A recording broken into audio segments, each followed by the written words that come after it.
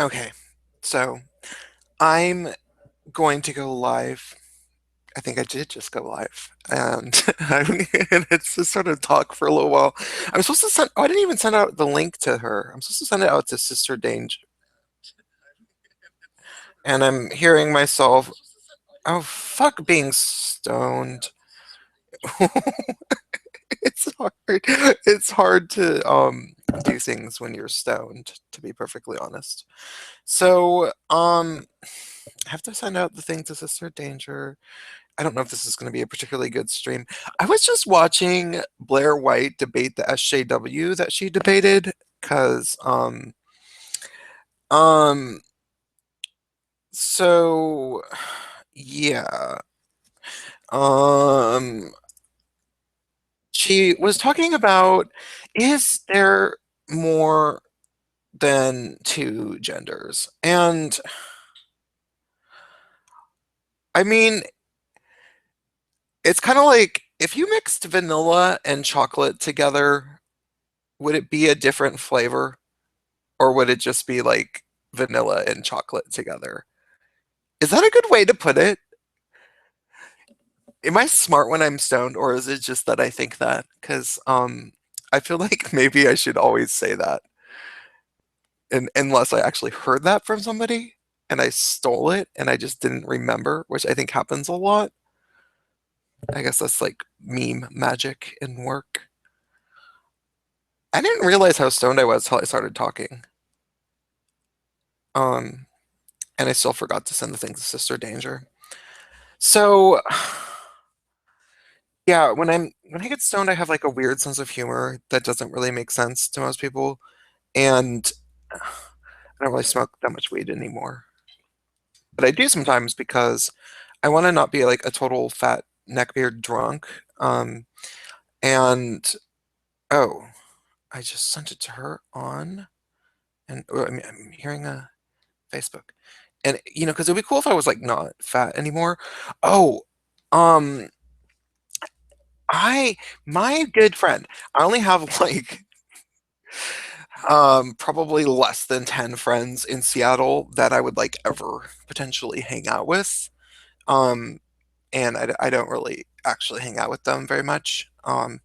Nothing against them. There's just not a whole lot of them that I have anything. Like Sister Danger and I can hang out and like actually talk about feminism and anti-SJWs, and she, follows, but we've only made friends relatively recently. But like my other friends, they don't really want to hear about it, even if they like largely agree with me. Um, so but my one of my good friends who I hung out with the other night, she is gonna have a pool at her new apartment, and it's right by my house, like really close. And she says I can come and do laps in it. And I am going to have a sexy beach body. And if I what if I got okay, so like spoiler alert for when I reveal my face. Okay, I am not particularly cute right now, but I have been pretty cute in the past. I can give myself that much credit. Like I've been pretty decent looking. Um, and if I got in good shape, I think I would be pretty good looking again. Maybe I wouldn't. Maybe I don't know. Maybe I wouldn't. Maybe I would just be some fucking haggard old man, and I just don't realize because I've been heavier than I would like to lose a good 50 pounds, probably more. Um, but like. I wonder if it would totally change my personality as a YouTuber and I would turn it into somebody who was like obnoxious and bitchy all the time. Like, I obviously know everything because like people post all the time saying that they would fuck me. So like, you always have to listen to me because I think I kind of used to be like that when I was younger. Because it's so easy to get into like a social media, like constant approval machine if you're good looking. Like, and I see this happen on friends of mine's timeline. Hey, sister. Hey, can you Hey. hear me? Yeah. Okay. I see this happening on my friends' timelines where on Facebook or something, where it's like they're hot and so they post lots of like pictures of themselves, but they say dumb shit. And but even like all the time, like they'll say some like really like, oh my god, wouldn't it be so cool if all the or all of the hackers of the world like actually knew about feminism so they could do some good? And there's like 500 dudes like, yeah, you're so right, girl, totally. I mean, those hackers are so lame. And it's just like, oh god, oh boy. And like, I bet some of them know that they're full of shit, and yeah. So I I'm just like, if I all of a sudden was magically showing my face and I was good looking, I really hope that I don't turn into some sort of awful YouTuber that you just fucking hate. So what's up? Me? Yeah. Oh, okay. I see that there's like two of me here or something. I don't know. One of them's frozen. Oh yeah, I logged out of that account so I could log into YouTube and go look because I like to look at the chat. So I wanted to. Oh yeah, I haven't done that yet. Yeah, So like I'm stoned tonight, and I'm not drunk at all. So I'm just like rambling. When I'm stoned, I'm kind of a different person by like a lot. yeah. Oh man, boy, today was, woo, it was a little exciting there on Twitter this evening. Oh yeah, what happened? Some weird shit happened to you? Yeah. So on my other Twitter account, not this one, I basically did Periscope earlier today. I tried Periscope for the first time, and that was really fun or whatever. But when I got off of it, I was looking around to sort of see like where did it post and cross post, et cetera, et cetera. And so I was looking at my other Twitter account, and while I was looking through that stream, I basically saw a whole bunch of pictures. I don't know, other people were retweeting this picture, so it appeared in my timeline a bunch. And it was a picture of a dude, some white, redheaded dude, I don't know, big guy. And he's sitting in a chair like this. He's sitting in this chair, and he's got his arms behind his head like this. And right here, I mean, he's like covered in like all these crazy tattoos. But right here, it's got this big red circle in this meme that's being retweeted. And you could see that he's got a swastika tattoo here with little SS on it. And so the retweet that was going around was all these people were like, this guy's a Nazi. And they were tagging, oh, I don't know, some tag. I have no clue what it was. And like, why do you guys support Nazis or allow Nazis to have a platform? And I don't know who any of these people were. Like, none of them were. I don't even know how it ended up on my timeline. But I just saw these things. And so I just commented on one of the tweets saying, basically, isn't it a little bit presumptuous to just assume that somebody is a Nazi because they have a swastika tattoo, right? Now, don't get me wrong. Like, it's pretty incriminating when you have, a swastika with a little SS on it. But, in reality, that could be there for a bajillion different reasons that we don't know, right? Like, I didn't know who the guy was that was in the picture or anything like that. And wait, sorry. Are you saying you actually said just because somebody has a swastika tattoo on them doesn't mean they're a Nazi? That's what I said, yeah. I just said, isn't it a little presumptuous to just like start calling somebody a Nazi, basically because they've got a swastika tattoo. And then I don't know if I completely agree with you there though. Like I just have to say, because like, I mean, it's presumptuous to assume somebody's a misogynist because they use the word cunt. But like everybody, it wouldn't be necessarily presumptuous to assume somebody might be a misogynist if they had a tattoo of the word cunt, in my opinion. And I say that because it's like, you would know that people would think you're a misogynist, and that's part of getting that tattoo. That's sort of the contract that you seal, is that people are gonna believe that you're a misogynist. So any dude that has like this, somehow it says cunt and like, I don't know, has a picture of Rosie O'Donnell on it or something, it's like, okay, we can assume that guy doesn't mind being called a misogynist. So I sort of think the same thing as for Nazis. So also, I guess I disagree. I don't think that, like, when it's just a picture of somebody, I disagree that we can start making a whole bunch of assumptions about them, and then like. I guess it could be photoshopped as fact. Well, no, not because it's photoshopped, but for example, if you Google album covers and swastika, right? Just Google those two terms and then look at Google Images and see how many bajillion different album covers have been done, you know, especially from like the 80s and 90s when swastikas were all edgy and whatever, and all these metal and punk bands, you know, were, hello, Gwar, anybody? So I guess that it's like, I mean, for all you know, like this design he had tattooed on him was some kind of an album cover. Maybe he actually used to be into neo-Nazism and isn't anymore, right? Yeah, Maybe this, I mean, so there could well, be. I mean, but you can get it covered up, so yeah. You know, I mean, there was no other context to this that I saw. It was just like a picture of this dude and people going, call this guy out, he's a Nazi. And I was like, wow, like, I mean, all anybody had to do to immediately end the conversation was say, here's who he is, here's what he, you know, like said, like the whole Richard Spencer thing, right? I mean, it's like, here's his name, here's his website where he's like, you know, yay, neo-Nazism or something, right? I mean, that's all they had to do to end this conversation.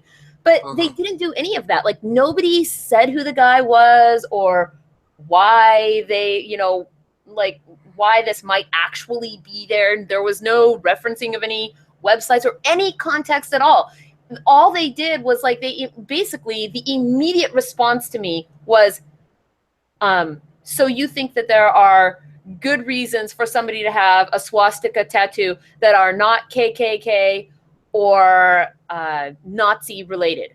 And I was thinking, well, do these people not know that, like, the swastika is, like, predates human writing, okay? Like, it is from the age of, like, pictographs in caves, okay? Well, so, I mean, it's a very cool looking symbol. Like, if it had, there could be a bajillion reasons why this guy has this, and we just don't know any of them. And I just don't think it's safe to assume. Now, I'm not saying, I am not making the argument that having a swastika with the, like, lightning bolt looking SS next to it is not extremely, you know, and a very incriminating indictment of what this guy very possibly believes. But without some greater context, we don't know that, right? And it's like, if it was, why didn't they just provide that information? And then I could go, oh, the dude's a fucking Nazi. Fuck that guy, you know?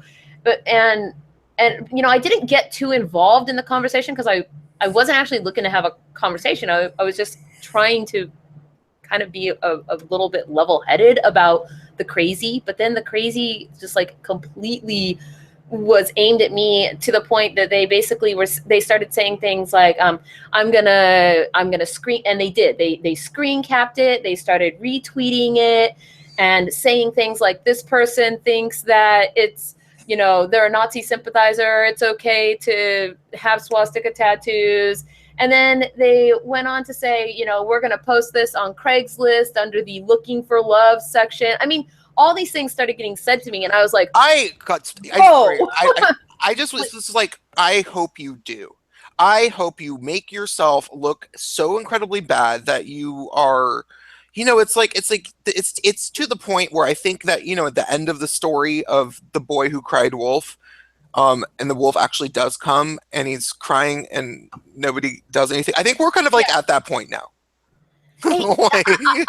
I do. Well, there were a few things that really were going through my mind, you know, and one of them is that first, I didn't feel like, I mean, they were like, we're going to reshare this. And I actually said just what you said. I was like, please do reshare, because I don't feel like I have anything to hide. It's still a little, maybe a lot troublesome when the crazy comes at you like that. But I don't feel like that means that I can go into a hole, because there isn't a reason for me to be concerned about anything I think or believe. You know, I'm certainly not I've never even known anybody in real life that's been anything remotely like that, you know, and I certainly am not myself, but just woo. I mean, when they just started saying things like, you know, nobody should ever hire you and blah, blah, blah, I was like, whoa, like, these people are literally, they don't even know me. They're not even following me on my Twitter account, nothing.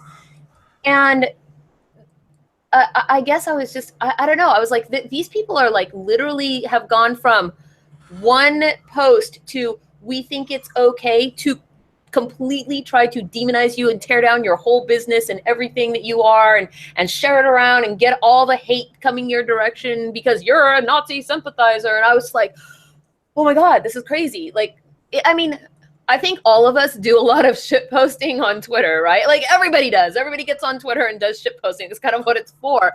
But it really is a different thing when people, you know, specifically say that they're going to do things in order to try to detriment you. And I've never really had that happen before. And so I actually reported the two people who were kind of coming at me out, you know, like, and I just said in my Twitter report, I was like, you know, in this environment, when people start calling you a Nazi sympathizer and saying that they're going to share it on Craigslist, and you know that nobody should hire you, and they're going to try to, you know, really sink your ship, I guess. I was like, that is very aggressive. You know, that is plainly targeting, right? Like, we're coming for you. And I was like, whoa, that's not okay. So I actually reported it, and that is the first time I've ever reported anything ever on Twitter. I mean, I see a lot of shit posting on YouTube, and people say ridiculous things, you know, and for the most part, I'm like, well, whatever. So, but I don't know. It was, so I had to go out and, you know, talk to people, talk to friends at the bar. Here's my crazy story. I don't know. I heard from my friend, I don't know if this actually happened or not, because I like to think that it would have gotten back to me for sure. Like, somebody would have been like, this is definitely happening right now at the time it was happening, as opposed to waiting a few months. Remember when that drama went down that I told you all about with the fucking trans guy that kept threatening people? Yes. Yeah. Like, well, I'm gonna come kick your butt or whatever. Yeah, to people he didn't even know at all. Like, and like, it happened at least twice that I know of. And so yeah, he sucked. And I do not regret standing up to him and calling him out, posting it on my timeline, telling him that he needs to apologize or I'm not going to delete it. Yeah. And also, I found out that he fucking he has a history of domestic violence, which I do not mind making people aware of, because if you do something like that in your past and you also go around the fucking internet threatening people, it's not really in your past. yeah, exactly, that's a good way to put it. It's like, no, this is obviously who you are. You are actually a violent person. So I don't regret that. But supposedly somebody made a and this is kind of amazing, like half of me is like thrilled about this, if this really did happen. Supposedly somebody made an entire private group on Facebook about how I'm a horrible person, and actually invited, okay, and this is where I don't know if I really believe it, because my friend who told me about it, she can sometimes say some kind of weird stuff, and she said that she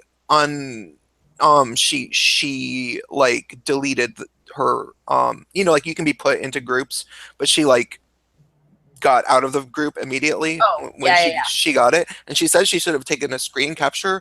But it's kind of like, it's weird that you didn't even like write me I don't know, but it's like, also, she doesn't have anything to do with the social reality that those people have to do with. Like, I don't know, like if they added her, that means that all they were doing was they were looking through my Facebook friend list. Yeah. And it's just like, and you know, I have like 1,500 friends on Facebook. And so it's just kind of like, okay, if they were doing that and they made a group and were randomly inviting all of my friends, that is not like that's kind of amazing, because it's like, first of all, they care a lot about me. But second of all, it's like, that makes you look really, really bad, because people who actually like me are going to be like, you're crazy. You know, like, yeah, definitely. It basically really sets you apart as being the person who is doing a witch hunt, right? Just, yeah. Yeah, like, it's just like, I'm not. It makes it's like, okay, whatever happened in this conflict, he's probably not the bad person. If the other person had to like do this to him, that's fucking pathetic. And what I honestly think it is that you have a fan club, Sam. Don't call me that. It's my channel. I'm Prince. Remember, People kind of know what my name is, so but I'm sorry. it's okay. No, other people have done it too, and I've done it myself when I've wanted Well, I to. thought you did a face reveal a while back. I did, Oh, okay. but it's not something that's easy to find on my channel.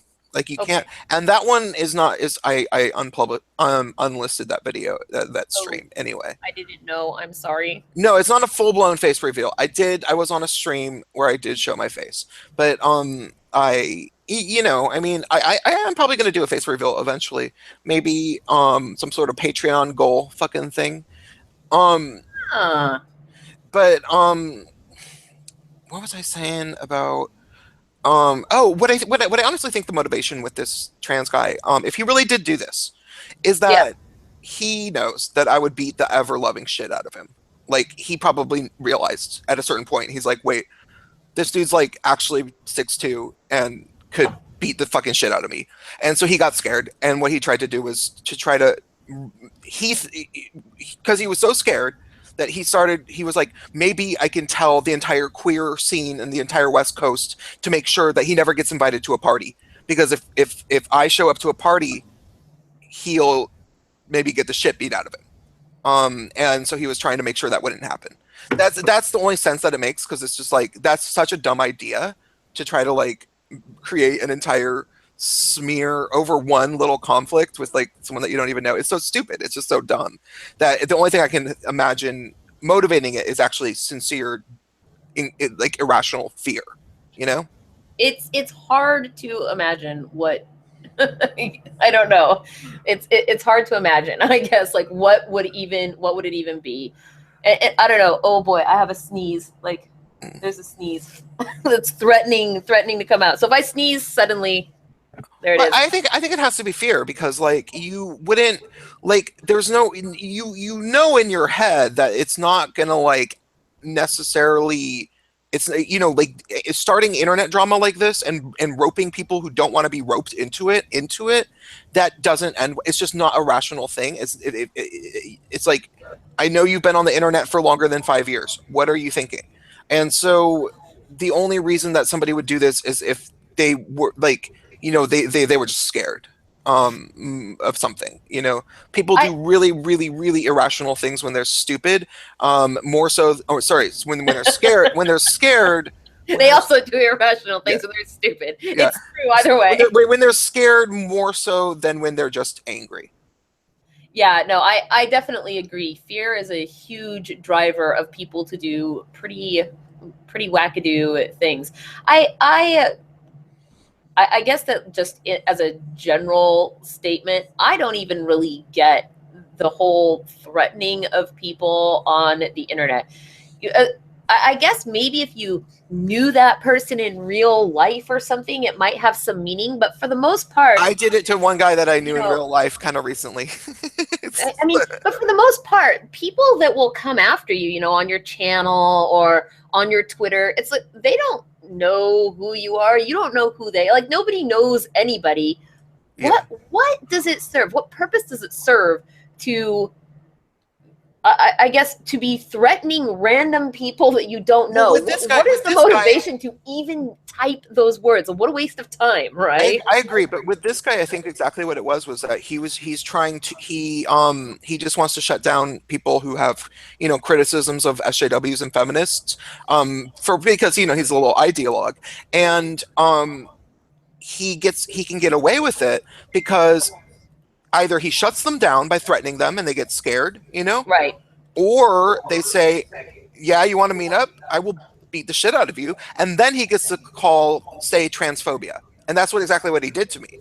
He tried to say I was just reacting because I was transphobic. And I'm like, no, I'm reacting because you're fucking threatening people and I will beat the shit out of you. Like, that's not, like, it doesn't matter that you're trans. You know? It was a really, that whole thing, like, you know, if you don't say what or agree with, you know, my crazy, a fanatical viewpoint, then you must obviously be phobic of something. And one of the really surreal things that happened in this conversation, because like I said, I didn't take too much part in the conversation. I wasn't really looking to have one to begin with. I certainly wasn't trying to troll anybody when this whole thing began. But I was watching other people who were talking in the conversation kind of go back and forth, and it was very surreal how no responses that they gave. The responses that they gave were not just not addressing the point. They literally contorted everything that was said to them to completely mean something different. And then they would present that as if that's what had been said. Oh, that's like what Cat Black did to me. I think I've sort of been under a rock actually this past week. So what happened with Cat Black? That oh god, that was such a. I've told this story. It's by far the most common story that I ever tell on live streams, and Cat Black. This was many months ago. This was when I had barely started making videos, and I was making robot voice videos. Oh gosh, that must have been forever ago. I don't even think I was following you then. No. I think I started following you when you were doing your real voice. So yeah, it was back in probably July or May or June. Yeah, that was before me. So yeah, so long story short, I found one of her old videos, and she was saying that gay men frequently sexually assault women, and that makes no sense. Yeah, I mean, it's like, okay, I know that there have been times. I'm not saying that that there's not some times where a gay man does inappropriately touch a woman at a gay bar or something. But it's a minuscule amount of times compared to the reverse, where a woman inappropriately touches a gay man, because that happens constantly, like literally constantly, if you're a gay guy. And it's not like I even care though. It's like, I'm not saying, oh, you should care more about the gay male touching. I'm saying more that it's like, okay, when a woman starts complaining about this, that's when people think it's a crime. And considering you guys do it all the time, maybe you should stop complaining about it, because it's going to turn the gay bars into a fucking police state or something, you know? Yeah. Like, that's the only end goal of this, is what I'm seeing. So I was making that argument, and basically, you know, and Cat Black had already made the video, and I it's just like, wow, it sounds like you really hate Gabe. Oh, and it was there, she said a lot more stuff in the video, trust me. It was, and it's I actually have a response video to the video with myself and Cognitive Thought on his channel. So and we're going to do a part 2, because it's actually, her video is like 10 minutes long, so our response video is like 10 minutes long. So I went over to her channel, or her Facebook fan page, and I got into an argument with her. And I was beating her, like, very obviously. And then it got to the point, and she was doing all of the typical, you know, feminist bullshit, where it was like, well, but so are you saying that it's impossible for a gay man to sexually assault a woman? And I'm like, no, I'm not saying that. I'm saying that I just don't really think that it happens very often. And they're like, well, so you're saying it's okay for a gay man to touch a woman's boobs? And I'm like, no, I'm saying that it's not necessarily sexual assault if a gay man touches a woman's boob, and if it was a, you know, blah blah blah, like what you would expect me to say. Like, just imagine me being rational, trying to have this conversation, and she started trying to entrap me into saying a certain thing. And like, she was like, so what happens when a priest rapes a little boy? If he was doing it, does it matter if it's a child? Does it matter if it was a boy or a girl? Because pedophilia is about power. And I'm like, okay, that's not in the same ballpark at all as a gay guy giving a drunken ass slap to a woman at a bar. This is like, I don't like, now how does it make that leap? yeah, it was weird. And but then it turned out that what she was doing was she was baiting me and trying to get me to say something that sounded a certain way.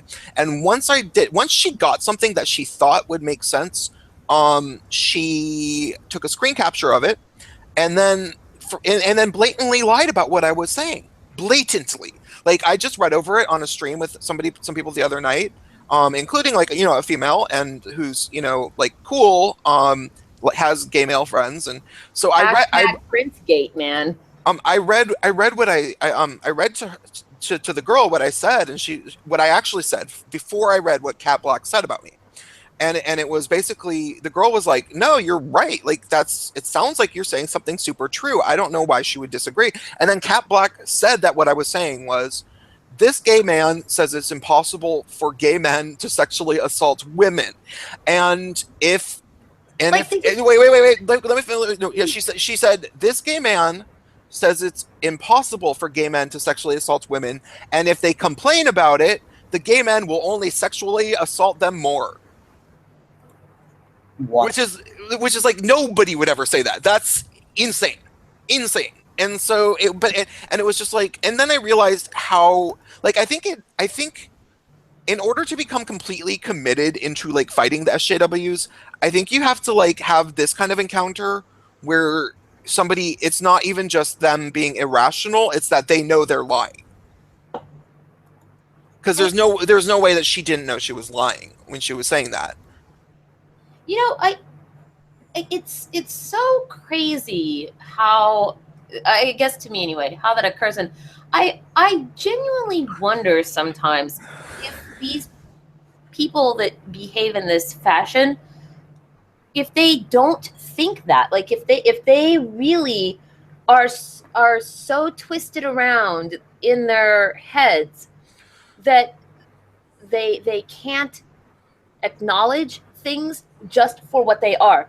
They can only hear things through a filter. So no matter what you say, it automatically gets turned in their brain, and they really do think that is what you said.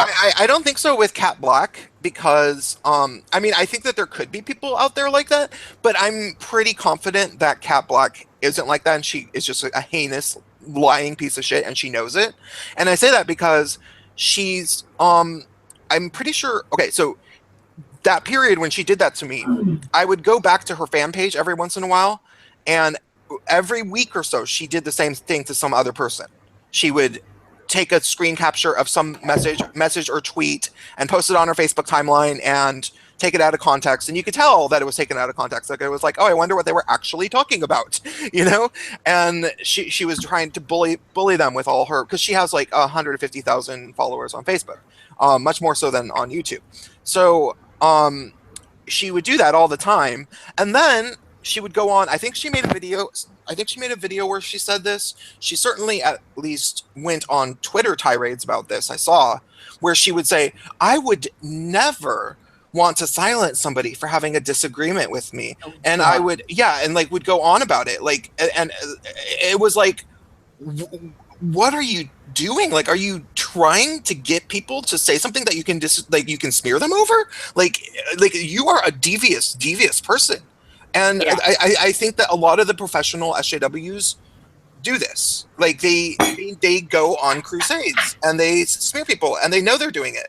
And that's exactly why we're so, the people who make anti-SJW content, like myself or Sark, like you do sort of like but to the point where, to the extent where you're like, okay, this is something stupid that I heard and I'm going to break it down why this is stupid.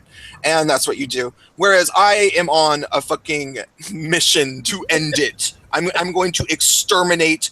I'm going to be the fucking St. Patrick of, like this religion. It can go. All right. Well, St. Patrick, when the 17th rolls around, man, we're going out.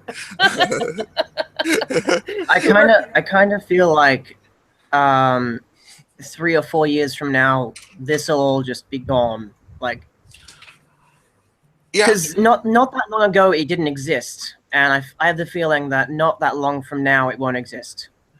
Yeah, I mean, it always exists in some circles and some places, like in but it won't be as widespread. In the Bay Area, for example, like fucking San Francisco and Oakland, and there's always a bit of it in Seattle and Portland. And West Coast United States is kind of like, I think, the haven of it.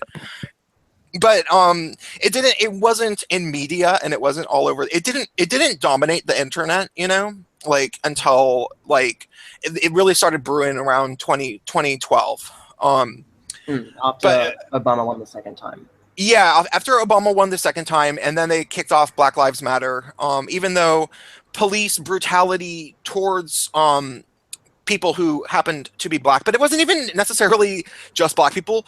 But the case that became really well known that actually sort of, I think, I say this with a 98% certainty in my head, that really inspired Black Lives Matter was the shooting of Oscar Grant, which happened on New Year's Day of 2009, which is way before the fucking Trayvon Martin thing, which is when Black Lives Matter actually kicked off. And Oscar Grant actually was a very fucked up police shooting because it was caught on video, like blatantly. He was on his stomach, handcuffed in a train station, and some people were watching, and so they had it on video, and the cop just pulled out a gun and shot him in the back. And everyone was like, did that really just happen? Jesus. Like, Wow. yeah, and he died, and that was in 2009. So there was all sorts of like protests in the Bay Area, and people were like, Horrible. okay, yeah, no, it's really fucked up. There's a movie about it, and because like all of the fucking Black Lives Matter, like, okay, Trayvon Martin and George Zimmerman. George Zimmerman wasn't even a cop, and he wasn't even white, and it wasn't on video. Like, why did that become the way that they kicked it off? It was like they were just waiting for something, you know. And and the other ones, Freddie Gray. Okay, yeah. I'm just freezing cold, so I'm gonna get a little sweater because I'm freezing. So. So yeah, the other ones, like, you know, Freddie Gray and basically all of the big Black Lives Matter shootings were like not on camera, and like there's a big amount of uncertainty about like what actually happened. It's almost like they were like, okay, maybe there was a few, but it's just kind of like they wanted to invent this media narrative, and the Oscar Grant, that the police brutality thing had been an issue. It's not like but these people weren't so racist about it. Like, they were just like, hey, police can be fucked up sometimes, we should protest. It wasn't like all white people are oppressing all black people all the time because of this reason, which is what it is. I feel like that happened. The crazy stuff happened when they realized that they didn't have a point anymore. But when they did have a point, they had power, so they had to push for something else. And the further that they push, they reckon the more power that they get. Say that again in a little bit more detail. Okay, sorry. What was I saying? I said I feel like they're becoming more extreme the less of a point they have. Like, the less actual reason there is for them to exist, the more they become extreme. Yeah, like yeah. Or at least it's yeah. I mean, like, they have to keep themselves busy because it's their full-time job. So they start saying crazy shit that ends up being pretty extreme because they don't have anything to do. So they start talking about microaggressions and shit. It's kind of sad too, actually, because I feel like there is enough, that's not even a word. There's enough real world crap going on all the time that you do not have to make things up, right? You don't have to keep upping the ante.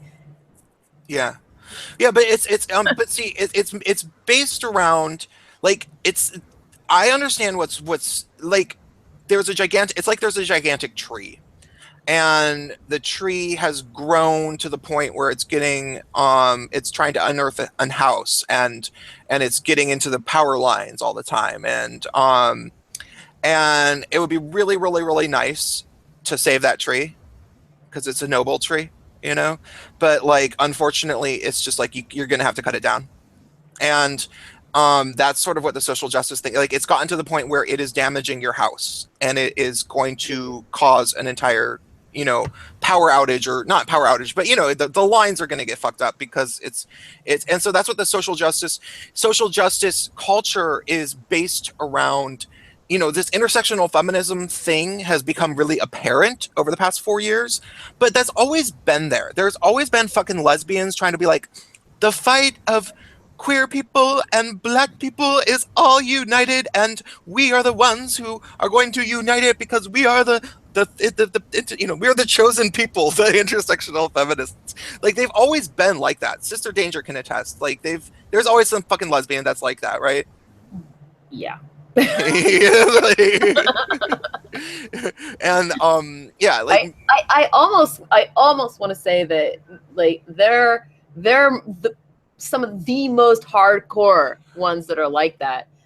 I mean, I don't know, like going to lesbian bars, for example, way different atmosphere than going to gay bars. That's for sure. So lesbian bars can be kind of fun sometimes. Like there's a lot of cool. Well, wait. You know what I think it is though? The lesbians that go to lesbian bars. Okay, granted, there's always going to be a few shitty lesbians at the lesbian bar, but largely the lesbians that go to the lesbian bars are the cool lesbians because they're the lesbians that like to have fun and drink and go out, and they usually listen to like hip hop and stuff, which is slightly surprising. But that's not most lesbians. Most lesbians are more like, let's have a potluck where we don't talk the whole time or something, I feel like my experience amongst lesbians is just that there is this whole class of them, I guess kind of bull dykes, they have just got to prove that they wear the pants. And they're just extra aggressive and irritating, I guess, is what it comes down. 'Cause I find that attitude in anybody, men or women, really to be annoying. So, but it just seems like you kind of get in sometimes these lesbian bars and they're mean, like they'll mean mug you to try to make sure you're part of the right crowd and, on board with whatever you're supposed to be on board with. And do you really belong here? Are you a lesbian? If you're a dude, until we know that you're gay or something, right? Lesbians are just extremely unhappy people in general. I don't know why they're so unhappy. I mean, Dick will make you slap somebody. So somebody's sorry, Lone Cordette. I muted you. You have to unmute yourself, but somebody was like whistling behind you, and I don't know. That wasn't me. No, it wasn't you. I muted. Unless my cats have taken up whistling. No, it was. So yeah, but you have to unmute yourself. I don't think he's ever had to do that before, because I can't, for whatever fucked up reason, you can't there you go. When you mute somebody, you can't unmute them, which is weird. Like I don't. That's weird. Yeah. Sorry, that was just my brother. He's in the kitchen. Oh, okay. Yeah, it wasn't me. You're pretty young. How old are you? 15. Oh my God, you're really young. Okay. Yeah, I'm very young. What? Are you What'd really? you say? Are you really 15? I'm really 15. Yeah. You have no idea how many people ask me that question every day. Are you really 15? I'm really uncomfortable by this conversation. Really uncomfortable. I know. What? Why are you really uncomfortable? We're old, and usually when we were together, we drank, and it's just like it's slightly awkward. Like it's I've realized that it's totally fine to talk to like young kids on the internet. Like there's not a whole lot that you can do that is like bad. Like unless you're trying to like instruct them to get naked or something. Like everything is basically fine. You can't give them any drugs or anything.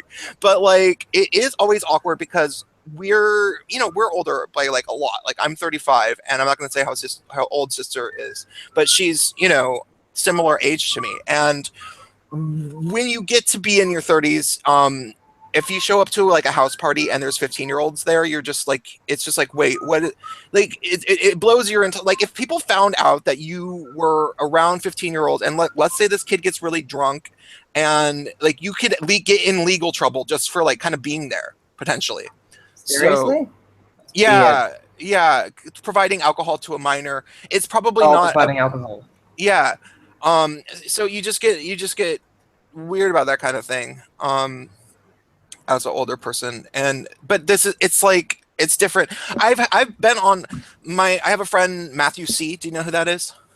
I have no idea. He is he's like 17, and he is on my streams. He's been on my streams a number of times, and I've gotten used to it, but that's why older people kind of weird. Is because when we're hanging out and talking, it's like we're in person, and then it's like, oh, we could get in legal trouble just for partying with you. Yeah. But I mean, there's no way you can. I live in a different country, so you'd have to ship the alcohol. Yeah. I could just buy you alcohol. That'd be way. Why would you do that, Xander? I'll say. Wait, I'm gonna mute myself.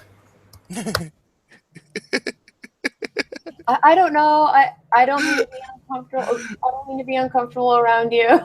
I guess I just sort of think we might talk about adult content like things. But he's on YouTube. He has a channel. It's not like Yeah, I have a channel. Find it. I spoke about pedophilia like yesterday.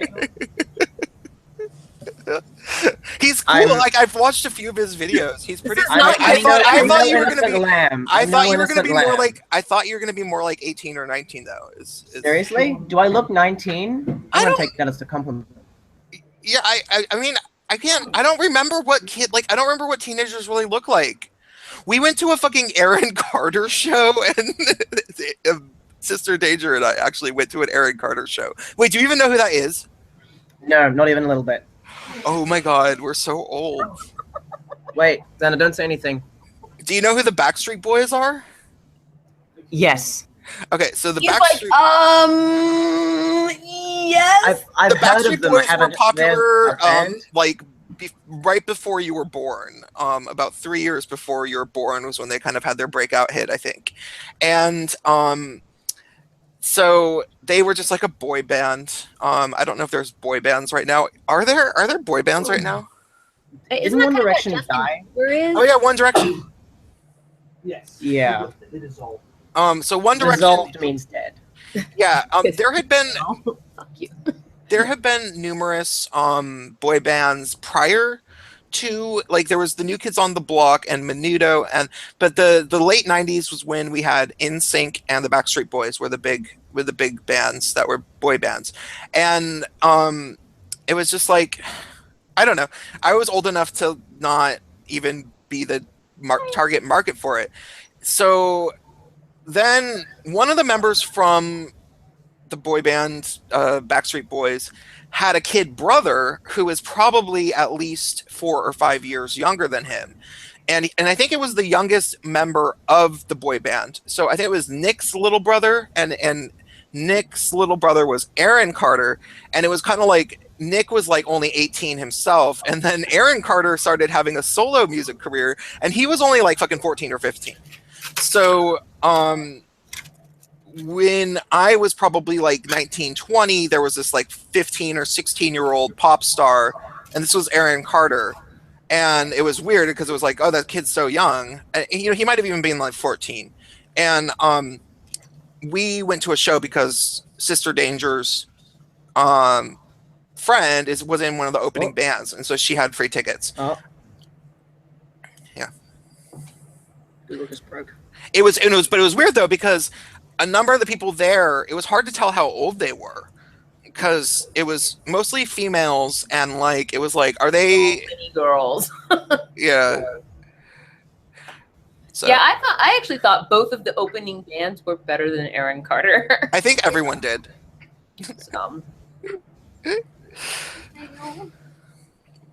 Oh my goodness, I'm looking at myself on the screen. My house is a mess.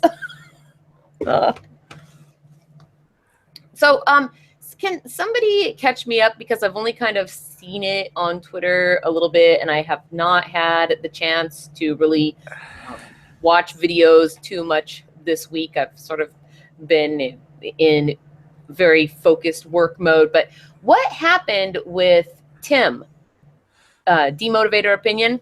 What, like something about his channel getting struck or something? I don't know about that. I don't even know who that is. I guess I saw that he had strikes on his channel, and then I don't know if it got taken down or if he just couldn't post videos or something. But I mean, you know, I want to like him so much, but he just says the dumbest stuff. And it makes me sad, because he actually seems like a really nice guy, But sometimes the things that come out of his mouth, I'm like, what? I need to like look at his channel and see if I recognize the channel art or anything, because I don't even. I'm sure you must. I mean, he's did. kind of on the Christy Winters side of things, and Oh God. so he's always tweeting. Honestly, I fucking feel. I don't. Okay, I'm not gonna say it like I was gonna say it because that sounds.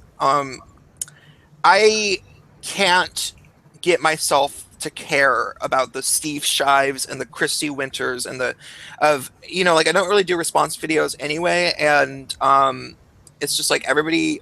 It's really hard for me to yeah. I want to do response videos, but I can't bring myself to go through. Oh, he's the one that we were saying is like kind of cute. What? He's the one that we were saying is like kind of cute. Oh yeah, he is cute. He's totally cute. But yeah, I don't know. I actually don't. I guess the people that I kind of don't give a crap about in that realm of people are anybody who does the blocking. So like Steve Shives can go take a long walk off a short pier. I mean, I've never even talked to that dude, but I'm on like the magic block list or something, probably because I follow Sargon of Akkad. A friend of mine says that he literally has everybody blocked on Twitter, and the only way that you can get him to unblock you is if you start donating to his Patreon. And all you have to do is $1, but he'll unblock you. That's what a friend of mine said. And if I felt like I had $1 to spare, I might test it out, but I don't. Not for him. I don't care. But I don't know. Like I feel like as long as they remain open, and they aren't just like, oh, you said what I don't like, auto block, then I don't, I don't mind. I'm interested at least in seeing the things that they say. I guess because I'm interested in being exposed to opinions that are contrary to my own. But I don't know, when people just get mad and they're like, I can't handle the things that you're saying, I'm so butthurt, and then they block you, I'm like, whatever, you're lame. Like, you're super lame. I blocked my oldest friend in the world today on Facebook, but not permanently. I told him I'd give it about a week because he was just being really shit to me, like about I was trying to explain that, like, I think that feminism itself is one of the reasons why male suicide is so high in the West. And if you like actually look into like all the different causations of, like the way that men are being systematically dicked around, there's ways to link it to feminism. I don't know if I would say it's the main thing, like maybe ultimately it's economics, that the economy isn't doing so great since the second wave of feminism. And he wouldn't listen to me, and I told him repeatedly, I told him at least 3 or 4 times to stop typing and just let me type something, but he was chatting with me in fucking Facebook and he just kept posting shit. And I was like, look, I'm trying to explain it to you. I'm trying to explain. Want me to respond? Yeah, and he didn't want, and he said, look, Prince, I know your lens, I know your family history and why you would think what you do, and I know what you're going to say. And I was like, no, actually you don't, and you don't get to say that. That's actually abusive. I almost would never like say the word abuse about some like little stupid conversational argument. Like I think that's tacky and crybaby-ish. But if it's somebody that is your friend and does know your personal history, trying to use your past against you to make you doubt your own feelings about something is emotionally abusive. Like they call it gaslighting amongst feminists, but it's true because it's like it is because it starts to make you think that you might actually be crazy, and that is just, it's not an okay thing to do psychologically to somebody, especially if you do have information about their past, very specific information. So I told him, like, it's not okay to do that. I'm gonna block you for about a week, and you have to, I think you should think about what you've done. You should be ashamed of yourself. So yeah, I agree. It is pretty annoying when people do that. Like they seem like they. So I don't have very many pet peeves, or I guess not pet peeves is the wrong word. I don't have very many things that really like get on my nerves, like and edge into making me just potentially irritated and angry. But people telling me, like you said, like, oh, I know what you're going to say. I know what you think. Like, then why are you even talking to me? You know, obviously I don't need to say anything in this conversation. You can just go ahead and play my part. Have fun. I'm going to go do something worthwhile. And like, it really pisses me off when people do that. I actually, I don't know, this is several years ago. I don't know, had some encounter with somebody where that happened. You know, they were they basically told me they know what I think and this, that, and the other. And I just, fucking pisses me off when people do that. But it made me start to wonder. So I kind of started a conversation on my Facebook, like, you know, when people do this, I find it extremely offensive when people do this, right? I mean, and obviously I do think that offense is always taken. So you can only really get, you know, so pissed off, because what good does it do you to be mad? But it really says something about them when they do that. And this conversation ensued where I was saying the reason that this is frustrating is because they are basically trying to take away your agency and your right to speak your own mind and usurping it with what they want to tell you they think you think, right? That's very convoluted.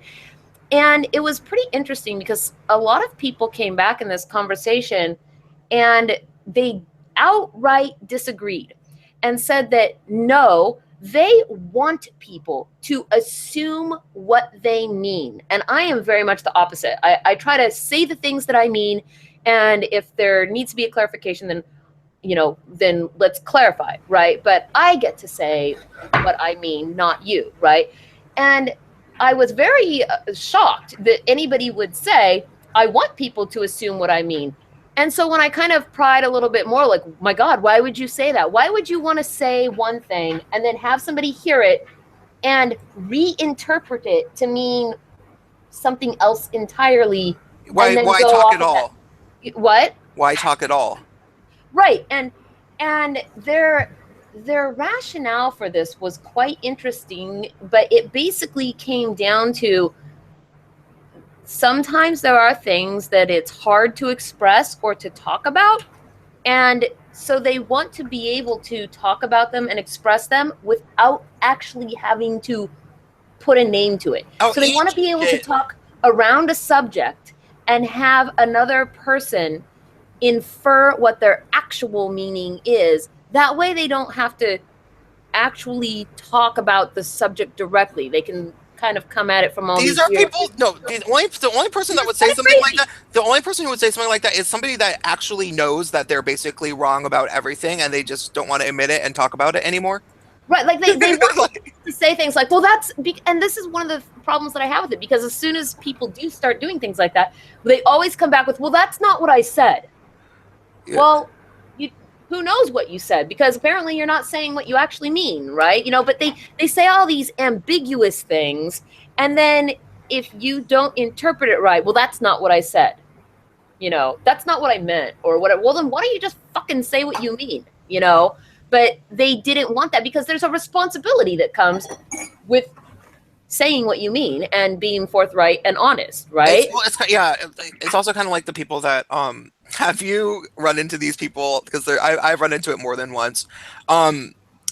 They will actually say that if you demand that they communicate well, like if you demand that they communicate rationally, clearly, not with emoji, not completely rudely, you know, any kind of communication that you would expect, then you're inflicting white supremacy on them, because you're holding up them to the standards of what you view communication to be, because you're a white person. So you are forcing them to be, and I've had white people say this. Like, because it's all related. It's the white cis patriarchy. So like some white straight woman is telling me that she's being a total cunt, right? Like total fucking cunt. And then I tell her basically, and I was the one holding back, and I was actually very nice, and I was, you know, just trying to make a point. And she was like, I don't have to communicate with you, and if you if you keep insisting on talking to me and demanding that I behave your certain way, that's you inflicting white cis male patriarchy onto me because fuck you, go to hell, dude, bro. Yeah, like, and it's just like I think that she just knew she was wrong because she was like this what sparked this conversation was she thought it was okay to have a smear campaign publicly against a band that was called Black Pussy. And there was like articles written about them and how they were like so horribly misogynistic and racist, and it's like it's just black pussy. It's not nasty black pussy. It's not I hate black pussy. I hate people who have black pussies. It's black pussy. For all we know, it's talking about a cat. Like, that is messed up that there's been a fucking entire smear campaign and article written in Jezebel about this. That's messed up. And she was like, But not unexpected. It is Jezebel. yeah, and this woman was defending it and saying that I don't have any right to have an opinion about it because it's white supremacy. So Was she white? yeah. So does that mean that she doesn't have a right to have an opinion about whether So, or I mean, not? I'll screen share pictures of her. I'll show you. No, because she's in a band. She's the lead singer of a band, and she's a fucking mega cunt, and she tries to smear other bands, and I don't think that's cool. I think that I have every right to show pictures of her, and say what her name is. I'm not doxing her. I'm not going to give her fucking email or anything. Apparently, she's a public figure anyway. How Yeah, is she the posts lead about singer this of stuff- a band and not a public figure. She Can you guys posts hear about me? this- Yeah. I can hear Yes. you. Yeah. Who are we How do I talking- sound? How do I sound? I'm on my phone. You're never a little done it. loud, but you sound fine. Oh, am I? I'm loud. Oh, great. I see. Here you are to shit talk us in this stream. Mhm. All about having a 15-year-old. Yeah, but if I'm loud, you can adjust my volume What? levels. Oh in my the god, Hangout. yeah. We just got the worst guy to be in here with an underage person. Because if anyone's gonna say some sort of like He's not a offensive shit pedophile, is at he? intro, no, he's Now, not. now Well, he's an accomplice, right? He's not a pedophile. You're too old for me to be a pedophile. Oh, he knows the details.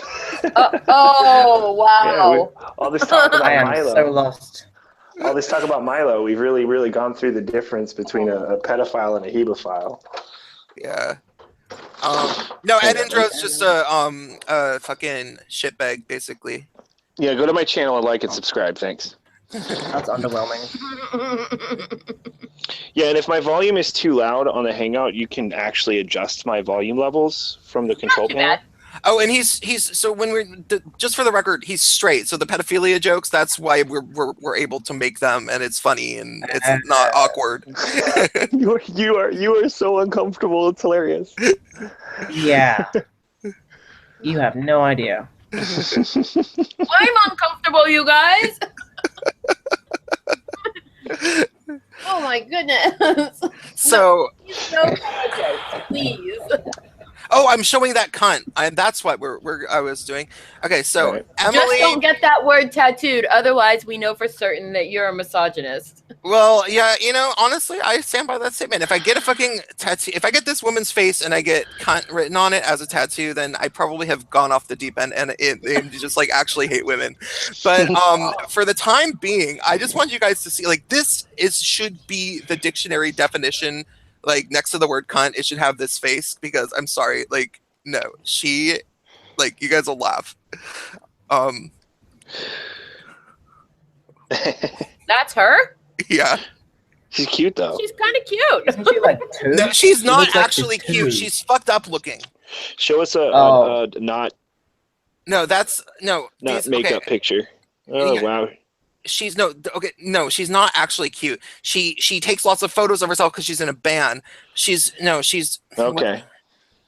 she's, I mean, see, that looks like she's cute too, I think, kind of, but she's not. I've looked through her Facebook photos and What? Yeah, she looks Everybody really cute. has bad pictures of themselves out there. I mean, no, I've seen enough pictures of her that I'm pretty sure. Look, she's fucked up looking. Well, how is that fucked up looking? She looks fine. I think she looks like a fish. Oh yeah, well she probably got fish mouth. Yeah. That is a. what is? But fish more than mouth? that, like, how much of a bitch is she? Look at her. Think about Big Red if you want to know what fish mouth is. That's like the definition of fish mouth. Oh, like a bass where they're like this and they're like. Yeah, exactly. Yeah, you're doing it exactly. That's exactly what it is. This is somebody who. This is somebody that would call the cops on somebody that brushed past them on public transportation. I hate how you got to show us an actual ugly picture of her though. She still looks cute.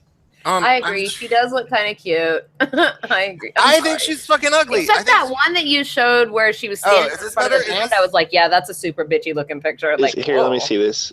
Let me. My phone is she too standing small. in a church? Oh, she's cute, dude. Shut up. Okay, maybe it's not that she's ugly. I think it's just that she looks like a fucking cunt. Well, Maybe she has you're a big just gay. forehead. Well, I don't Like, even care about her big fuck. I just think she looks like a cunt. Like, it doesn't mean that she gets just because she's like kind of cute too. Doesn't mean that she doesn't look like a cunt. Like, aren't there lots of hot That's cunts? true. Yeah. No, yeah, but to me, the more like a cunt you look, the more attractive you are. The more like a cunt you act, the less attractive you are.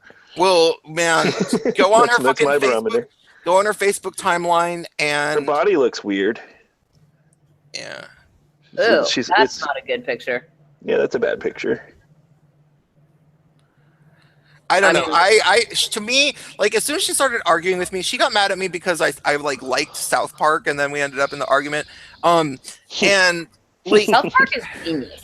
I looked at her fucking photo, and it was like I had that moment with like that Sargon talks about when he has in the Steph Guthrie video, and he's like, "No, I know that we're only seconds into this video, and you're looking at her, and you're like, holy shit, she looks like a total cunt."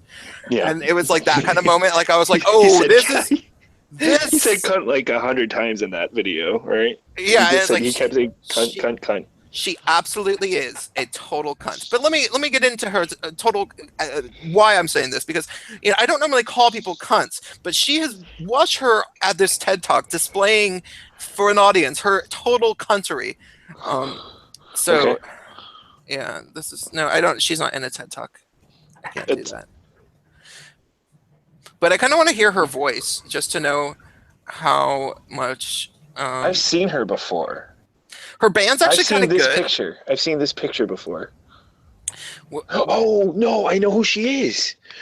I know who she is. She's the one who wrote that one article. I think she blocked me. She's a cunt. Yeah, I Like- know who she is.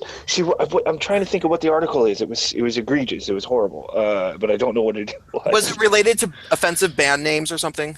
No, it was before that. She made it was like the first article she posted or something because I couldn't find much about her. Let's go to visit the page. What band is she in? Let's see. I didn't know she was in a band. I thought she was just an artist. She does that She too. is a visual artist, musician, and writer. The front woman of the band Midday Veil. No, she wrote an article, I think, that was about her own white guilt. Or no, she said something about how, Let's see if we can find it. yeah, acknowledging your privilege isn't the same thing as white guilt or The something. thing is with her is that okay, so she has issues because what? Oh, okay, this is Because she's a woman. All women have issues.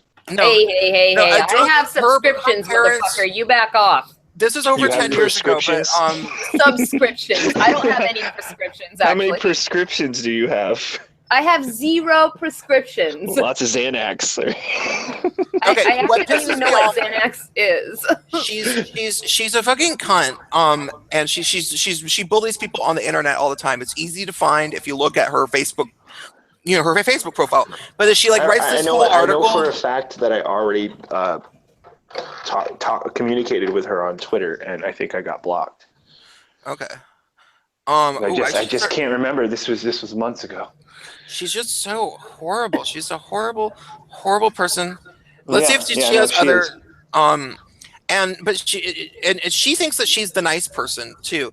Like she like there was a people were trying to get rid of trigger warnings and or whatever, and she would like post on her Facebook like, is it just me or is America turning into assholes? I mean, people need to have compassion, and yet she's like attacking this band for having the name Black Pussy and trying to like ruin them.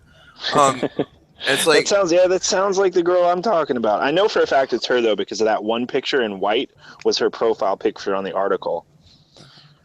And I remember thinking, ironically, because you're saying she's ugly, I remember thinking it's too bad that attractive people can be like this. Huh. Like it's just like it's a waste of their beauty. Uh-huh. But Wait. Oh, I know what I wanted to read you guys. I have to stop presenting this because it's on my own timeline. But mhm. this gay guy that I know who is normally kind of, I don't want to say he's actually cool. He's smart and he can be kind of cool, but I don't really think I like him. I think he's from an era of feminism, like he was like a third wave feminism, and he's probably feminist. He's probably never going to give it up.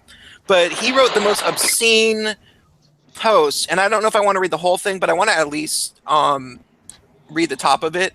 Okay. He says, "It's obvious that gay culture would not exist without feminism. And so I've never understood how so many gay men refuse any relationship with feminist practice. I would say the majority. When I say that I've never understood this, what I mean is that the ways in which gay men cling to male privilege never cease to astonish me." So what he's saying is that maybe there are a bunch of gay men that are feminists, but they're not feminists enough for him. So when I say that this never ceases to astonish me, I mean it breaks my heart. When I say that this breaks my heart, I mean I cannot imagine a way in or a way out. I don't know what that means. While my life doesn't take place within gay culture, my sex life does. And so I'm always, oh, well, that makes sense. That means that you have issues with gay men and that you hang out with a bunch of fucking women and that you probably are delusional about what gay men are actually like. So while my life doesn't take place within gay culture, my sex life does. And so I'm always struggling to connect the two. I mean, I don't want to give up on sexual splendor, but how can something be splendid when the boundaries always squash the potential? No, it's like he's lost his mind. Now he goes in, and next he goes into a specific story about some event, and he's bitching. I don't want to get it any further, but it's just like, Okay, I found the article. oh my god, you did! I do love it though when you Do you want use me your to little reading voice like that. Like you kind of adopt some kind of a twink reading voice and get like super He's- flaky gay. It's really cute. He's horrible. Do you want me Okay, to so- screen share you? You can't because I'm on my phone. So Oh what you yeah, need to tell me do, what it is. because I can't. I guess I can't do anything. But it's confession. Hang on, let me go back to it. This is so Okay. weird. I've never done this before on my phone. Okay. True confessions of a white supremacist, Emily Pothast, or whatever the fuck, however you say that. Pothast. Yeah, she's one of the worst because she is just like a Seattle feminist, but she's not even like a well-educated feminist. But she believes the Seattle like okay. There's Seattle feminists like Lindy West who I know personally. You know, I talk about Mhm. her fairly frequently, but Yeah, that big Lin- fat piece of shit. yeah, Lindy West knows enough about feminism to even know that she's a liar. Mhm. And she does it anyway. Like she's written articles about how she won't take the men's movement seriously and Yeah, referred she's to cashing in. yeah, she knows it. You know, this Emily Pothouse woman is, I think, mostly just a band member and an artist, and she runs her own gallery. And I think Right. that so I don't even I think that her version of feminism is just what she gets from Lindy West. Right. Because That first she's- link will do it, by the way. Okay, so so she's just like absolutely mental because she's a photocopy of a fucked up feminist, and I kind of think that, Well, that her, but she's an artist. She's a band member. She's all of the things that require a bit of derangement. Yeah, for but, you to okay. be in the first place. I'm pretty sure like her band is pretty good and everything, but like I don't think that she probably actually really writes the songs. Like I just like listening to the music, it's just kind of like, no, you have a bunch of really talented musicians and they probably write a bunch of chords and put together songs and then you add your vocals on the top. And that's way different than like sitting down with a, you know, I think she plays keys sometimes, but she mostly just sings. It's way different to like sit down at a piano and write a song with your voice. That is very hard. But if somebody's already written a song, They can tell you how to play some keys and sing, and that is not very hard. So, and that's my theory, and I think that what is going on, because like you don't do that, all the stuff that she does. It would be almost impossible to do it unless she's getting a whole lot of help from other people, and I just say that as somebody who's really done like music and everything. And so my theory, this is just my theory. I'm psychologically breaking her piece to piece because I found her such an interestingly heinous person. So I think that she has a bunch of dudes doing shit for her, and she has a victim complex because her parents were killed in a drunk driving accident 10 years ago. This is true. And because she wrote an article about it, and she got I think she got a bunch of money from insurance settlement, and that's how she was able to buy the gallery she owns. And she ended up becoming sort of a powerful figure in the arts scene because simultaneously she had a gallery and everybody felt sorry for her for losing her parents. And then she got a bunch of men to sort of basically work for her. And she's the queen of this little like corner of the indie arts music scene. And she wants to believe she deserves all of it. So she became a big feminist. And, I'm not saying that she's not talented at all, because I do think she has talent as an artist. But I think that her deal. Scroll down. I want to read her confessions here. Let's see. Okay. This is a pretty bad article, and this is the one I hit her with. So, hello, Internet. My name is Emily, and I'm a white supremacist. I know you might find this revelation upsetting, but before you start taking me to task, please allow me to explain what I meant by that. When was this written? Sorry. I think it was May 2016. Oh, right when I started making videos. You cunt. You are, if this was 2013 or something, I would be a little bit different. But okay, what I like about this, right, is here we're in paragraph number 3, right? And she's like, I'm a white supremacist. Let me tell you what that actually means. In other words, it doesn't mean what it means. It means something else entirely. Like, let me just make up. I'm pretty sure she actually got backlash from some black people as well, who were just like, "Oh, so you're going to define? You're going to tell us what white supremacy is now? We know what that is. We have a history with it." She's white-splaining. But what you should do, dude, is look on her Facebook timeline and like see the type of shit that she says to other people. Because what happens is like her she's one of the type of feminists that think that she always has to agree with women of color and stuff. Yeah. So sometimes she'll like that's in this article. You can see that in this article. Okay, cool. Because and it happens on her timeline when some woman of color comes to start lecturing her, and she says, "Yes, Zarna Joshi, I'm sorry that I stepped out of line. I'm listening to you." Blah blah, and she pretends that she agrees with everything that the woman says, and it's really funny because it's like obviously it's like you get to say that because you're trying to defend your position as the wokest woman on earth, even though her gallery is called Cairo, which is appropriation. Wokest woman on earth. Well, because she's trying to defend her stature in, she's one of the queens of Seattle arts, feminist corner of Seattle, and so she has to like make it sound like she has to be deserving of all of this, and so she has to like bend over backwards and do mental gymnastics to justify why she gets to be the white leader. So she says, "I don't mean that I believe white people are inherently superior to black people or anything else for that matter. I believe that empathy is the highest human quality, and that I like how it only has one like. I'm sorry. I believe that empathy is the highest human quality, and that privilege is one of the greatest obstacles to empathy because it allows us to ignore or rationalize the suffering of people whose experiences are different from your own." Am I just stoned, or does this not even make sense? This actually makes a little bit of sense. Yeah. Okay. So far, because all she's saying so far is that the more comfortable you are, if you want to put it into human language, the more comfortable you are. Oh, I get it now. Sorry. Yeah, the less empathetic you are prone to be. Not necessarily you are, but you are. Yeah. You're more likely to be less empathetic. You'll never feel that's generally true.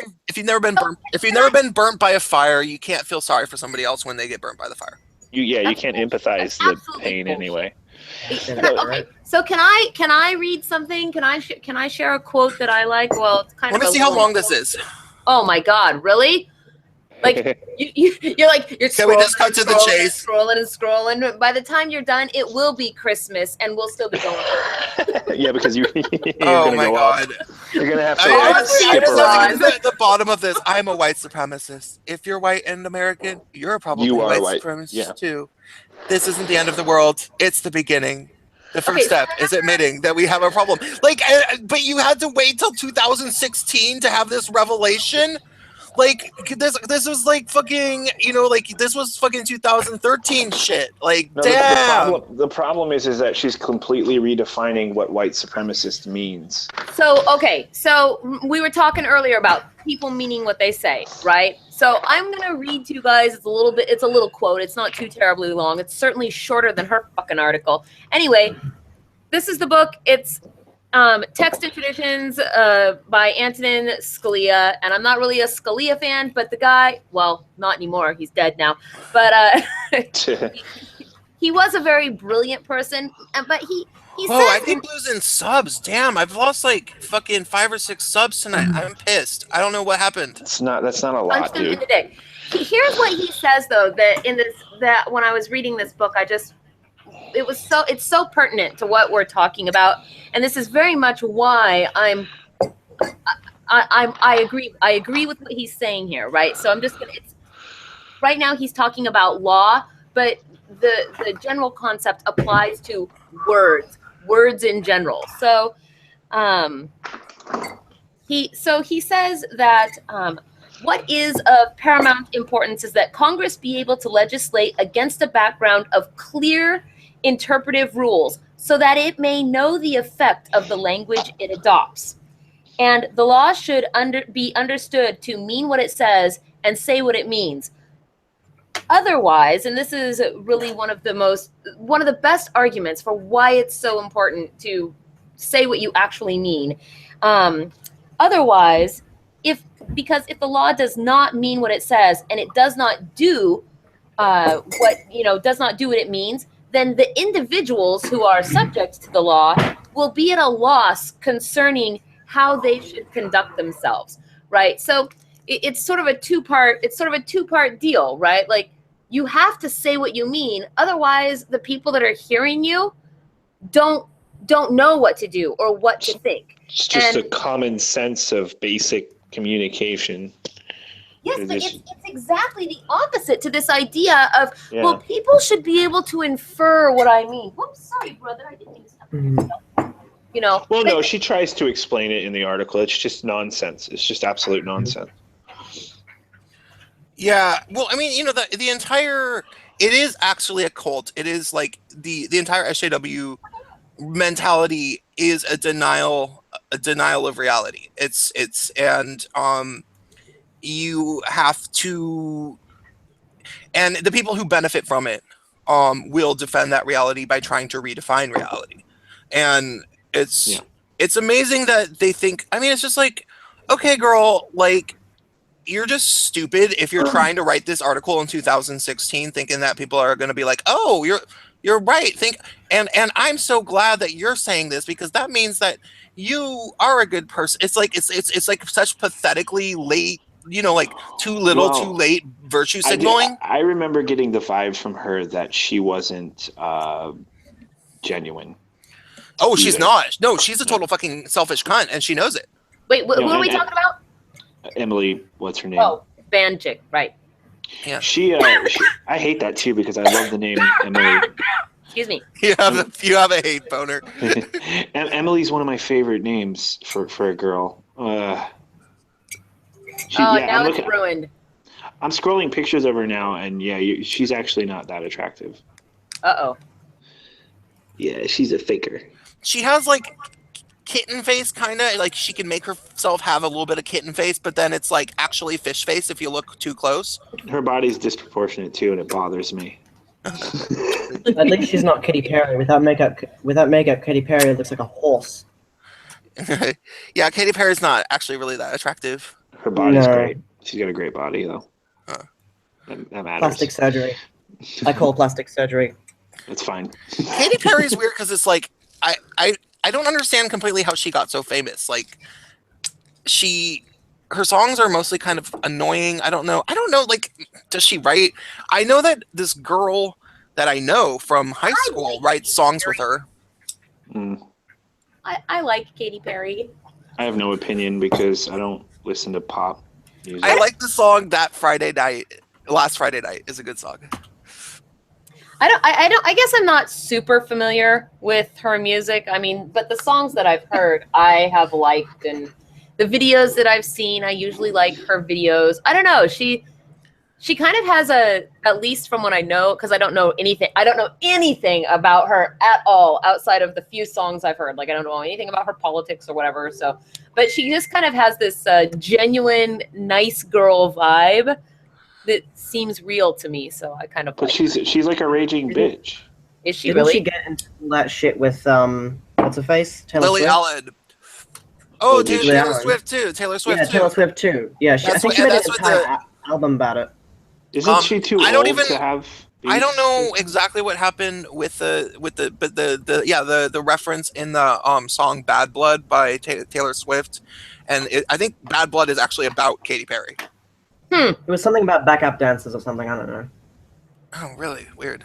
Yeah, I don't know. It's really obscure. Those two are like small children, I swear. Yeah, well, and she also has some beef with Lily Allen, and there was a really amazing moment where, for whatever fucked up reason, what's her name that we were Katy Perry.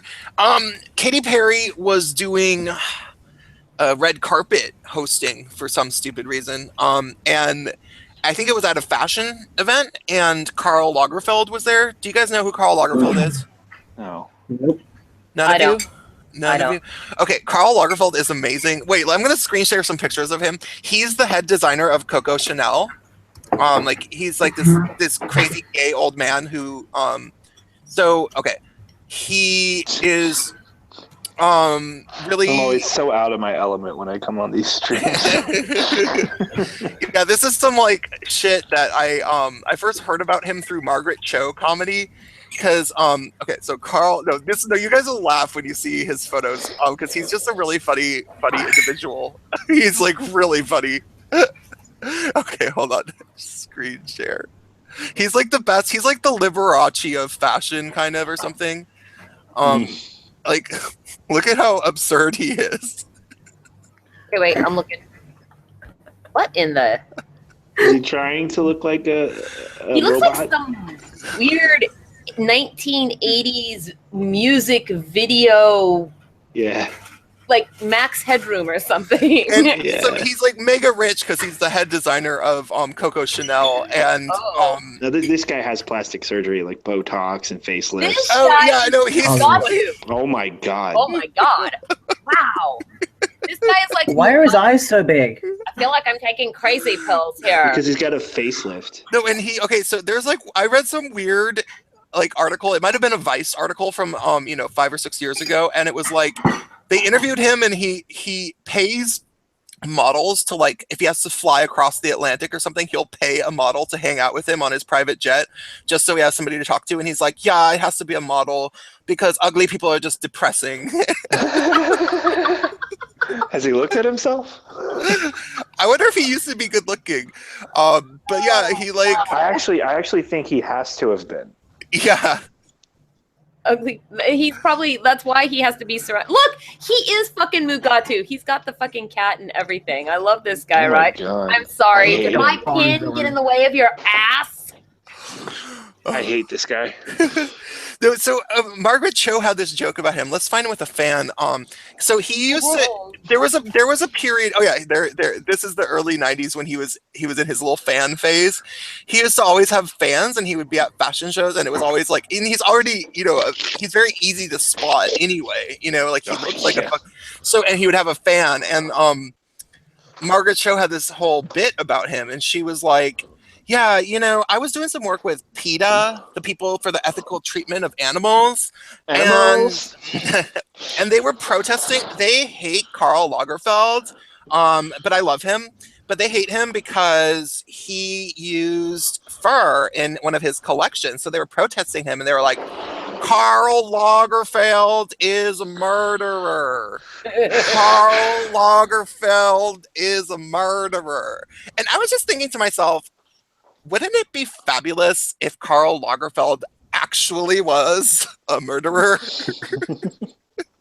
like no, think about this. Like maybe one day in Milan, he was just, he just fucking lost it and bludgeoned Elsa Klunth to death with a platform shoe. And the audience is laughing. And she's like, he would have to go to jail. They would make him wear the orange jumpsuit. I would call Amnesty International myself. He totally does look like a gay evil supervillain. Yeah. Yeah, he does. Yeah. And she was like, yeah. And then she says they would take away his fan in jail. Oh boy, that would be a big deal. The best part of fucking, the best part of every fashion show is Karl Lagerfeld with a big fucking fan. Like he's some sort of Spanish lady or some shit. And then I'm looking at him, and I'm looking at the fan, and I'm just like, bitch, it's not that hot. So, yeah, that was the first time I ever heard about him. And when he, and then years later, I finally saw pictures, and I was like, oh my God, that's who she's talking about. That guy's fucking crazy. And, Katy Perry was doing a red carpet thing at some fashion show, and he was there, and he was like, can I talk to you? And he was like, don't really want to talk. And she was like, I want to ask you some questions. And he's like, okay. And he's like, she's like, what music do you like? And he's like, I don't listen to music. And she had a beef with Lily Allen, and she's like, no, but I mean, if you have to listen to music, do you? And he's like, no, I'm not really. She's like, yeah, but if you know, and he's like, I like Lily Allen.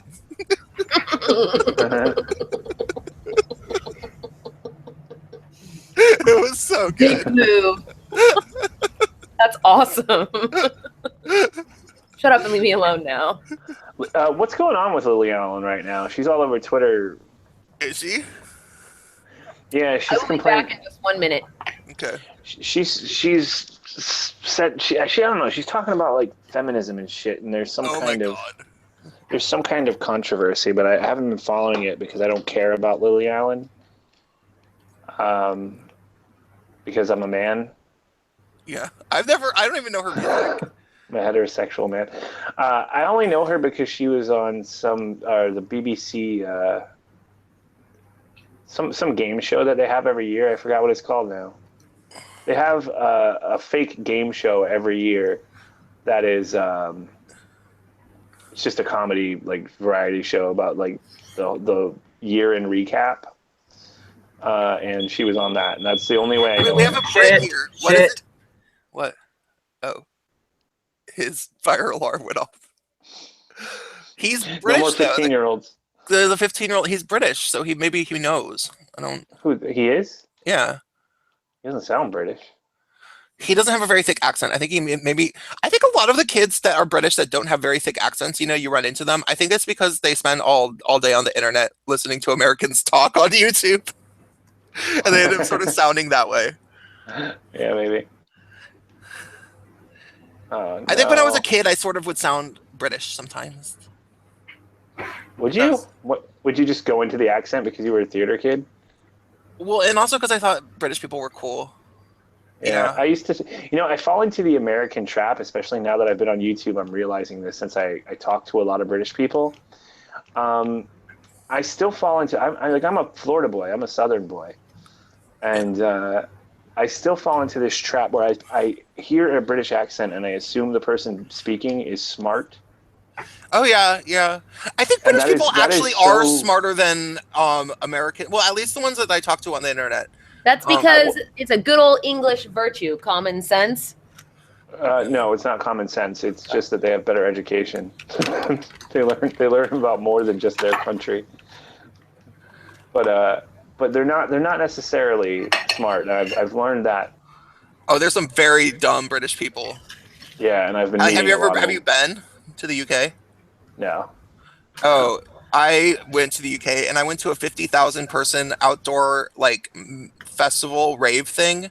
Mm-hmm. There's some very, very stupid British people. Yeah, and I know that, and I've always known that too. But what I'm talking about is just like that default when some guy with it has to be an intelligent sounding British accent too, because you all know you can't sound like the chimney sweep from fucking Mary Poppins. You have to have chavs. Yeah, they have to have. I don't know if it's posh, but just I always say posh because I don't really know what the words are for English stuff, but eloquent. Just a proper English accent. Queen's English is the proper English. Yeah. Well, I talk to Sir Sick a lot, so Sir Sick's accent would sort of count for me as someone I'd automatically think was smart. Kevin Logan, I would automatically think he's smart, and we know Kevin Logan, he absolutely isn't. Maybe I'm just being a little mean, but No, I think you're right. Yeah, but yeah, I've encountered so many people from the UK lately that I end up surprised. Still, even now, I end up surprised when they turn out to be complete fucking idiots. It's that southern boy in me, I guess. Yeah. Man, why do you gotta stereotype all those people, man? I know. I know. I feel shame, deep shame. You should feel white shame. I do every day. I look at myself in the mirror and I go, "Fuck, I'm still white." Admitting to yourself that you have a problem. Yeah. Yeah, it is. It's just amazing that they fell right into the, people have said this before, the original sin trap, and they don't know that that's wrong. Thinking in the world that way. I don't know. I always try to be careful with. I fear generalizations a little bit, right? Mm-hmm. I mean, obviously we have to generalize in order to make any kind of a decision. Like at some point, you just have to be able to make a decision, and therefore, come to it with the best information that you have on hand. Mm-hmm. But I try to be careful about using generalizing language because it's so easy. It's so easy to actually adopt this. All people of this thing are like that. Yeah. I mean, I don't know. And sometimes I do sort of think that the words we use are following the thoughts that we have. I do sometimes have these very this is very, very rare, but there's this girl that lives in Seattle who is a YouTuber who has probably 30,000 subs. I forget her name. I can look it up. She has a video called "Why Social Justice Culture Will Fail," but she's kind of still at SJW, and it's she's going back and forth in her head, and it's not. Oh wait, why social justice will fail? Her. What does she look like? She is.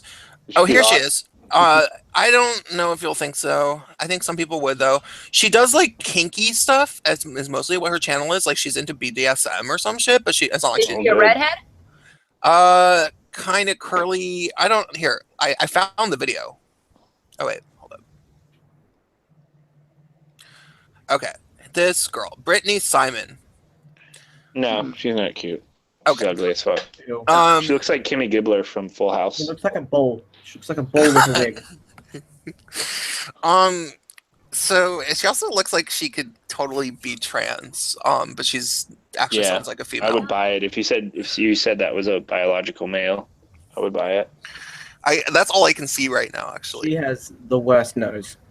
That hair is awful. It's Just disfigured. awful. That hair is awful. Well, this video is actually good though. Because she talks about. I mean, it's not. a good video because it's 25 minutes long and it's like she goes back and forth a lot. But you can see that she seems like she. I would think that she was cool. Brother. Like, I would hang out with her. I would go have beers with her and talk with her about social justice and her experience with feminists and like why she feels so compelled to defend them. You know, like because she actually has good reasons to. You know, and that same thing happened with me on my Facebook timeline. This friend of mine, who's this girl who's really really cute. And like this girl's definitely like you guys would have a crush on her. Let me download a picture of her so I can present to you guys so that because she was talking about like how people who make fun of safe spaces are jerks because the world is really shitty. But she ended up admitting that it was like shitty for men and boys, and I engaged her with just you know like why people are opposed to safe spaces because they're not actually safe for so many people. Like people get attacked in safe spaces and like banned because they said the wrong thing, and she was totally willing to admit that and was like super. Well, was she willing to admit that the concept of a safe space is flawed and not necessarily healthy, and even in the context of what it's supposed to be? Yeah, kinda. Well, no, we didn't actually get to. I wouldn't say that we got to that that layer of it. That can't make her. That can't be her. Sorry. Maybe she's. Now I'm wanting to find like old. I was friends with her in like probably 2008, and I'm looking at pictures 5 years later. She doesn't quite look the same, so I want to find really old pictures. What happened to her? Why does she look different? She aged 5 years. Oh yeah, that'll do it. She's not 20. She's not 27 anymore. Or 20, or 25 or whatever. When I first met her, she was. I just hope that I age gracefully. I don't want to, look okay one day and then wake up and suddenly I look like I've aged 20 years in 2. Yeah, I've already taken that plunge. I look nothing like I used to look. I'm a big fat pig now. Oh, this is a picture from this is what she actually looked like in person back in the day. And so here's the thing, like I look at a girl that's this cute and it's like, okay, it's so easy for you to have issues with, that you would want to side with feminism because you probably do get catcalled constantly. And it's poor you. People think you're pretty. Whoa, that's the same girl? No. That's a nose. No, it's a different girl. She's got the nose ring though. Wow. She got the same fucking nose ring. Yeah. No, this is a girl that I'm actually friends with. Dude, you're doxing her. Oh, I'm doxing me too. Whoops. But she's cool though. There's nothing wrong with people. Okay, if one of you all are in my 32 audience and you're a pervert and you go start fucking with her, you're gonna punch him in the face. Yeah. Give us some tips on how to hit on her. I will dox you. I will figure it out and I will dox the shit out of you on my own channel. Just give their name and address to that tranny guy that wanted to come punch you or something. Let him go beat him up. I was supposed to download one picture and present it, but I forgot. So. Yes. No, I'm not. I'm just kind of stoned. I'm not. Well, you were saying something, and then it got interrupted by the whole doxing yourself. Yeah, she's cute though. She's very cute. Yeah, I'm just saying that there are some like SJWs who it's like they're open-minded and they're not even like I wouldn't say they're full-blown SJWs. I talked about my ex who was a feminist. I talked about her quite a bit, and people think that when I say that I'm going to have all these horrible things to say about her, but I mean, no, she wasn't as bad as, to me, a social justice warrior isn't just a bedroom feminist type. A social justice warrior is the kind of person who is just a piece of shit. The warrior part sort of implies something, and then it sort of it points to the radicalism of it all. But like, she agreed with all those things, but she was not in my mind a bad person. We still get along. We don't have to shut these people out, and not all of them shut everybody else out as well. Yeah, my friend who I blocked on Facebook today for a week because he did you hear that conversation? No, I didn't. Oh, well, I have a friend that I blocked him today just because he I was trying to I was just basically talking shit about feminism, long Right. story short, as I would, because he's like he's a gay guy who's Asian, and he lives in San Francisco and has only lived in San Francisco and Seattle. We grew up together, and Okay. so he is kind of an he feminists like him. He also is a big deal in the activist sphere. Oh yeah, well that's a good place to be a big deal, and that's like being a manager at McDonald's. Well, he did something that actually made him famous. So, Oh, did he? yeah, and so I definitely can't like say who he is, but like he did Okay. something where people like know who he is, and Okay.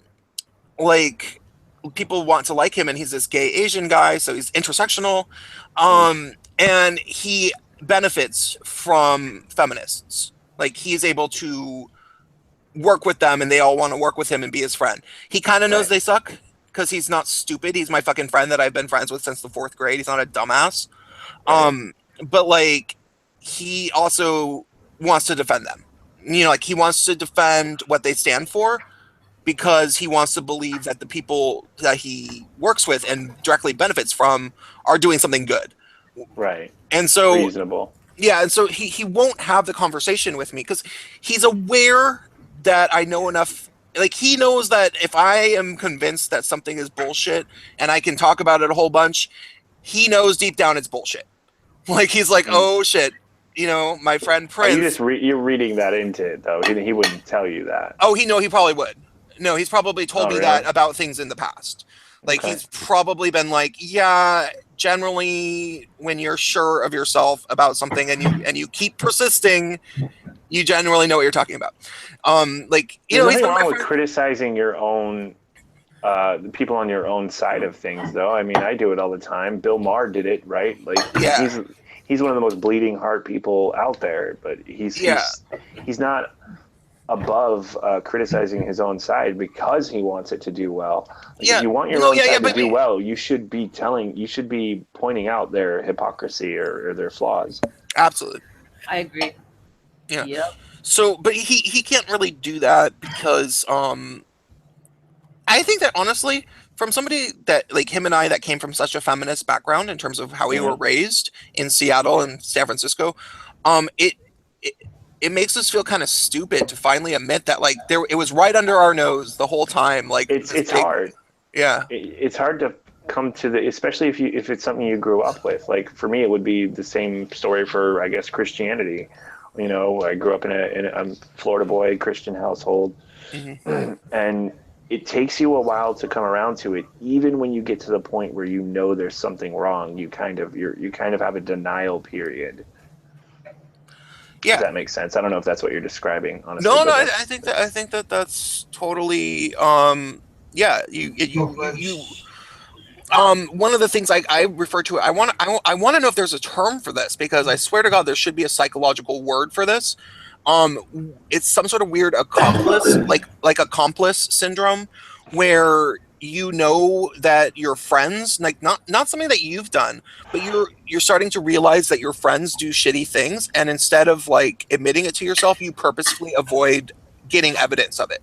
So like if you start to realize your friend is a kleptomaniac, you start walking away from her in the store so she can steal shit. Yeah, there's definitely a word for this. You're right. I can't. Now I'm gonna kill myself thinking about it. I want to make a video about it because it's such a thing with SJWs that they're like this. And so he's but at the same time, it's not fair to attribute that only to SJWs or to the left. Oh no, yeah. Because I see it so much in the skeptic community, whatever. I know everybody has a problem with that term, but it's like, what do you want to call us? Like we have to be called something. Yeah, we all fucking know who each other are, kinda, and like, you know, and then we are influenced by each other, and communities are. It's not like people have this like idea of communities as this thing where everybody's friends. That's not what it is. It's people that find themselves socially linked and influence each other. Yeah, well, I think most people acknowledge that it is technically a community. but Okay. they just don't like. The reason I think they really don't like it, and Armored Skeptic is a good one to listen to about that, because he doesn't like it because of his experience with the atheist community and how it is a community of people who are largely largely united against something rather than for something, and that has problems in it. There's not a lot of ways to keep that cohesive. And what I would say, if you want to call it a community, instead of skeptic, because I don't think it's accurate, I don't think anybody is fully skeptic, I would say free speech community. I Something would like say, that. well, yeah, free speech community, I think or that's really kind of the umbrella. or maybe skeptic maybe like community with religion, like specifically with religion. When I don't think of the skeptic community as the larger Feminist, anti-SJW. Do you know what? Do you think it would be fair to call the community the post SJW community? I like anti-SJW. I think it defines me just fine. But well, okay, yeah, but at the same time, I think- calling yourself anti is the oppositional thing that you were saying. It's being like defining yourself that's around a good point. That's a good point. Yeah. Yeah. But I would label myself that if I were. But you're right. As a community, I would say I don't know, man. I like free speech community because that really is the thing that really drives me. Yeah. And I think it's something we all have in common. Yeah. I would But like say you said, it's better to be for something. Well, and saying post SJW sounds like you were a SJW at one point. So. Yeah, and I certainly never was. I was a liberal, but I wasn't an SJW. I think that's one of the problems I have. You know what a problem I have is, by the way, just because you're being honest. It's kind of off topic. Okay. But do you know how everybody that old dictionary definition argument that we always have? About racism? No, about feminism. Feminism, the dictionary definition that the bedroom feminist will quote the dictionary definition usually, right? And then we'll have to explain to him how that's not what, or explain to them how that's not what it is. Yeah. But a lot of people, nobody, I feel like I'm the only one that's ever said this. And I would love to find people who agree with me or who will admit this anyway. The dictionary definition is also bad, and I'm also against it. And nobody will say that because it sounds good. But if you read it, there's a little problem with the straight up dictionary definition in which it says it looks for the legal and equality. I almost want you to just look up the dictionary definition and read it to me now. Okay. Just read it to me and then I'll explain. It's a really simple explanation. I think I'm hoping people in chat have already, but I don't have my computer, so. The advocacy of women's rights on the basis of equality of the sexes. Wait, that's different than it is in a lot. That's the Google one. Yeah, that's a good one. That's a good one, but that's not the one they read. Yeah, no, that's not at all. Just go to dictionary.com. Yeah, dictionary. I thought it was dictionary.com. That one is vague. That one's just vague. The doctrine. Wait, the doctrine. That's another. It's like they're updating the definitions post-election. Yeah, well, I mean, that's appropriate doctrine. Well, yeah, it is, and but this shit, it didn't used to say this shit. Like, what does it say though?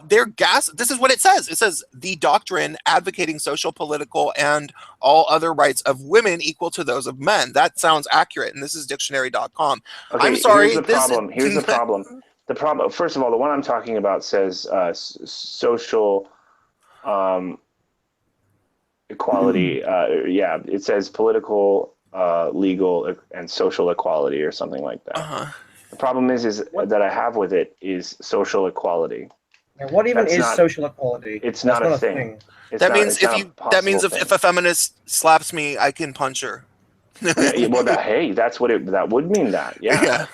It means that men and women are treated exactly the same in society. Not that takes the onus off of under the law, and not off of it, but it says as well as under the law, you are also equal in society. Meaning, first of all, it polices the actions of others, not just the law or the government. It polices the actions of each individual to treat each and every individual equally. Bullshit. Uh-huh. Or at least based on their gender. Bullshit. We treat women differently because women are different. We treat men differently because men are different. And there's no way around that. Yeah. And they don't even want that. If you really get down to what their politics are, they do want different and special treatment. Oh, they So- absolutely want it's like it's Yeah, I mean, you could I'm read me a just better so- definition, and maybe I'd have a different thing to say to you. But like, yeah, when you read that definition, any definition that includes the words social equality, social justice is also not a thing. Sounds like vigilantism is what it really sounds like. But but yeah, when you oh my god, that would be a when- funny meme with Dog the Bounty Hunter and like social justice. oh god, that's pretty funny.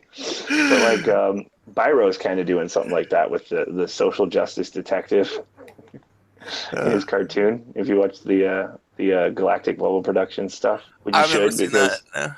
yeah, you should because I'm going to be in them. Oh, okay. And yeah, I mean, and that's one thing. Oh that wait, I kind think of- somebody was trying to tell me to do some shit with that person. Yeah, definitely. Hold up, you let me look should. at it. Yeah, I think that this person kept commenting. Are they like some Australian animator or some shit like that? I think he's American. But Okay, yeah, hold up. just Galactic look up Bubble. Productions, yeah. Byro. There's been a few people that have been trying to set me up with animators, but like it's been not for a Mhm. while. I Yeah, just like I said, recorded, this. I just recorded for a little sketch that he wants for his next video about Pop and Ollie. Oh, I'm glad that you brought this guy up because honestly, like I have had little things where like, I write little scripts and Yeah, it would be cool you should to also do. let me do those voice acting stuff too because I'm very good. By the way, I'm probably the best. Yeah, maybe. What was I gonna say? Oh fuck! I have a By the way, I'm I have playing a a video game right now, so Oh. I'm playing Bloodborne.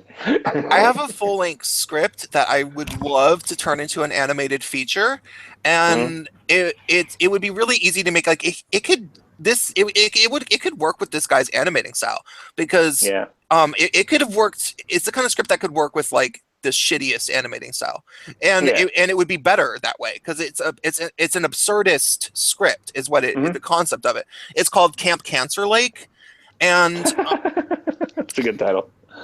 you can guess what it is. It is about kids in cancer camp, but it's also a weird murder mystery, and it's also an alternate reality where they talk like people who are like in their late teens, early 20s, but they're supposed to be 9 to 13, 8 to 13 years old, and they're the bad kids, and they like take drugs and they have sex and they hate cancer camp. They think it's lame, and they talk shit. And you never meet anybody besides the six characters. You never actually meet any of the adults.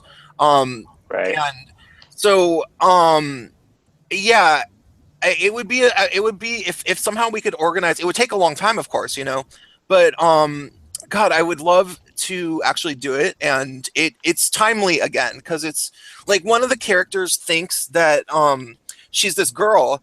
And she thinks that cancer camp is actually a concentration camp, and the adults are the oppressors, and they're trying to keep down all the kids. And she has this whole like conspiracy theory about it. And You then gonna get a Lord of the Flies with this?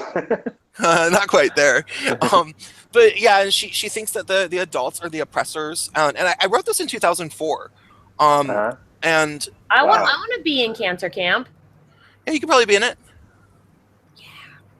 Wait, were you all anti-social justice in 2004? That's not possible. Kind of, yeah, because I Oh. went to my university was an SJW university. I wasn't Like even thinking about this shit back then. yeah, my university was like I had kids that were like Marxist. I had a fucking feminist writing teacher. She was stupid. I hated her. Yeah, And that helps.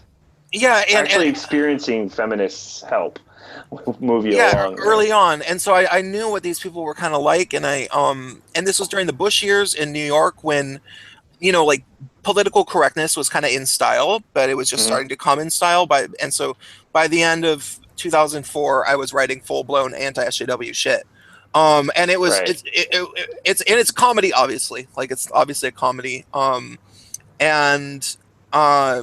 it's something that I honestly think it's not preachy. Like you Mhm. start watching it and you have no concept that it has like themes Right. about SJWism at all. It takes you, Well, it's political correctness was the big thing back then too. Like, and it's I just mean, very un-PC.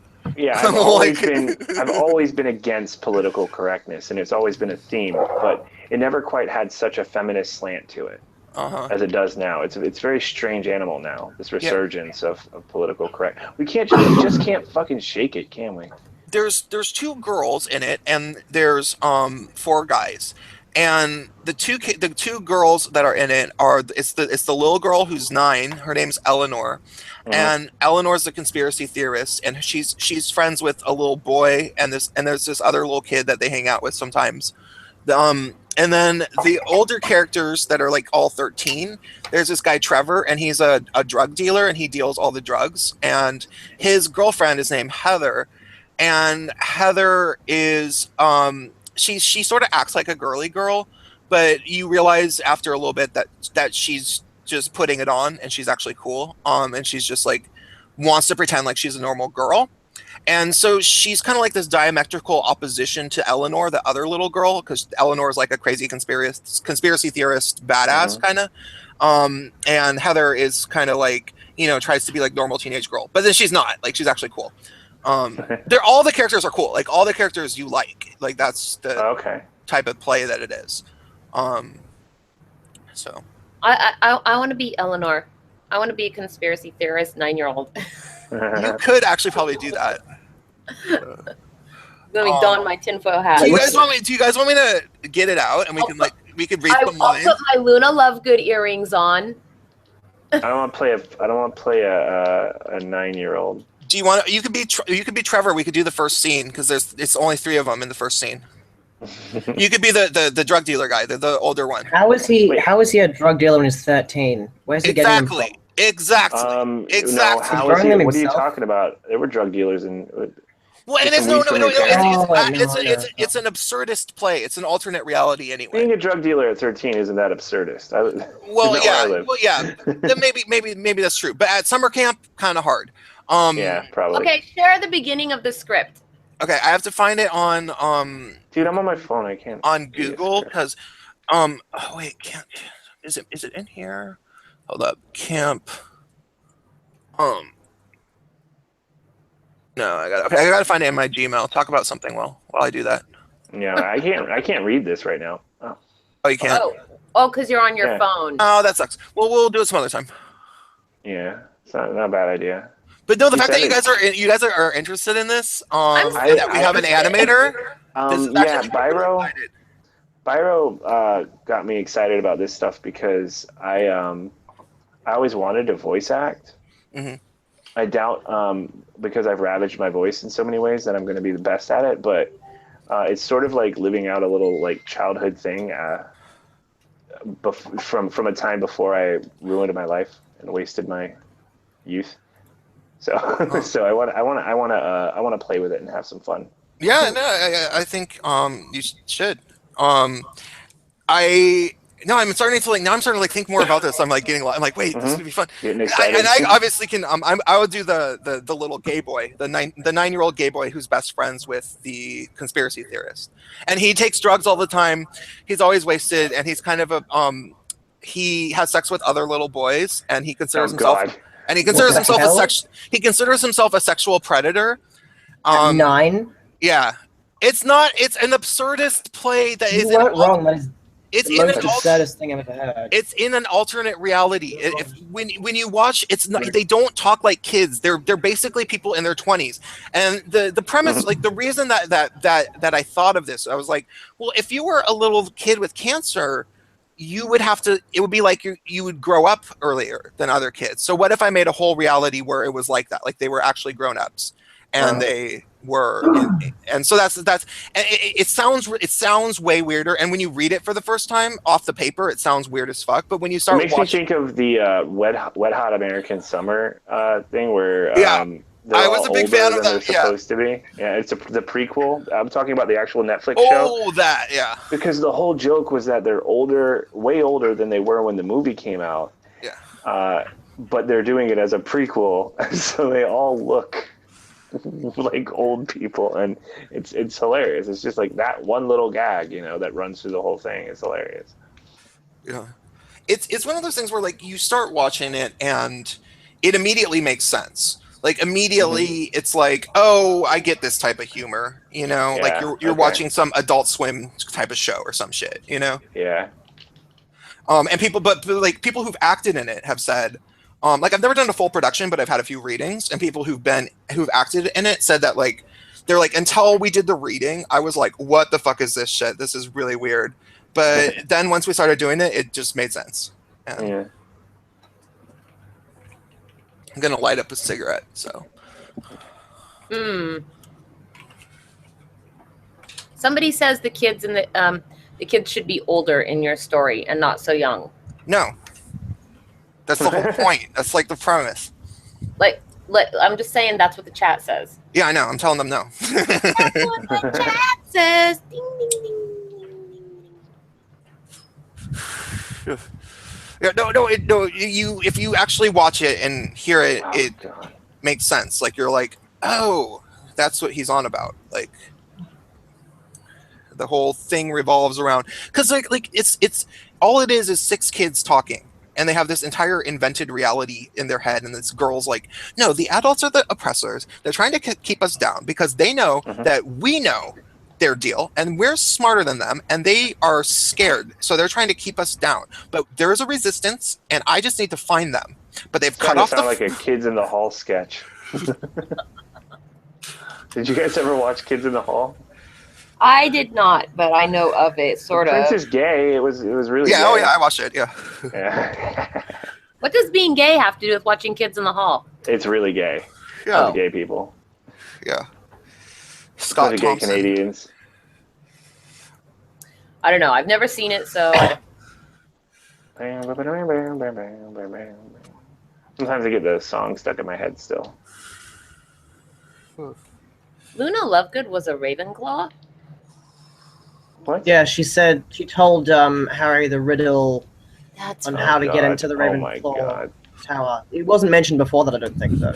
It confused me my first reading. Speaking of SJWs. It's been a long time. Wait, what? What? Little J.K. Lovegood's not Rowling an is like a SJW. huge SJW. Oh, J.K. Oh, Rowling. in real life. Oh, Yeah, as Yeah. or We're talking about Rowling, Luna yeah. Lovegood. Don't talk shit She about read- Luna Lovegood. I'll burn down your house. She read the headline of the PewDiePie thing and just went fucking ape shit on PewDiePie, calling him a fascist and shit. She didn't know what she was talking about. Oh, I was watching, I think Dave Computing Forever Mhm. made a video about that. Wasn't she talking about immigration as well? She had weird stances on immigration. PewDiePie mentioned it in his video. That was a further response. You got to watch his responses to the Wall Street Journal thing. He's fucking great. Oh my god, it'd be so exciting to actually have my movie on YouTube. Has there been any kind of a retraction or anything from the, like the Wall Street Journal and whatnot for the things that they've said about PewDiePie? Nope, they doubled down, and the rest of a lot of the other media doubled down as well. That's why you should watch PewDiePie's video because that's what it's mostly about. There's Well, been I a saw there's the been one there's been where a at few the end there's he been was a like- few I actually looked it up just Yeah, I tonight. saw that one. There's a few articles that looked like they're actually questioning it, but I didn't read them. There's So- he mentions too that there's some not bad articles about it, Okay. but the bigger outlets double down. It's like there's a war on the media and they're fighting and they're fighting dirty. I think they know that they're going to go out of business. Yeah, that's kind of what the It's looking like. yeah, and PewDiePie also kind of brought that up in his video. I'm starting to like him, and I never liked him. Even as a guy who plays Did video you ever games, watch I never him? liked him. I saw his videos when he was just getting big, and I was like, no, this guy's dumb. This guy's a little too. I might be a little too old for this kid to watch his crazy shit. But I mean, people grow up and they change, and I think he's changed in a positive way. He seems like a pretty cool guy, and some of his videos, at least. Or rather, he Pretty stopped good. doing video games. Yeah, Completely. no, he didn't do it completely. Didn't he? He- I think he yeah, made a video still- about why he stopped. He stopped Maybe that was like just full on title. just reactions, but he'll still have like Yeah. a video cut together of him playing a game, just not just that, right? Like it's in there. It's in there, but he does a little more than that. Yeah.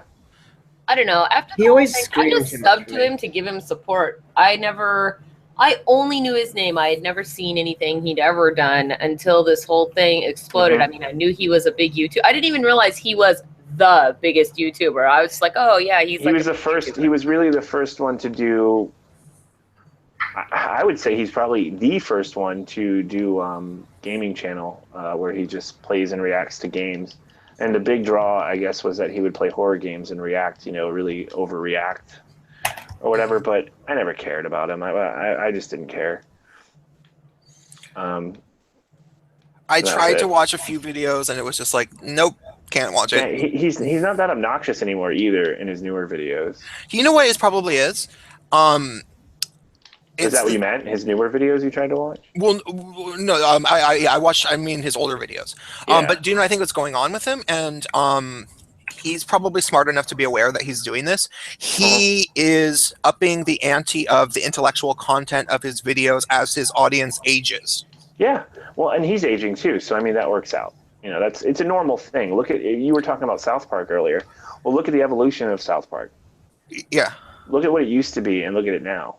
Yeah. I mean, when you start making something at a really young age, I mean they were pretty young. They were in their early 20s, I think, right, when they started South Park.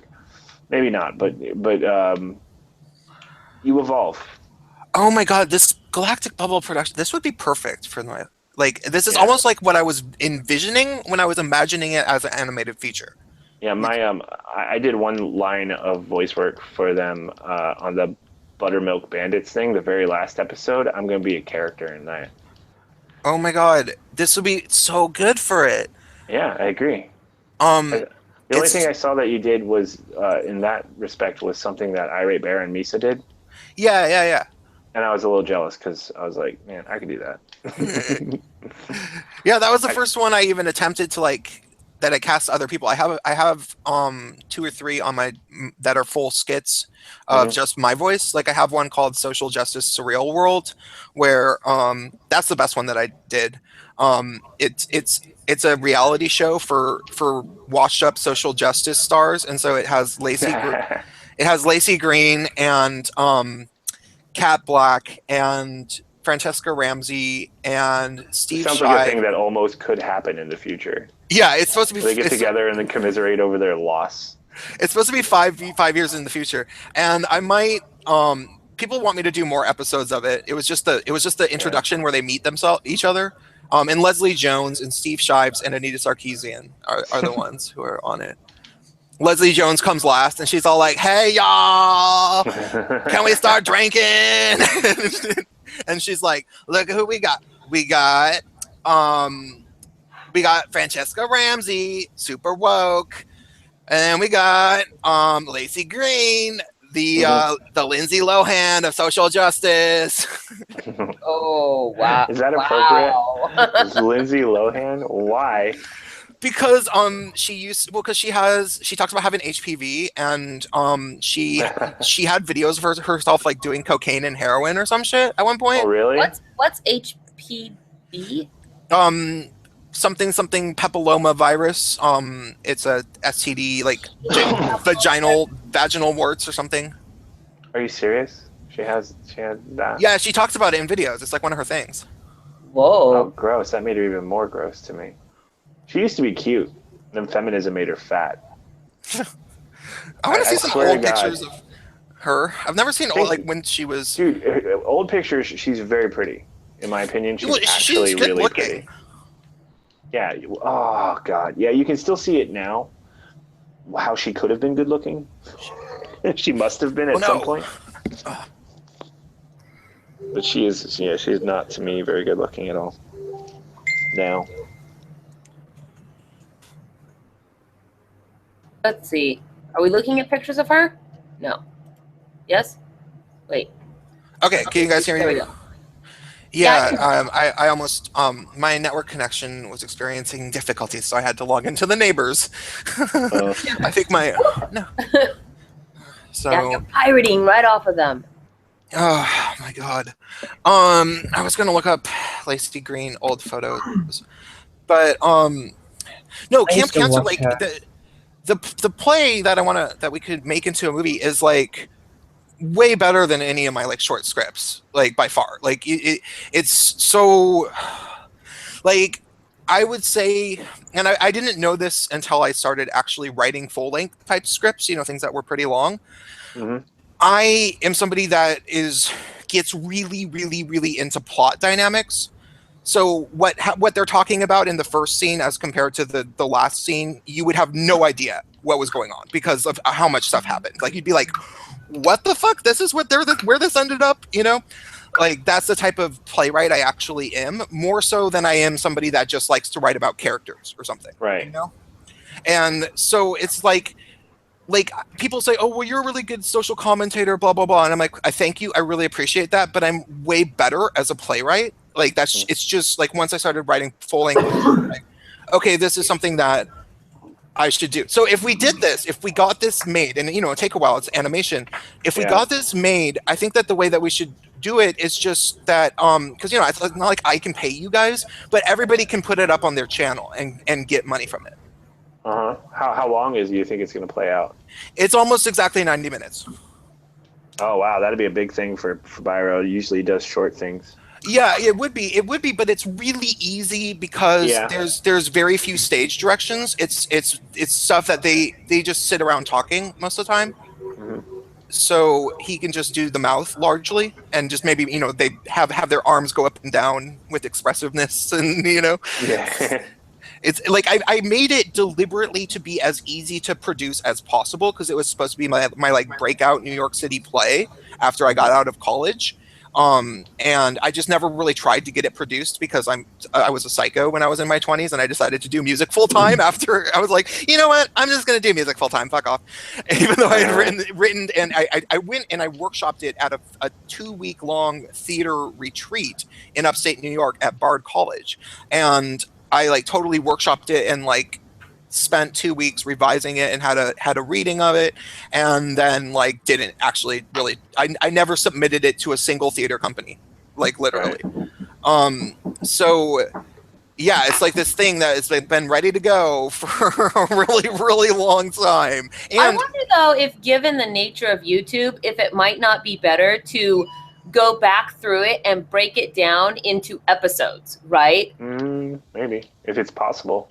Yeah, I mean, I've not read. it's I've not. read, It's not like that. It's just because of the way the play is. It's too. I mean, no. I just think it would be better to watch it all at once because there's so much plot going on that you would have to like have a refresher of what happened in the last scene. But That's yeah. It's a 90-minute thing. Watch it the whole way through because otherwise you're gonna lose track of because the kid. It's a murder mystery, but it's not the actual kids who are in the play. Like every kid who's in the play makes it out to the end. They don't die, and there's the kids that are dying are other kids that they just talk about. And they're imagining what's going on with these other kids that are dying in their heads, and they're coming up with a story. Like they invent stories about what they think is happening, and it's this idea about like childhood. And if you had cancer, adults wouldn't really tell you that much. They would try to sugarcoat everything. So you'd come up with weird conclusions in your head about what's really going to happen to you because adults aren't honest with you. And I was just running with that idea, like, well, what happens at Cancer Cap? Do these kids have like crazy deep conversations with each other? You know, like so I just took that and ran with it.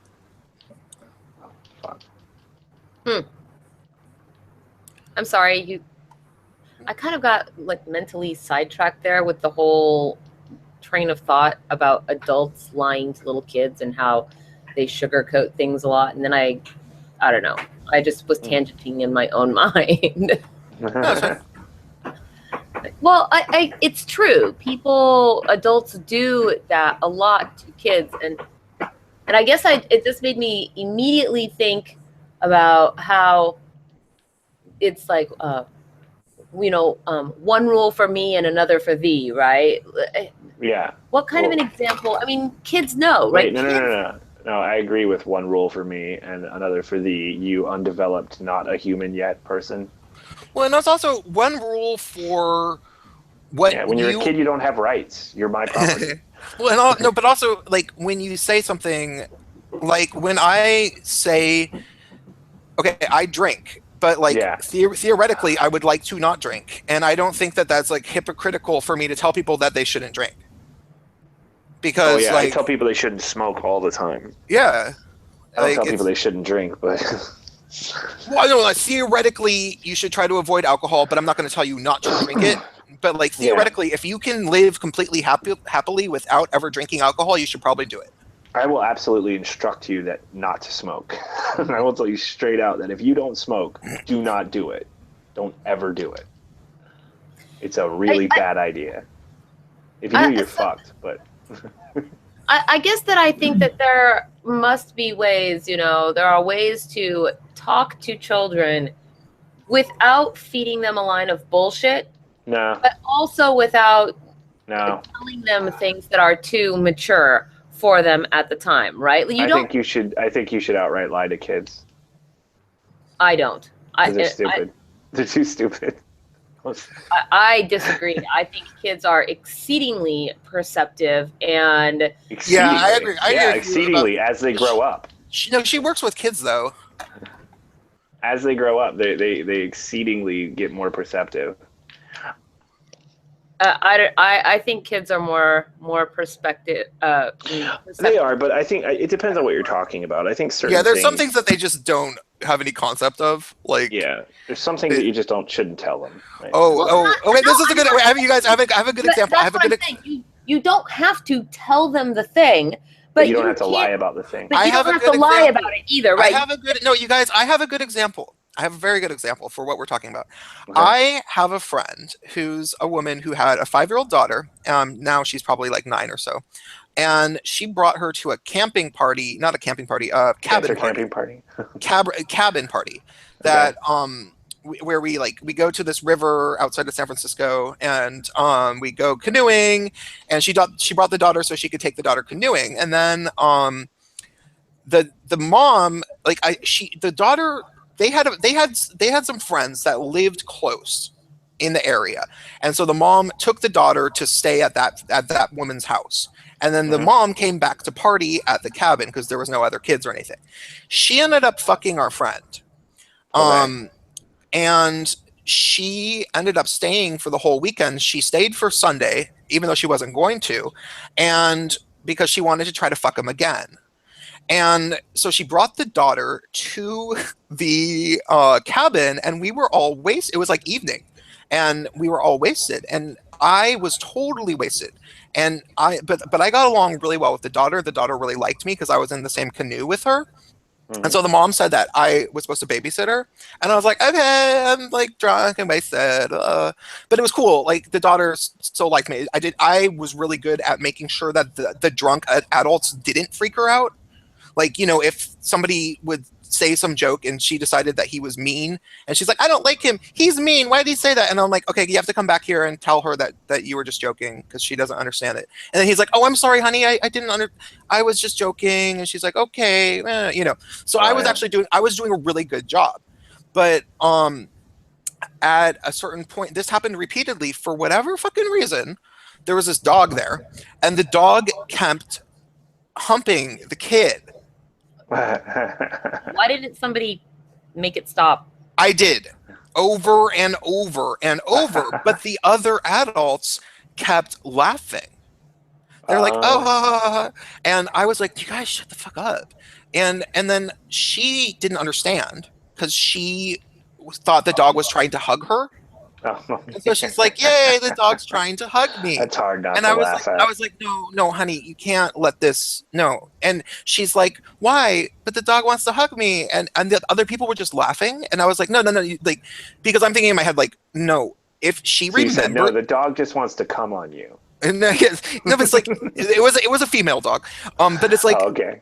Still, but no, it's like if this kid somehow remembers this when she actually figures out what went on, she will have a deep sense of shame. Yeah. because that's like, oh my god, a bunch of adults were watching as I was a And kid laughing with at me. practical Are you bestiality. sure that would be the reaction, though? Because you're also old enough to see why that's funny.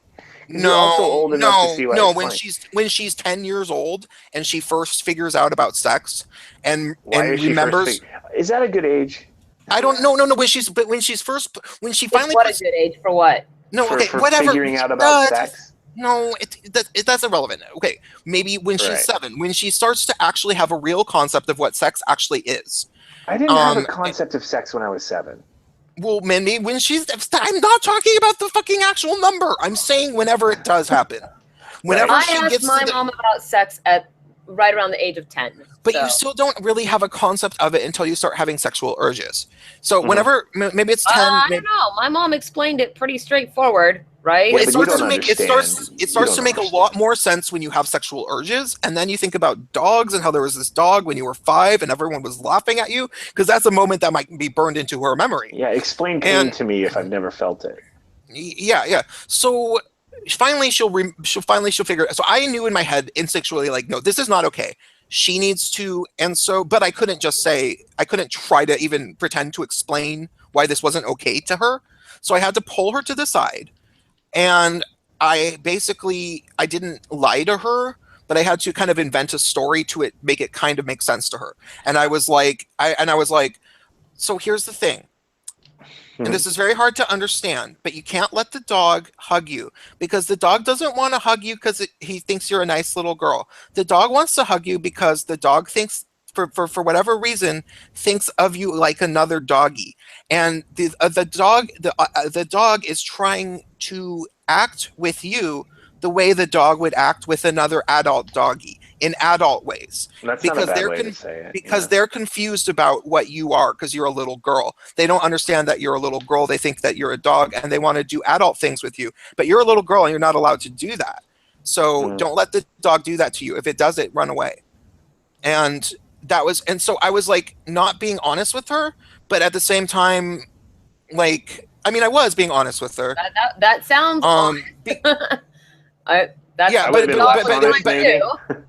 I would have gone along those lines, like the dog thinks you're another dog, but I wouldn't try to explain what it's doing. I would just say the dog thinks you're another dog, and you need to let him know that you're a person. I think I already did say that, and she wouldn't listen to me. Like, she was like, "Well, I don't Okay. care." Well, it likes me, and I'm like, no, I really need to explain to you why Yeah, you can't okay. let this happen, because That makes sense. I had been with her, like, she swore a few times, and her mom, like, had to give her a talk, like, I don't care if you swear, really, because we swear, your mommy swears and her friends swear, but I want you to know that I want people to think you're a nice little girl. So I really want you to not say swear words, because if you say them, people will think that you're not a nice little girl. And so it's like, I knew how to talk to her in that way, because Yeah. I had heard her mom talk to her in that way. And it was just kind of like, she gave the little girl carte blanche to say swear words, though. With the kind of, caveat because you have to understand that her mom's like swears, like, she's like Yeah, but see, here's the thing. My parents swore too, and they didn't tell me that it was okay to swear. They said, "Don't fucking swear." Yeah, You're not an adult but that's yet. inconsistent messaging. No, it's not. It isn't if you tell people, like, to me, if you specifically say, these are your rules because, and this is what my rules were. For example, I wasn't allowed to wear makeup until I was 16 years old, even though my mom wore makeup, and she's like, Yeah. you cannot do it until But this age, and My dad straight up told me, yeah, I am a grown up. I have earned this. right. You will earn it one day too. You'll So earn I it get, one you day know, the too. same thing with, like, swearing, right? Like, you cannot use this language until you are 18 years old. Okay. Do whatever you want. Okay, I can see how you're with your parents. That's true. With this woman is the same woman who fucked our friend Yeah. and decided to stay another day while a game. Okay, no. Here's the other thing. I did not sleep on Saturday night. I stayed up the entire night and drank all throughout the day. And I was and I was running around in my underwear, and she was totally fine with me watching after her kid. So So you're this not is that talking same- about that's- a great parent. Yeah, this is somebody who is obviously probably getting wasted, not necessarily getting wasted often, but swears in front of her kid a decent amount. So if she and also is obviously not the most consistent person in general. And so Yeah, if because I don't actually have too much of a problem with swearing in front of your kid. The point is that you have to make your kid, because your kid's going to hear it, but like you have to make your kid understand the reason you can't do it. And my father actually later came out and just said, I don't care that you do these things when I was older, much older, like teenager. Bad. And the thing. You're cutting out. Can you hear him, sister? Mm-mm. Hang on, I'm back. I walked out for a minute. Oh, okay. Oh, okay. So, yeah, we teach you not to swear because if you go out and you swear in front of an adult, you make us look like shitty parents. I think that she we don't want you to get caught swearing. Yeah, I think that she also kind of said that to the kid though. Like I think that was part of the package of you need to sound like a nice little girl also for my sake. But another funny thing, wait, what was the like with the makeup thing, you can easily, like, if I was a dad and I had a fucking 13-year-old daughter that wanted to put on makeup, I would be like, fuck that. Because when you start putting on makeup, people are going to think maybe that you're 18. And if some guy ever puts his hands on you or something, I will want to beat the shit out of that guy. So you can't fucking wear makeup because people will think you're older. So fuck that. I actually don't know. The only reason I know is that my mom, or that my mom ever told me, was that she was not allowed to wear makeup until she was 16, and so I was not allowed to wear makeup until I was 16. And incidentally, once I was allowed to wear makeup, I actually, as pretty much from 17 on, I stopped wearing makeup. Like I didn't really ever get into wearing it or anything like that, and it used to make my mom so mad. But one day, the reason that I stopped was because one day we were like in the bathroom. I was in my bathroom getting ready, and I wasn't putting on makeup. She's like, "You would look so much prettier if you would just put on some makeup." And I was so offended by that at 17. Like, what do you mean I would look so much prettier? As if the way that I look, no matter what that might be right now, that it's somehow not acceptable. And I was so offended by that I just I stopped wearing makeup. And I still do, actually. To this day, I wear very little makeup in day-to-day life. I actually put some makeup on. Like I often will put on lipstick when I know I'm going to be on a camera, because you're just being on a camera is much different in my mind. Like you look different, you look washed out. The camera I see. Oh, you're pulling a Onision. What? Onision. What about him? He wears makeup in his videos. Oh, yeah. I definitely see do if I'm, performing or something to that effect. I mean, that's kind of like I have to. But men who aren't gay should never wear makeup. Men who are gay should never. I mean, no way. I disagree, because there are super pretty goth boys out there that I love seeing in all their. Oh yeah, like a little teeny eyeliner is cute. A little teeny eyeliner on it. So, see, I like goth girls though. I like the way goth girls look. A hot goth girl. But yeah, I don't think guys should wear makeup. It's weird. We have the luxury of not having to do that. It's a weird social standard. Huh. I like girls without makeup too, to be honest. I like it when girls don't wear makeup. I don't know if I would call it a luxury though, because I don't know. I think that there is. I love to watch makeup videos and get those little ones on Facebook where people, they're showing you how they do their eye. I like watching those videos because I think that they make it super artistic, right? And I think that's actually quite cool. And it always makes me want to go into the bathroom and, be like, I'm going to try to do all these awesome things to answer the chat. I could wear makeup now. Wearing some lipstick. Oh, yeah. I could wear makeup right now, though, and be socially accepted generally by society. Not all of it. People will think I'm weird. Maybe, I live in Florida, so But I also live in Orlando, where the Backstreet Boys are from, and NSYNC is from. Like, there's a lot of diversity in this area. I could do that, but I never had an inclination to do that. Aren't there some like probably like pretty crazy gay clubs in Orlando? Like besides I mean, one of them, there was Pulse. Yeah, besides that one, yeah, sure, yeah, lots of gay clubs in the Where was Parliament House. Birdcage filmed? Oh, that was Miami. Miami, yeah, that makes sense. Miami's really a really hot scene for gays and trannies. But we have a place here called the Parliament House that is like the center for, or at least it used to be the center for like gay partying in Orlando. Like it's a place that if you're gay, you've been there multiple times. But yeah, I mean, there's a pretty big gay scene here. So when I say I'm from Florida, I sometimes want to qualify that with I'm from the probably most, or at least one of the most progressive areas in Florida. Yeah, because there's a lot of Florida.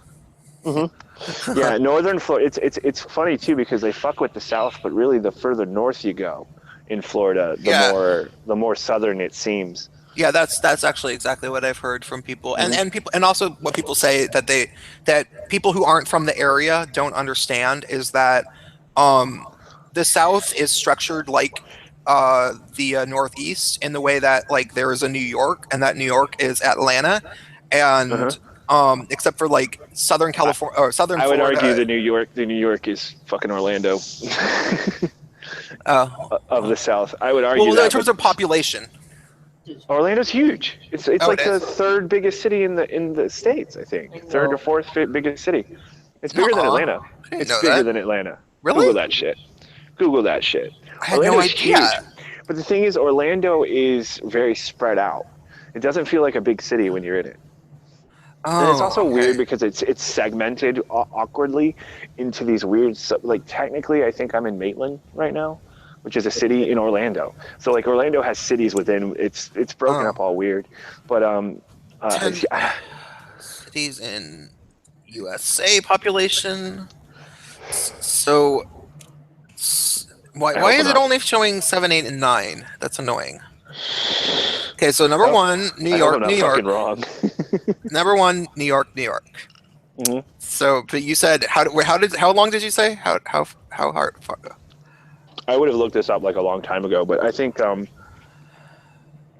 New York, Chicago, LA, and then Orlando. I thought. No. No, how far down is it? Far. I haven't even found it yet. Actually. Oh, fuck my life.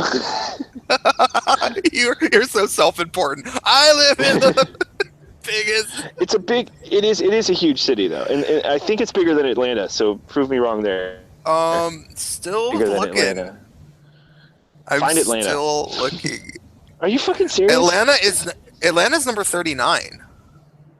And it's before Florida or Orlando? Unless I missed it, Orlando How am I wrong about this? Well, I'm surprised too. Wait, when did this list wrong. come out? When did this list come out? Sorry. This is through 2014, so it might not be true anymore. No, I would. But there's no way it would be that. It would be that far down. Way. There's no way. Yeah, I must just be completely wrong. I may have been thinking of in size, in actual physical size. I swear to God, every city gets weird misinformation about various things. Well, you know what though? I mean, I wonder how they're breaking it down because I think of Orlando as all of these cities around Orlando as well. Because you've got like Maitland, you've got Winter Park, you've got all of these little cities, but they all consider themselves to be in Orlando. Some sort of like metropolitan area thing. It is, yeah. So they probably just look at the 10 biggest metropolitan areas. Okay, let me be wrong about this too. Okay, Dallas, Houston, Los Angeles, New York, Chicago. Those are the 5 I'm gonna name. List of metropolitan statistical areas. Oh, I have to go through a wiki thing on it. Okay, rank. This is fun. So it goes New York, New Jersey, Pennsylvania, and then number 2, Los Angeles, Long Beach, Anaheim, and then number 3, Chicago, Naperville, Eglin. Number 4, Dallas, Fort Worth. Mm-hmm.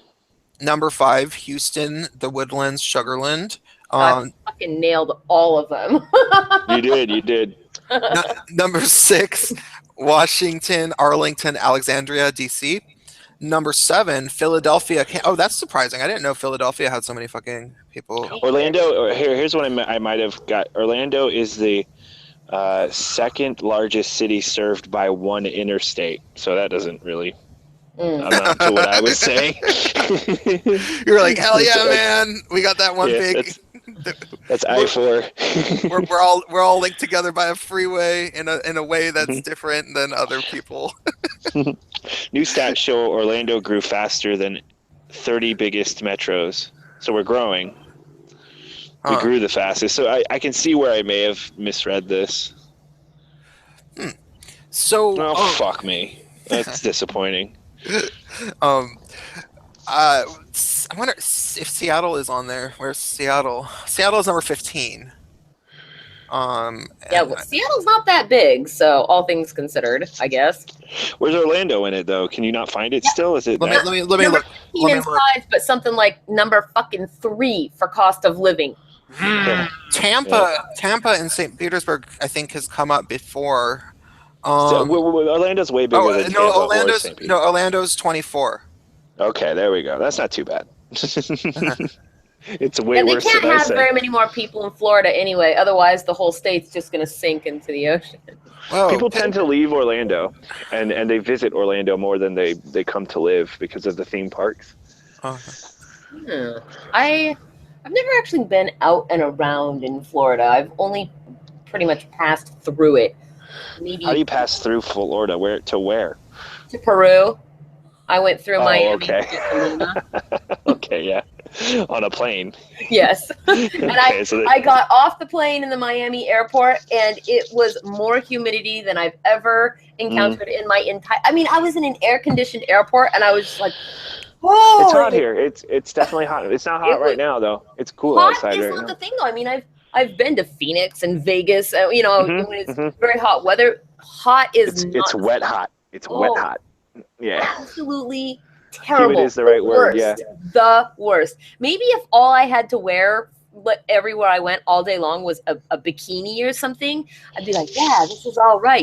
Be a little sarong or something, but dressing in normal clothes. Yeah, it gets pretty fucking bad out here. In the night times, and I'm a night owl, specifically because I've never been good with the sun. But it's this time of year, I'm outside right now. And it is fucking great. It's nice and cool. It's probably like 60 degrees or something. But it was a little warmer over here. Apparently, it's supposed to snow here for the next 3 days. Yeah, we don't know what that looks like. Yeah, what the fuck is with that? It never snows this late in the year in Seattle. That's crazy. So, do you guys really have super soft white sand beaches?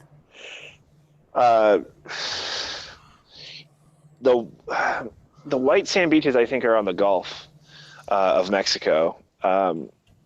Typically, I'll go, like when Kristen came down, we went to Daytona, and they're not white. They're not soft. But, Isn't Daytona supposed to be like mega trashy? I want to go to Daytona because Daytona has the second largest Harley Davidson run in the United States, second to Sturgis, and I've done Sturgis, so I want to do Daytona. Yeah, Bike Week is kind of a cool time. We saw a women's march when we went to Daytona because it was right after the inauguration. I just feel like Daytona is like 80s movies Spring Break. It used to be. But MTV Spring Break got kicked out of Daytona. Oh, yeah? Yeah, they were causing too much shit, and they literally banned MTV. That was always the worst week of MTV. It was always just like, oh, God, this is boring. Beach games. It's just for like pervy, like semi, like for teenagers to masturbate to. Mm-hmm. Yeah, that's kind of what it was. It was just girls in bikinis and dudes who don't look like you. Dudes that don't look like anything. It's sort of like bouncers, right? Like they're dudes that don't look like anything other than other dudes that do what they do. Yeah, exactly. there was some pretty amazing parts of it. Like I just remember because I watched a lot of cable television at that period of like in the 90s when that shit was popular. And there was this moment where some fucking wrestler who happens to be like 6'9" or something, like a really, really tall wrestler. Like Kane or something? Who? Kane? Pro wrestler, you mean, right? Yeah, but this is from the late 90s, so someone who was popular then. Undertaker. Yeah, it wasn't the Undertaker, but someone like that, I think Kane is taller than the Undertaker, though. Who? I can look it up. And was he wrestling in the? Yeah, he was. You're right. It might have been him. He was on stage for some reason, and some crazy person who must be a big fan of wrestling but didn't like him was throwing rocks at him from the audience, and he totally jumped and dived on him from really far, like wrestling style. You're right. Kane was the tallest wrestler at that time. Let me find. I'm on such a roll tonight. Dive wrestler. Spring break. Stones. No, that's not what I did not find it. World's best dive, spring break dive trips. That's Dive isn't the best word to use. Audience tackle. Yeah. At spring break, no. I don't fucking know. I don't remember what it was, but it was pretty amazing. Like that was like worth watching. But it's not like you're going to be watching Spring Break live while that happens. Like it was just something that they would talk about and years after. Like last year, that's fucking.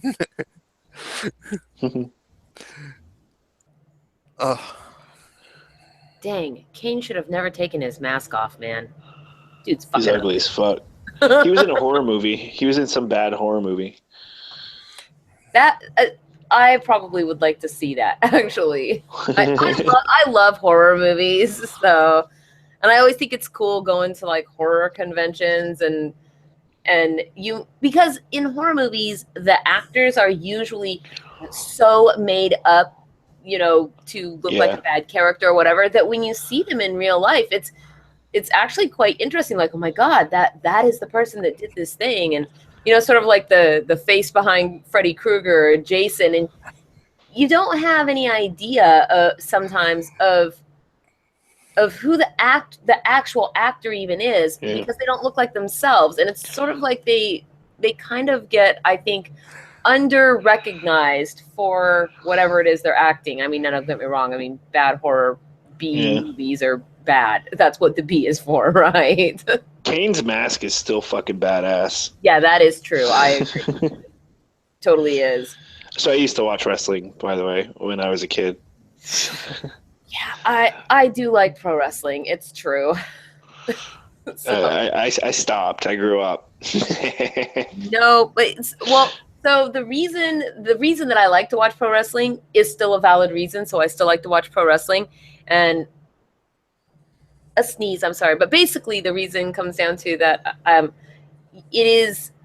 it doesn't really have any pretenses of trying to be some kind of super real thing. I mean, it is basically a live male soap opera of shit talking, because that is all those guys do. They just get out there and shit talk each other in the ring, and then you have like these super exaggerated, I don't know. I guess it's good, brainless fun for me, with a little bit of a storyline, and I kind of like that. So, well, if you want to see Kane in a horror movie, it's called See No Evil. See No Evil. Well, what about the other two? Can we talk about it? Can we hear about it? The other two what? See No Evil Kane. Okay, I'm gonna Google it. I don't know what his name is. Ooh. He does look big and ugly there, doesn't he? Yep. What do you guys think is the best horror movies? The best horror movie. Well, I guess I sort of differentiate between the types of horror. So you have psychological horror, you have slasher horror. You have the straight up blood and gore. Mhm. So I guess that I kind of differentiate between the types of horror. Well, okay. Yeah, there's that. The Shining is fantastic. Yeah, Shining is like art house horror. Yeah. Yeah, Kubrick. The Shining Kubrick. book is really good. Yeah, Stanley Kubrick is fucking genius. Like everything he touches turns to gold. Yeah. Another. But he took a lot of liberties with The Shining. My He wrote his own movie. the movie The Shining, in the very beginning of the movie, it's the only time you see it because the hotel in which it was filmed was in Colorado, but they show you at the beginning of the movie what the front of the hotel is supposed to look like, and that is a different place. It is actually Timberline Lodge at Mount Hood in Oregon. And it's the old lodge. It doesn't look like that anymore. But my grandfather helped build that lodge that is in the beginning of The Shining. Oh wow! Yeah, so I do have a fondness for The Shining. I also really like Silence of the Lambs because that's kind of a psychological horror. It's probably That's thriller. That's thriller. I don't even call that a horror movie. Yeah. No. I don't a thriller. When I think horror, here's what I want when I see horror. I don't even think of slasher films as horror films. I think of actual supernatural elements need to be in it. Oh, really? Because I think of well, in a lot of slasher films, do have maybe not supernatural. because When it got to the point where it was Friday the 13th, my favorite slasher film of all time is Friday the 13th Part 7, The New Blood, where there's the girl that has telekinetic abilities, and she's like, it's like Carrie versus Jason, kind of. Yeah. It would come on TBS all the time when we were kids. I really liked The New Nightmare, though, the Freddy movie that's fourth wall breaking. Oh yeah, it was like the meta Freddy. Yeah, I really like that movie. I still do to this day. I haven't think that's watched the best. that. I think I saw that in the theater when I was a kid, and I didn't really get it. It's a kind of, it's almost a comedy. It really is. It's a parody of itself. My original Avatar came from a movie that was like that. The Seed of Chucky is like that. Yeah. Well, I didn't like Seed of Chucky. I thought Seed of Chucky was pandering at that point. Bride of Chucky, though. Seed of Chucky is a party movie. It's kind of not that great of a movie, but it's really fun to watch with friends while you're talking because it has a lot of really funny parts. But I saw Bride of Chucky in the movie theaters, and I thought, because that was the first one. I saw it in the movie theater too. Yeah, where Chucky stops, where Chucky became a parody of itself. And I did not realize that was the kind of movie I was going to see. Uh-huh. I don't know if I had seen the trailers or anything, and I was looking at seeing a straight up horror movie, and I thought it was the funniest thing I ever saw. I thought it was the funniest thing I ever saw at the time. I probably, if I looked back at it, I'd be like, this is fucking retarded. But it was, and I like the little references too, where it's the doll's missing, and there's a Freddy mask or Freddy glove, and there's a Jason mask, and there's all this shit in there that's from all the other movies. I don't remember that part. That's funny. I think that one of my all-time favorite.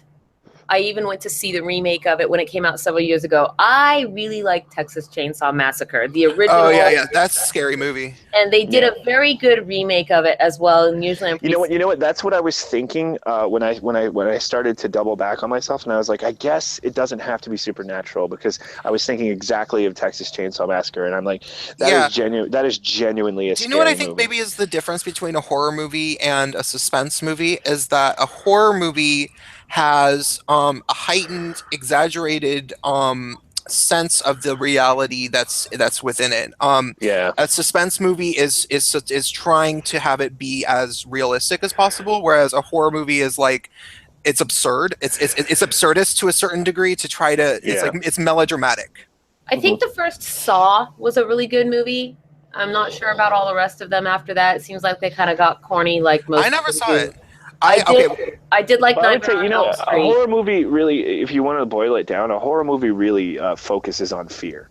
Silence of the Lambs isn't trying to make you afraid. It's more of a whodunit in a sort of sense. Yeah. Even though we know who did it, it's just sort of it's a detective trying to solve a crime. It's a thriller. Yeah. Right. Well, and But you're a learning. horror is like, here is the absolute. It shows you like it either shows you like the raw brutality of humanity, or it's paranormal. You know, things that we think about that we're afraid of, and it's playing literally and purposefully on what makes us afraid. Yeah, and suspense also is very, very, very plot driven. Like in Yeah. the whereas horror does not necessarily have to be at all. What would you guys classify the movie Seven as? Thriller? No. Yeah, with Brad Pitt and Kevin Spacey. I'd have to watch it again. Probably a thriller though, more so than I wouldn't say horror necessarily. It's actually more of a crime drama. Yeah, kind of. I would say so. I didn't really like it. I thought it was way overrated. Really, I thought it was great. Oh yeah, I thought it was great too. Performances help it. Oh, well, okay. Here's another thing to keep in mind, though. That came out when I was a teenager, and I was obsessed with movies. I actually worked at a movie theater for 2 years, and I could see any movie I wanted to for free in the theater all the time because I could see anything in the entire chain. And I saw every movie all the time, and I was so hypercritical because of how many movies I always watched. So I might look back on it and actually realize it's a good movie. But I was just, you know, when you're a teenager and you're really into something and you're just incredibly critical about it. Yeah. Yeah, it was that for me.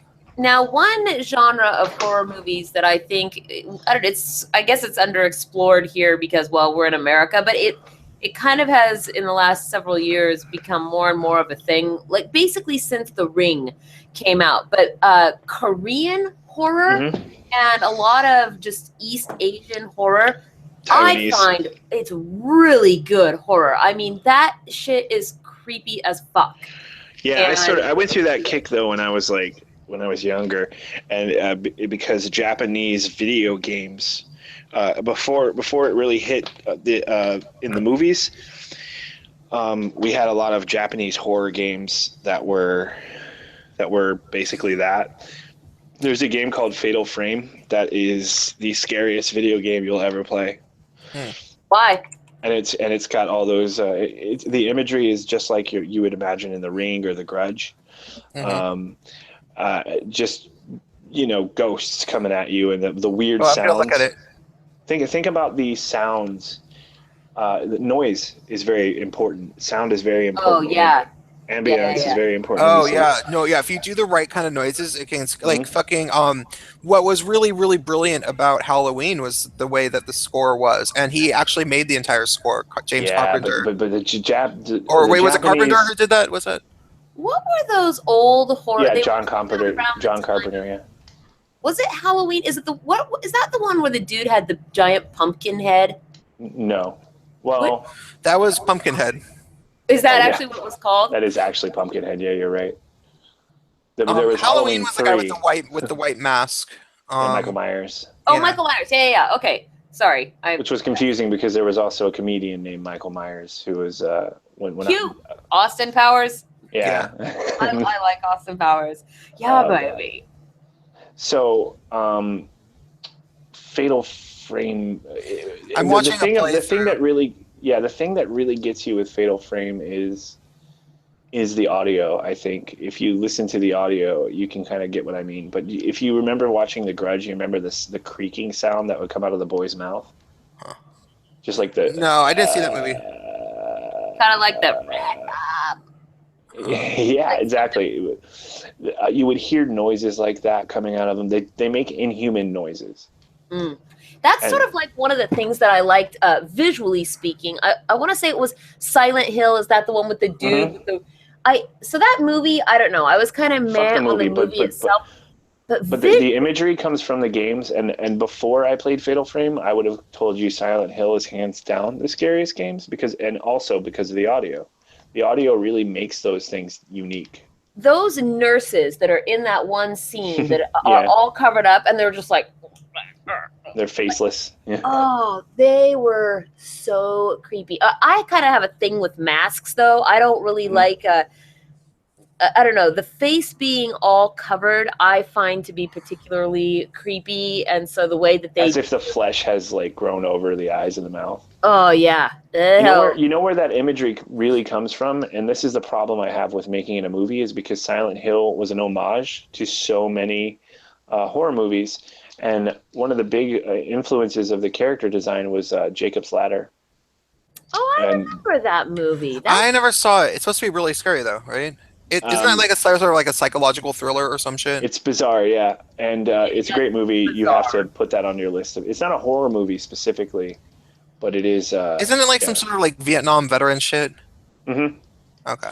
It's a fantastic movie. You have to see that. I can't believe you haven't seen that if you were a cinephile. No, yeah, it's something that I had always meant to see, but you know how you just have those movies that are like that and you just never actually watch it. Do you know what I watched, which is a really great movie, about probably 6 years ago, and I was like, how did I never see actually just watch this whole thing? Is Scanners. I have not seen Scanners. Oh, I've with the head explosion. No, okay, so I think that's Scanners 2, which is not that good of a movie, and that would come on. No way. There's head explosions. No, there's head explosions in Scanners, but if you actually watch it's just a really amazingly good movie, and there's weird shit in it. It's all about telepathy, and it's about, but it's like there's a really complicated plot, and it's really beautifully shot, and I would place that under sci-fi. No, it's not really a horror movie necessarily. Maybe sci-fi horror. It's a little bit of a it's a little bit suspense sci-fi or something. Oh, you know what I thought was a fucking terrifying movie? We snuck into the theater to see it, but we didn't quite understand what we were about to see. Whoops.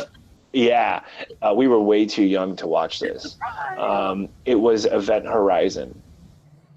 I don't think I ever saw that. Oh, that movie fucked me up, dude. I'm wondering if I ever saw that. Let me take a look at the preview. Do you know what's a really, really fucking scary movie? Still scares me is Hellraiser.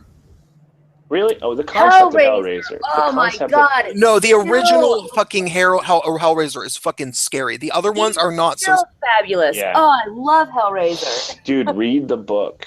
It's a short book. I think it's called Heart of Darkness by what's his face? Clive Barker. It's disturbing. It's really fucking disturbing. And the problem is that the idea is hell, and that is a hard concept to because it's eternal. I actually want one. I want a lamentation configuration. The name of the box. Oh, I want one of those so bad. I don't think I saw this Event Horizon movie.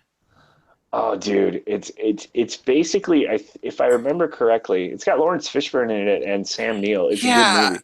What's it about? It's like some sort of sci-fi, but it's like actually sci-fi horror. It's horror. But they're in space, so it's it is sci-fi horror, right? Yeah, but it is horror. I mean, the sci-fi elements come secondary to that. I don't think I saw this. Let me try to remember this. Have you ever played? Do you play video games? I used to play lots and lots of games. Street Fighter. Did you ever play? Yeah. Did you ever play Dead Space? No. I feel like Dead Space is heavily inspired by Event Horizon. I stopped playing video games around 2005, and so basically anything past 2005. I don't know when it was. But I've played about 5 to 10 games that are on Xbox. Well, the thing about if I might be misremembering, but they go through. They basically are looking for a derelict ship or a ship that stopped responding. I think I might be mixing it up with Dead Space though, but either way, one way or another, they end up going through a portal. Mm-hmm. That is essentially where hell is. Basically, by space travel, they have found hell. They go through a wormhole and they're in hell. Yeah, essentially, and that's a spoiler, I guess, in a sense, because good job, you ruined it. But it doesn't matter, and yeah, just a fuck ton of freaky shit happens. Sam Neill gets possessed, I guess, by the devil or something like that, and just a whole bunch of horrific scenarios play out that are like hallucinogen kind of stuff starts playing out. It's a quality horror movie. It really is. Do you know a movie I always hated so much that reminds me of what you're saying? I don't think I ever watched the whole thing, but so many people like this movie, and I hate it. I just cannot stand it. That fucking movie with Jennifer Lopez, Cell. Oh, I saw that in the theaters. There's imagery in it that's awful. Well, everybody said that the imagery was like cool, and I just thought it was so boring and stupid. It was like they go in some like psycho killer's head or something, or like. Yeah, well, I remember. Let's just say I remember this from when it was in the theaters, and I haven't seen it since. So I was, but I thought it was cool. All I really remember though is the image of the horse being cut in several pieces. I bet it looks shit now. Huh. The CGI, I'm sure, is probably terrible now, but like, I don't know. I remember liking it. I just don't remember it. See, now one horror movie that I think is a brilliant classic, although I don't find it scary in the least, is Nosferatu, the really old black and white silent. What was the one with Willem Dafoe that was like the making of it, but it was Shadow of the Vampire?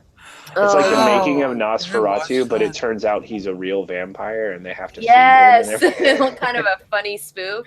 It's funny, but it also has some scary moments as well. What was that movie with Johnny Depp that was kind of like that?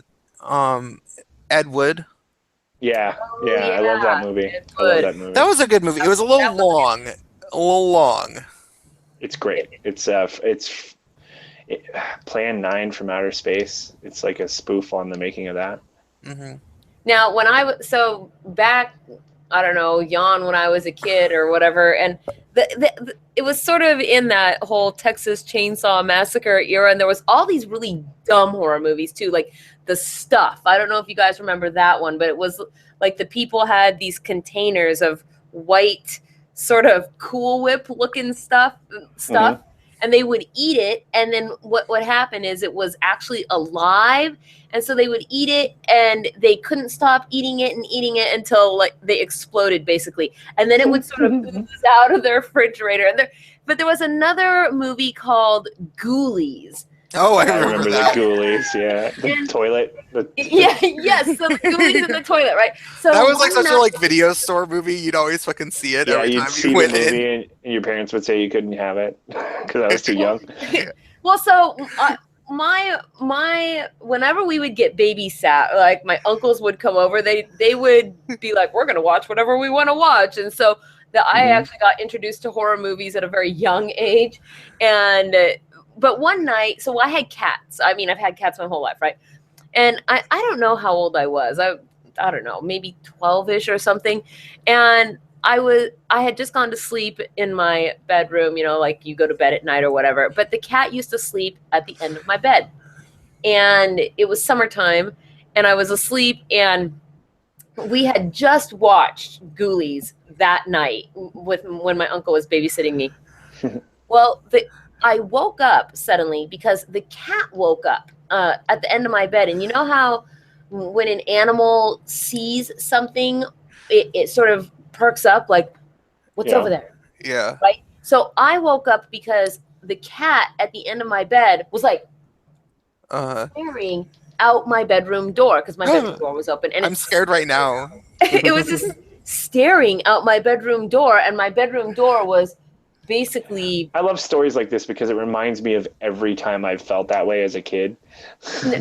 Well, my door was just down the 2 steps, from the bathroom, right? Well, I was like, oh my God. So I kind of sat up in bed and I'm like looking, and then all of a sudden something was just like whoo, up the hallway and whoo, down the hallway. And I was just like, oh my God. And my cat was, I knew it wasn't just my imagination because the cat was right there. And the cat was just like, getting all riled up or whatever. And I was so scared. And so sounds like a mouse. It was big. It looked like it. I mean, it was not little. It was big enough to have made like claw sounds in the carpet. Well, like a raccoon or something. Freaked the fuck out, like a raccoon or a possum. But I managed the wherewithal to get myself out of bed and like run down the hall to my mom's room, and I'm like, Mom, and she's like, what? And I'm like, there's something in the house, and so she gets up and she goes out and looks around the house, and of course there's nothing there. But the back door, the sliding glass door in the living room, was open because it was summertime, and so the back door had been left open with the screen also open. Well, she didn't tell me that. You know, she was like, go get back in bed. But then I found out the next day because my uncle never, after that, he never to this day has ever let me live down the fact that I was imagining the ghoulie coming out of the toilet. But what was it? What else are you supposed to imagine? What was it? What was it? We assumed that it was either a possum or a raccoon that just came into the house because the back door was open. And they'll do that. They'll do that. And then was just like, what? And then ran back out, you know, like got scared and ran out or whatever. So that would be terrifying though. Okay. It was have so scary. The ghoulie in the toilet. 2 stories that I can tell pretty quick. One was when I was like 15. 16, and my friends that I've known, that I'm still friends with, and there was 3 of us. You know, I would go over to their house, brother and sister. Sister's almost our age, just 1 year younger, and we were like watching movies and had made lemonade, and we were like, you know, maybe we like turned off the TV for some reason for a second, and then we heard this noise, and it's like.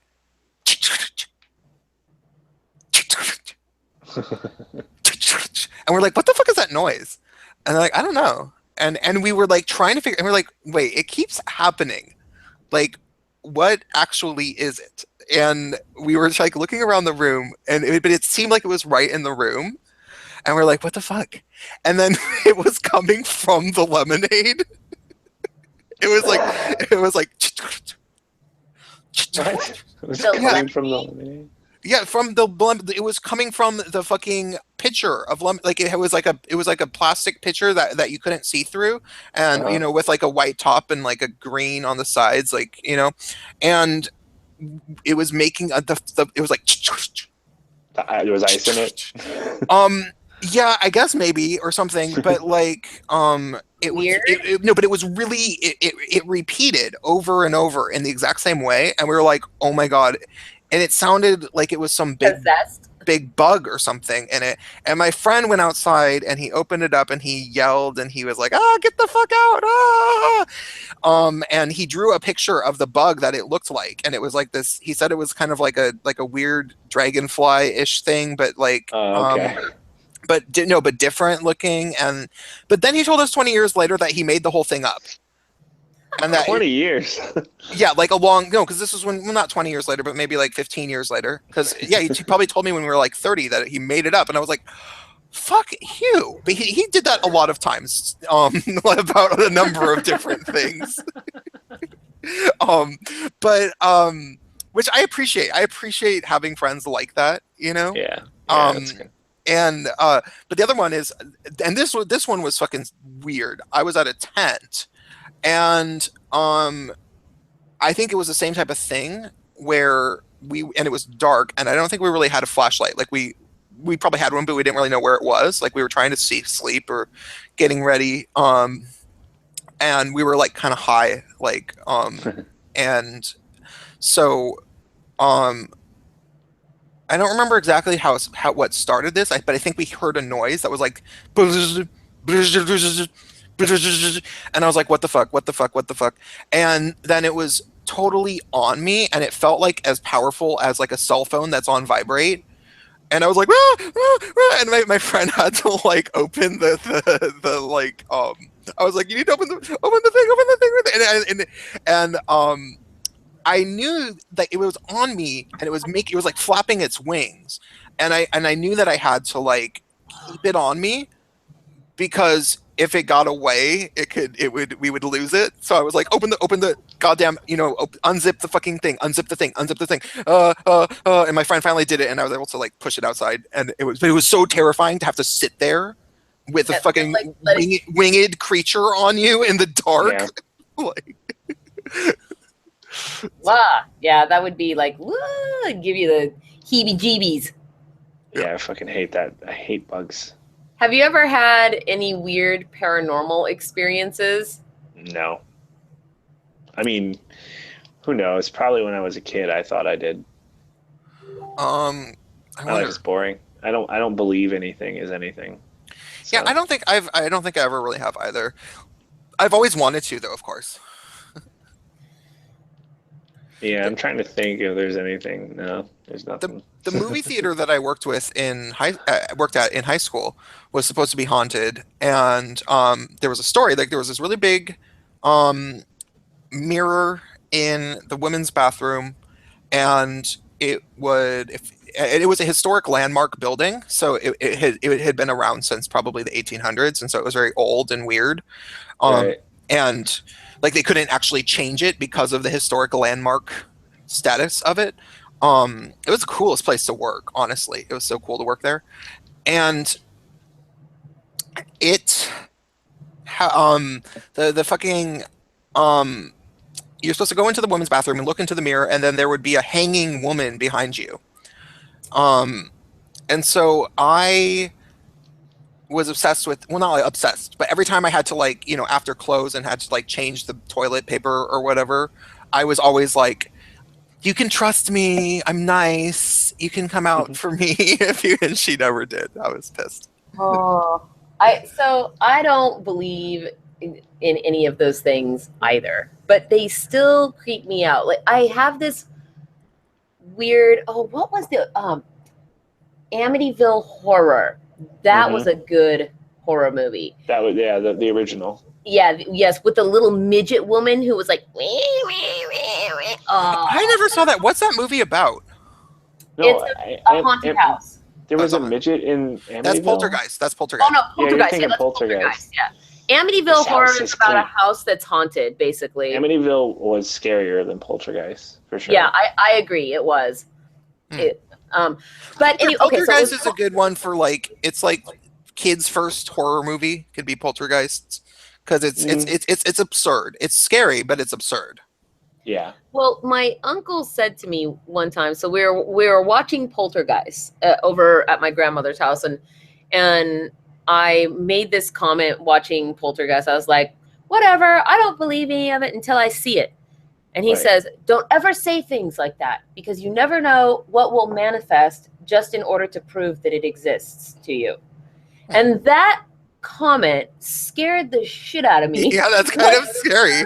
Until I was like an adult, right? And so like and so I still to this day though, I kind of have this sort of completely illogical and irrational superstition about not tempting things, even though I don't believe in any of that shit. I don't think ghosts are real or anything like that. But if somebody had told me that theater story and I had to work after hours alone in the bathroom where the woman is, I would have been like, I'm doing the thing, I'm not looking at the mirror, I'm not looking at the mirror, just not gonna tempt it, just not gonna go there. Yeah, right? I can see what you're saying. Like, go about your own business. I was completely desensitized at that point in my life. Like, I was very traumatized by not by horror movies exactly. I just there was a period when I was a kid where I was really, really scared of being alone at night. I thought that somebody would want to come and kill me. And yeah, it was a weird thing. I would actually, you know, there's very few things I would like to like see a therapist about. I think I'm pretty good at just like communicating with friends and getting past shit, you know.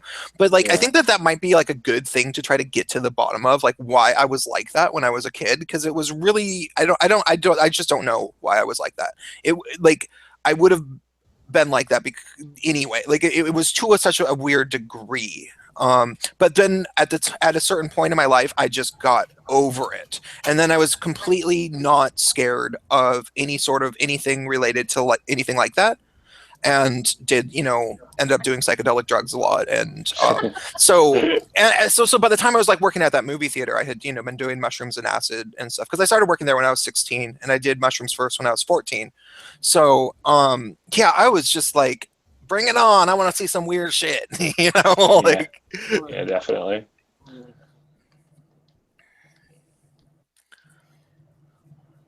I don't know. Uh-oh. Did you guys all get lost? No, I'm here. Oh, okay. It's like everything awkward silence. Just a little bit of awkward silence. Awkward silence. No big deal. Yeah, I don't know. So I have weird experiences that I don't know. So when I was very young, this is this is actually one of my earliest memories in life. And I must have been, and I only know this because I know that, oh, God damn it. You are why I put lids on my coffee, because you get up here and knock all of my things. Talking to my cat here. Yeah. But when I was about 3, and I know this because of where my family lived at the time, my dad used to drive for Budweiser, and he had this red kind of a windbreaker jacket that had the old Budweiser logo that sort of looked like an hourglass on the back of it. And so he would be gone, for weeks at a time because he was long haul. So one time though, the living room window was one of those like large windows that kind of looks out over a walkway up to your front door, right? So, and then the whole living room is right there.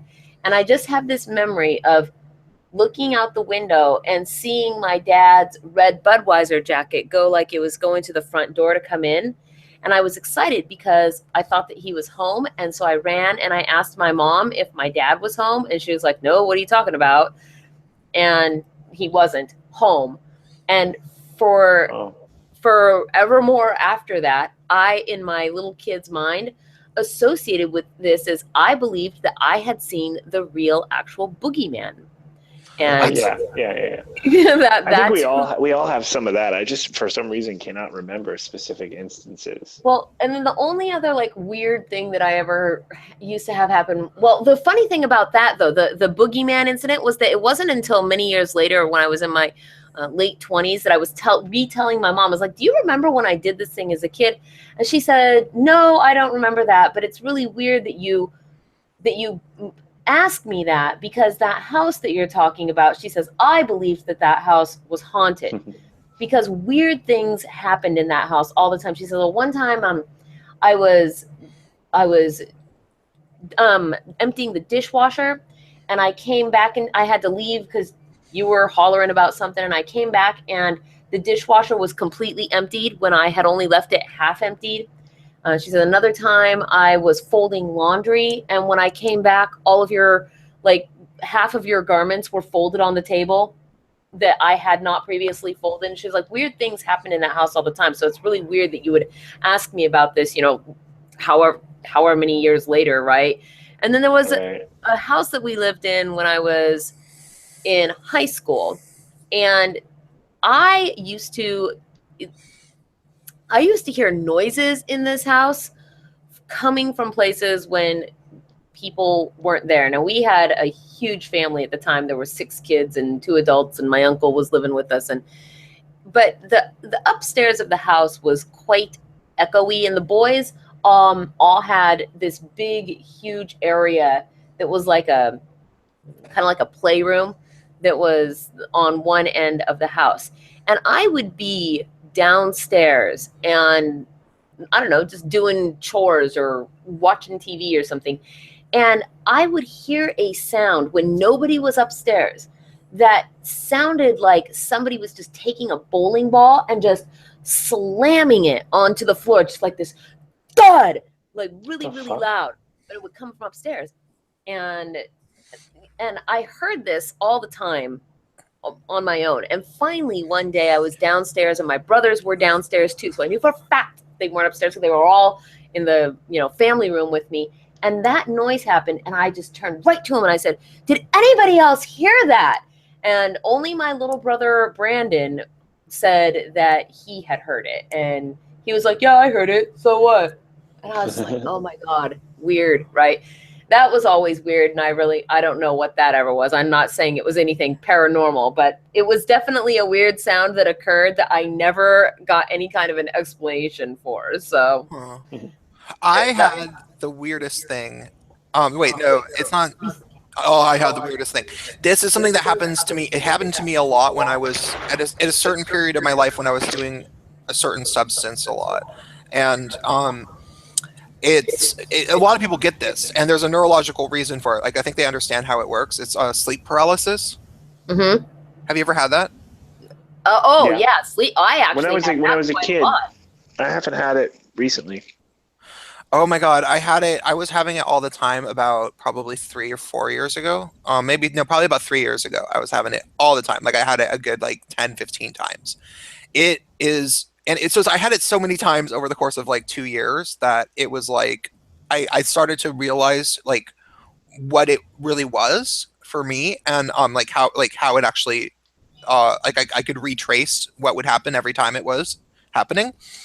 What it was I would be dreaming, and when you're in a dream world, you're fully you feel like you're moving around. You feel like you can walk around, usually, at least to a certain degree. Right. Sometimes you have those dreams where you're like trying to run and it's like being kind of like in quicksand and you're like, what the fuck, or something, like something like that. And you're in the dream world, and then you wake up, but you forget to how to be in your body. You forget how to. Yeah. It's like you're disconnected somehow. You can't come back to your body, and you're confused, and you have to like force yourself to move, and then once you move, you can feel your body again, and then it's fine. Yeah. But you have to like try really, really hard to like move your body, and it's horrible. God, It's a it's horrible. weird because I haven't thought of that in a long time. Yeah, I used to get that all the time when I was a kid. Yeah. So when I actually am a super prolific dreamer. I mean, I will get anxiety if I am unable to remember my dreams for about a week. I can go about 1 week.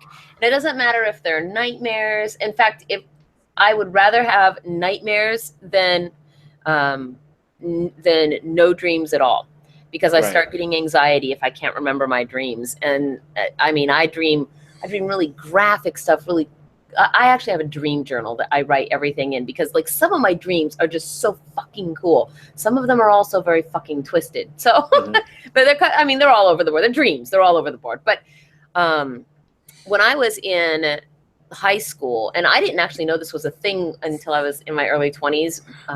But I did tons of sports, and I was anemic. But I didn't know that. But because I did all of these sports and was constantly like very exerting myself, I would actually, like my alarm would go off. I would pass out. I'd black out basically. So like my alarm would go off in the morning to go to school, and I would get up out of bed and I would go to my bathroom, and then 10 minutes later, my eyes didn't even open. They just came back into focus, and I'd be laying on the floor staring at the ceiling, because halfway to the bathroom, I just would pass out. And then, whoop, and I remember one time, and this used to happen to, like, I would do this all the time, like waking up from a sleep. I actually one time got up off the couch from a nap, took 2 steps, and literally crashed face first into the glass sliding door, because I just passed out straight into it. And my brother was like, what the fuck is wrong with you? And I'm like, oh, I don't know, forget about it. And like I used to do it all the time though. And finally one day, the reason I know that my eyes never were closed is because one day I was at my grandmother's house, and she had made lunch, and I had fallen asleep on the couch for like a little nap. And she says, she came to wake me up, and she's like, lunch is ready. So I went to get up off the couch, and I walked around the end of the couch and just passed out. And then the next thing I know, my grandmother is standing over me going, what are you doing laying on the floor? Well, I got up, because like, whoop, she comes into my line of sight, and I'm like, I don't know why I'm on the floor. So I get up and I go to the counter, and I said, were my eyes open? And she says, yes. So I was just laying on the floor, completely blacked out, but with my eyes wide open. Now, how fucking creepy is that shit? Mm-hmm. But that pretty much stopped happening to me once I started taking vitamins. And then I have not had that. Very rarely does that happen now, but Weird. It's kind of up there. The whole sleep paralysis thing, I'm pretty familiar with that. That happens to me more than It still happens to you? Sleep paralysis? I wonder if it relates to the intensity of your dreams, because I don't really dream that much anymore. Huh. Oh, but it was vitamin K that I had to take actually to stop Oh. being anemic. Sorry, somebody in the chat was asking. So I want to say what my reoccurring dream, like my reoccurring nightmare is, You're which echoing a little bit. I don't know why I am. I think it's on Sister's computer. Let me mute her and see. Let me. Yeah, see. Sister. I don't know why it's only me. It's weird. Yeah, My it's voice weird. picks up. My voice picks up the nasal register or whatever. So when I was my reoccurring nightmare that I've had countless times, is that I'm is basically just simply that I'm back in the fifth grade, Mhm. and they're like, yeah, you woke up, you were asleep, you thought you were an adult, but no, now you have to go to fifth grade through sixth grade, seventh grade, eighth grade math again. And I'm like, oh fuck, I gotta relearn how to like factor and shit. Fuck And that's what you're that. concerned about. I would be like, fuck yeah, do over. Oh my god, no, I hated math class and shit. Yeah, but I'd I- have non-smoker lungs. Like, that's Yeah. where my mind goes with that. To me, that's great. yeah, that's a good point. And I know the future. I could manipulate the future because it sounds like you were an adult. Oh no. I was smarter than my teacher in the fifth grade. And that's the first time, like the fifth grade was when I started to realize that I was like not going to fit into the world at all. Like Oh, really? yeah, I had okay. So in the fourth grade, I had a really okay. Third grade, I was starting to be weird because I went into the gifted program, and like I had a few weird friends, like sorta, but they were like wholesome, Right. and like they had nice parents and stuff, and I sort of still thought I was like a normal kid. Then in the fourth grade, I met weird like two other kids that were like weird, like had messed up home lives, and Mhm. so it was like, and then we were like really good friends. But in that class, the teacher actually really liked me, and she was a really cool teacher. I plan to make a video about her someday because she was a what she did, which she seemed like a lesbian, and but the kind that likes boys and men, you know. Like a normal lesbian? Yeah, well, there's like the man hating, boy hating lesbians, that are I just call those feminists. yeah.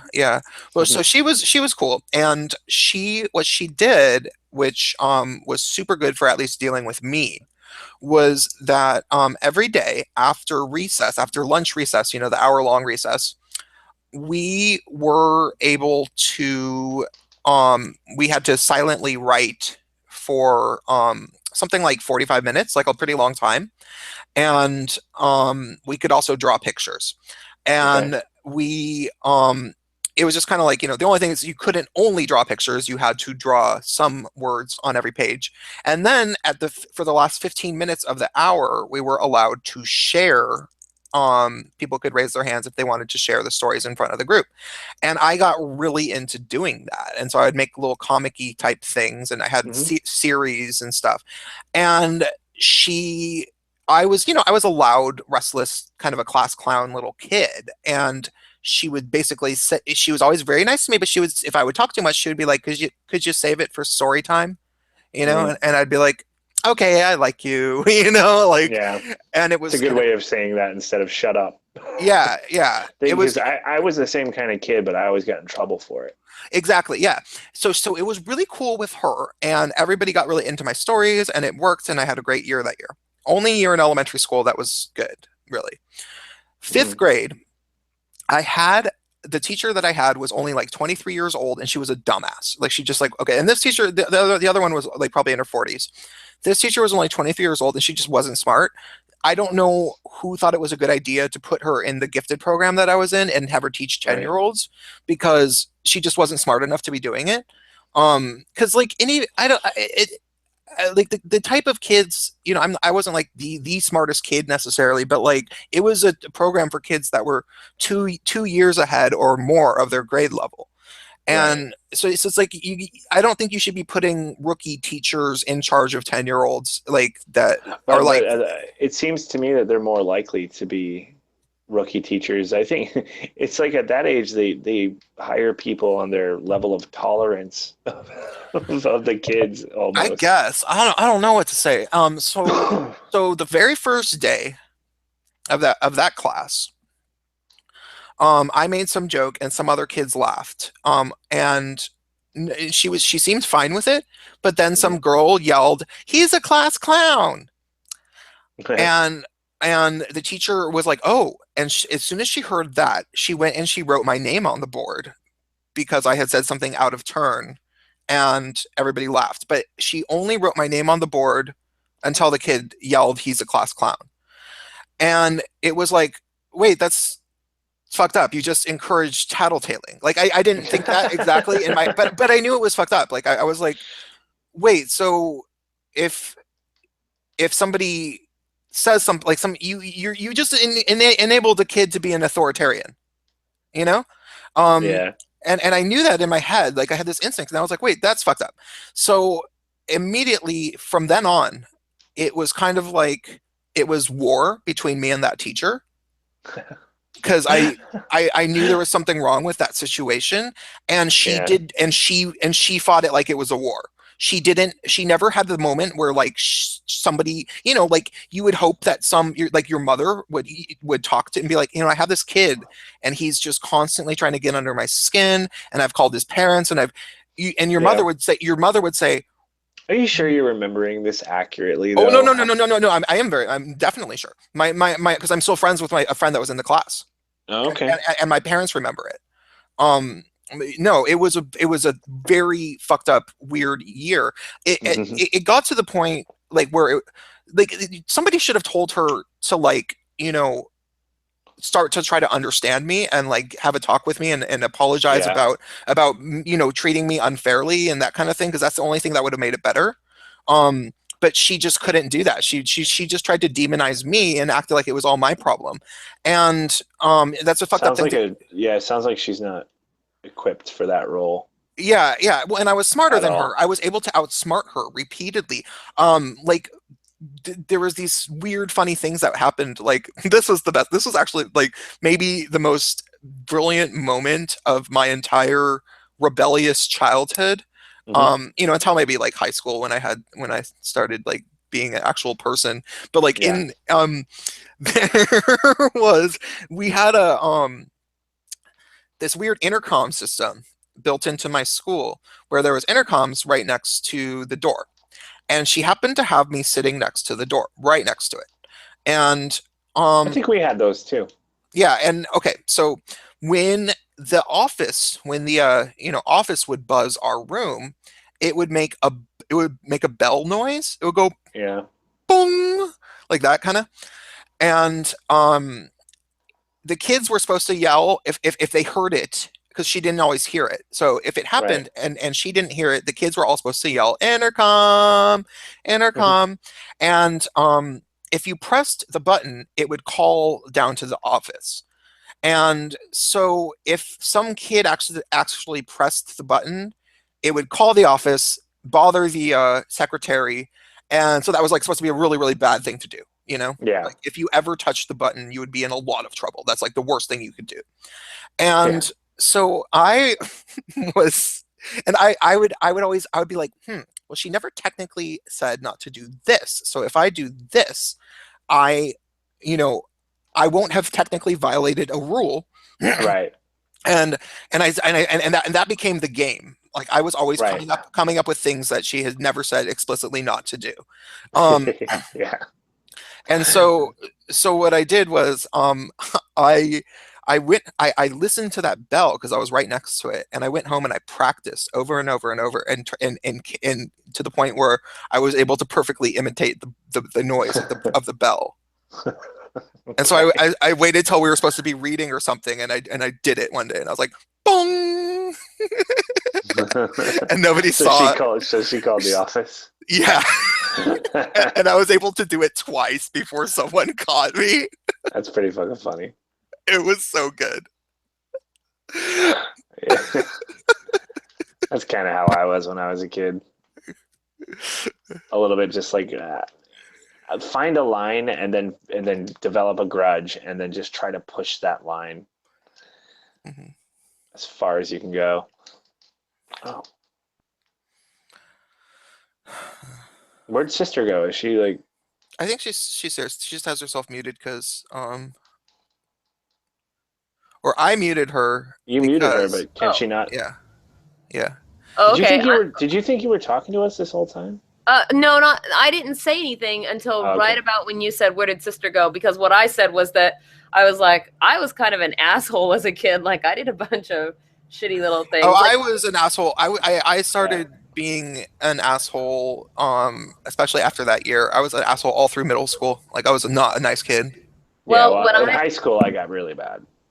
But you see, I was actually mostly pretty nice in high school. There were a yeah, few- I think I was definitely better by the time high school rolled around. When I was younger, though, No. freshman year High I was school. kind of a little crazy, and then right around, after it was actually no the summer after freshman year I did acid, and I tripped on acid, and I like decided to be nice after I tripped on acid for the first time. High school is when I started smoking weed. So, yeah, I didn't do any of that in high school. I actually got caught when I was 16, and I had to go to juvie a bunch of times. Everybody thought I was a badass. My cousin and I, when we were kids, because I don't know, in high school, I guess I don't feel like I don't know. It's hard to say because I guess I did do, but I don't know. I wasn't a jerk to people. I just kind of did shit that I wasn't supposed to do. Like I would sneak out all the time and just run around. So we lived on a golf course for much of my high school career, as it were, and I would just sneak out my window, and I girlfriends of mine that lived up and down the road, we would all go golf course running. And sometimes some of the guys would come with us, like they'd drive over to someone's house and then we'd all just get out, because you weren't supposed to be on the golf course at nighttime. So, we just went, and all we would do was run around the golf course. But, one time there might have been, somebody might have made a hood ornament disappear off of a car because it was popular to collect those. And there might have been a street sign here or there that went missing randomly. But I don't know. I guess I don't consider those. Like, what would I consider asshole-ish? I think one of the most asshole-ish things I did was, there was this guy that had this crush on me all through high school. And I didn't want to have anything to do with him. But he was very insistent in pursuing me. I mean, he would call me, he would try to come over to my house and talk to me. And finally one day I was like, listen, dude, I don't want to talk to you. I don't like you. I don't want to talk to you. Don't want to hang out with you. But if you insist on being able to talk to me, there's my milk box. You can write notes in this spiral ring notebook and leave them on the milk box. And then I'll read them whenever the fuck I have time to read them.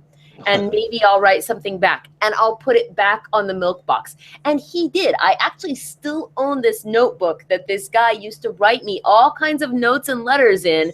And then I would maybe write back to him if I felt like, but I never talked to him. Like, I was like, I don't want to see you. I don't want to talk to you. So just leave your shit on the milk box and I'll return it. And he would come and check my milk box and take his notebook back and write me more stuff. Like, what if he's like a supermodel now? And he's like filthy rich. No, he isn't. I saw him a few years after high school. He was a very rectangular guy. I mean, he was just sort of, I don't know. He was just kind of doofy is all. He wasn't ugly. Yeah. He wasn't cute. He was just very mundane, and he was married to some chick. I don't know. It was weird.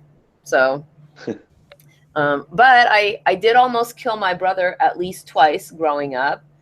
And my cousin and I, there was this little girl that lived, Megan was her name, lived down the street from my cousin.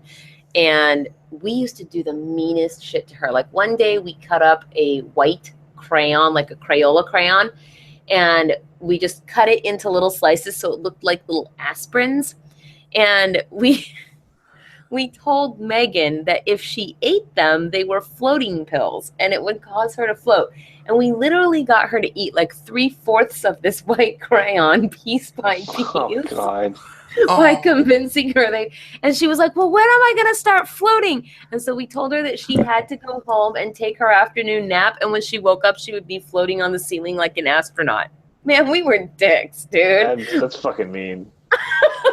We were mean. We were mean girls. Crayons are designed to be edible, though, right? Yeah, they're Probably. non-toxic. Yeah. They are non-toxic. Like we just used to do the like one time we told her that I was deaf and I just sat in the middle of the yard pretending like I couldn't hear anything she said and that only my cousin could talk to me using sign language. And so she would talk to me and make all these hand motions and I would just make hand motions back at her and then she would translate them to the girl. Huh. Like, I had this fucked up little friend when I was a kid. Like, his name was Kai, and he lived down the street from me. And he was the only adopted kid in the neighborhood, and he was adopted from South America. And he from Colombia was where he was from. I don't know if his siblings were, but they were also adopted. Two older siblings that looked like they maybe were from the same, region as him. And they were all very cool kids. Like they were all quite smart. And he was the bad one. He was the littlest one. And he had this thing where they had a poison berry bush outside of their house. And it was like some sort of holly bush with thorns on it, and it was like poison berries, and they should have just cut the fucker down. But when he first found out that he was adopted, I don't know how old he was. He apparently ran outside and started eating poison berries because he was so mad. And then at one point, I was playing with him, and we would do bad things together. Like he was like the neighborhood bad kid, and he started eating poison berries, and I was like, and he's like, "It's fine," and I'm like, "No, it's actually not." Like, and I had to tell his parent and his mom, and his mom made him take Ic-Cap, and he was like puking, and I remember. Oh. Yeah, and I was like still there, like she didn't send me home. Oh no. Yeah, I remember weird. one time in high school, I think it was my sophomore year, and some buddies of mine lived in this like a condo complex. So there was all these condos in this sort of gated neighborhood. And one day, so we always used to go over to his house on, I don't know, it was like a Tuesday or a Thursday or something like that. And one day we're all over hanging at his house, and he's like, "Guys, listen to this." And he pulls out this piece of paper, and he's like, "This is the newsletter for the little complex that we live in." He's like, "Listen to this, like the security report." And he reads what the security report highlights are out of this newsletter, which are basically like, the one he read us was, drove by tenant's house, garage door was open, 11:50 p.m. Notified tenant, garage door closed. He was like, "That's it. That's the exciting security news for this." He's like, "These guys are obviously too fucking bored if this is the only thing they have to report in their monthly newsletter," right? He's like, "So we're going to take it upon ourselves to make it not boring for them anymore." So we started antagonizing these security guys that used to, he's like, "So every night at 10 o'clock, security drives by my window." And we would all get together at his house, and then we would do shit like we'd wait for them, and as we saw them coming, like we would launch water balloons out his window just so that they would land in front of their cars, and then we'd all run downstairs and go out the front door. And when we saw them, like if the security was coming, because you're not supposed to be out past 10 or whatever, but we would see the security and we would run in front of the security cut, like from one bush into another bush, right? We weren't actually doing anything except for fucking, and so they'd stop their car and they would open the door and they'd get out and shine their flashlight around. And this one time I cut in front of the security guy, and that motherfucker got out of his car to chase me, and I was barefoot. And so I was like, "Oh my God." So I was running, and there was a big pool, a swimming pool area. And I literally had to climb this chain link fence barefoot and dash across the entire pool area, climb a chain link fence, and jump out into a bush on the other side in order to, because basically when he couldn't climbed the fence after me. He got back in his car and drove around to the other side. And I was like, I had to jump in this bush and then like hide and shit. Like, it was hilarious though, because we just used to antagonize the fuck out of them. Like, yeah, we're all running around and they're like out of their car every time. It was pretty great. We were assholes. Huh. Sorry. Yeah, Was that boring? a friend of mine, okay, so this is not even my story. I wasn't there, but I've heard this at least like 5 times, and it's okay. I think that this is how it happened. They would get really bored because they were living in a suburb, and this was probably when they were like 13 or so, like 13 and 14. They decided to go and flash cars, which is weird, especially if you're like a kid. like they put on bathrobes and went to the road. I wasn't there though, so I think that's what, but they were wearing bathrobes and they had their bathing suits on, so they weren't like completely naked. But it's still like, you know, like I don't know what you could cause an accident doing that, you know. And so they were doing that, and they were flashing cars, and they started getting a little bit cocky, and then they actually flashed a police officer. What? Yeah, and they stopped at the corner, and they were like, "Oh shit! Oh my god!" And so they ran back to the girl was like, I think wearing flip flops, and so she was slow, and the boy was like so scared that he, you know, like.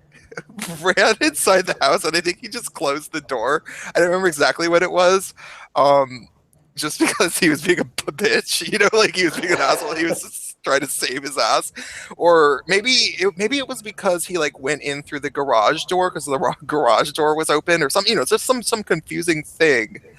And the girl ran and realized the door was closed, and she peed. Oh my god. Jesus. Wow. Whoops. Poor girl. I know. That's so embarrassing. But she always thinks it's funny. She always was like the one that was doing these funny things that would have been the joke on the sitcom, you know, like that kind of. Or like the other one that was really good was I cut her hair and dyed it purple. And I did a really good job cutting her hair, and I actually did a good job dyeing it. It was really, really good. But she didn't, and we didn't tell her. She had never dyed her hair before. She didn't understand. I think I just said, yeah, well, now it's ready to go. It's been, you know, half hour, 45 minutes or whatever. Just go in the shower and wash it up. She went and took a shower. She didn't try to rinse it off under the faucet. She got into the shower. Turned purple. Yeah. But she was like doing it for a while, and it completely covered the shower curtain, and like she screamed, and we like ran, and we were both like, I was gay and her, you know, like her, so we were able to like go into this, and she was like, oh my god, you guys, oh my god, and she was completely purple, and it was so fucking funny. Oh, that would be funny. I confess that would be funny. I remember in the 4th grade, so I have on my right knee, I have a mole, and it is a black mole. It's flat, but it's just a very black little mole that's on my knee.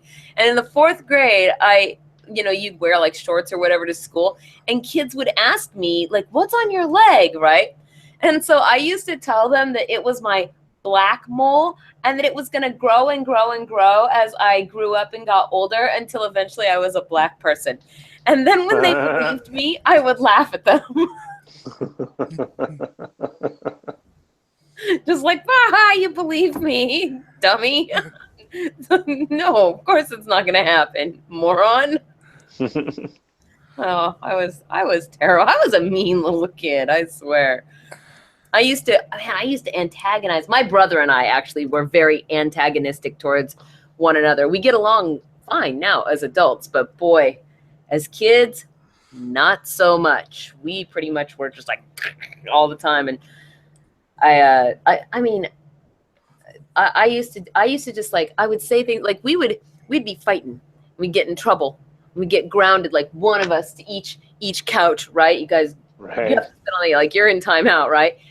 And there's this one time, everybody still gives me shit for doing this too, but we got grounded to the couches, and I was like, Ryan,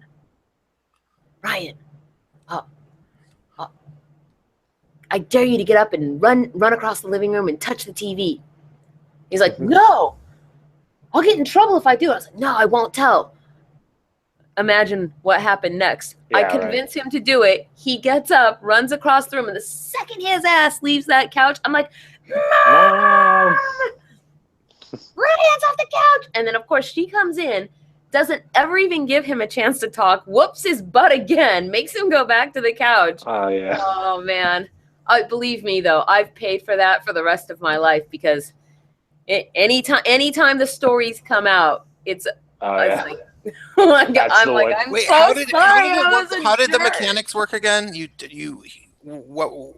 Tell the story again for the beginning. Sorry, What? I missed the beginning of the story and I didn't understand. Oh, I just used to antagonize my brother into doing all kinds of things that he shouldn't do when I knew that he would get in Dude, trouble for them, I- basically. Oh. And then I My same fucking, thing to my my- fucking sister would maybe try to do that kind of shit and it never worked. And she was just really bitchy to me. my sister was 2 years older than me, but she could never outsmart me, like not even probably once. And I don't say that, like I looking back on it, it probably was really annoying to be my older sister Yeah. because I was, and I hate, like she fucking hated me and she could never outsmart me and she would just be mean to me. And then I was like shitty because I was littler than her, and especially when I was really little, she would bully me and like pin me on my back and like spit in my face and shit. And then I would get in trouble if I like hit her to get her off of me. But through an age where it was kind of inappropriate, I would like punch her in the arm a lot because she would be mean to me. And I look back on that and I'm like, oh, I shouldn't have done that so much because she wasn't hitting me anymore, you know? But she was just so bitter and like not nice. And Yeah. Yeah, I didn't ever really. I've never been a hitting person. Now, my brother sometimes would take swings at me, actually, and then we would get in a fight with each other. But I never have really been a hitting type of person. And basically, that stopped long about the time, I don't know, I want to say long about the time I was 17, because that was when he hit puberty. And so he suddenly got taller than me. And one day he went to throw a punch at me and I dodged and I basically just like launched at him and like threw him on the ground. But that was when I realized that this is probably the last time I will ever successfully win a fight against my brother.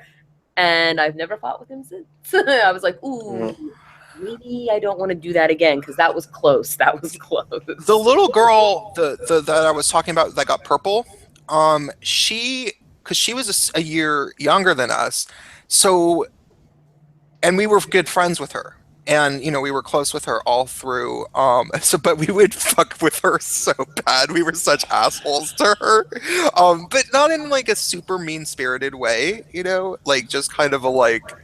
It was always funny to play a prank on her kind of a way, you know, and we would do it to each other too sometimes, but it was largely to do on her. But she did a lot developed, of pranks. Pranks were always fun though. she was one of those kids that like, she would be the wrong girl to get in a fight with because she would beat the shit out of another girl because of us, because she learned how, like, she had to throw a punch. And like her husband now is just like, yeah, oh yeah, she can fucking, she's punched me a few times. Like, you guys taught her apparently. It was like, well, she had to. We fucked with her a lot. You know? Like, Yeah, we used to prank each other a lot as kids, but the pranks were always like, they were not, I guess, mean-spirited. Like one of the things that we used to do, for example, was some asshole would drink the last of the Kool-Aid and then make a whole new thing of Kool-Aid and put it in the refrigerator, but not put any sugar in it. So the next person running around in the middle of the summer, super hot outside, runs inside, pours himself a glass of Kool-Aid, and is like, you know, because like, oh man, it's so sour. Or we used to wait till people got in the hot tub, and then we would go up on the upper deck and we would take just like pictures of ice cold water, and we would dump it on them from above because they're in the hot tub. We just whoosh, splash them with cold water, or we would throw water over the top of the shower when someone was taking a shower that was freezing cold water. I don't know. We used to do fun little pranks. We used to do the whole shaving cream with the feather one, where you yeah, when they're sleeping. We did that one a lot. I never looking back, I want to remember that I got pranked by my friends, but my friends didn't prank me because I don't think I was very good at laughing at myself until, maybe I would be in high school, but I don't really remember that. But like it's like I look back on it, it's like I missed out on being pranked. But it was because my sister, who was older than me, was so mean-spirited, and anytime she would, do a prank type thing, it wasn't even clever, it was just purely cruel. And so I didn't handle that kind of thing well, Like, it was just like, okay, maybe if this was a funny joke, but you're just being mean to me, and that's all you ever do. And so yeah, it's a shame, because you look back and it's like, oh man, a lot of kids that had ongoing running joke pranks, and they could take it because they knew that that's what was going on. And I didn't have that skill as a kid. Yeah, I don't know. We were just I don't know. Everybody in my family just all had this sort of pranky kind of, I don't know. That's how everybody was. So I guess it was always going, you just had to fucking suck it up, Buttercup. Yeah, my friend, the one who's the older brother of the sister that we would prank the girl, it was always his idea. He was the one that would come up with the pranks, and I would just sort of do them.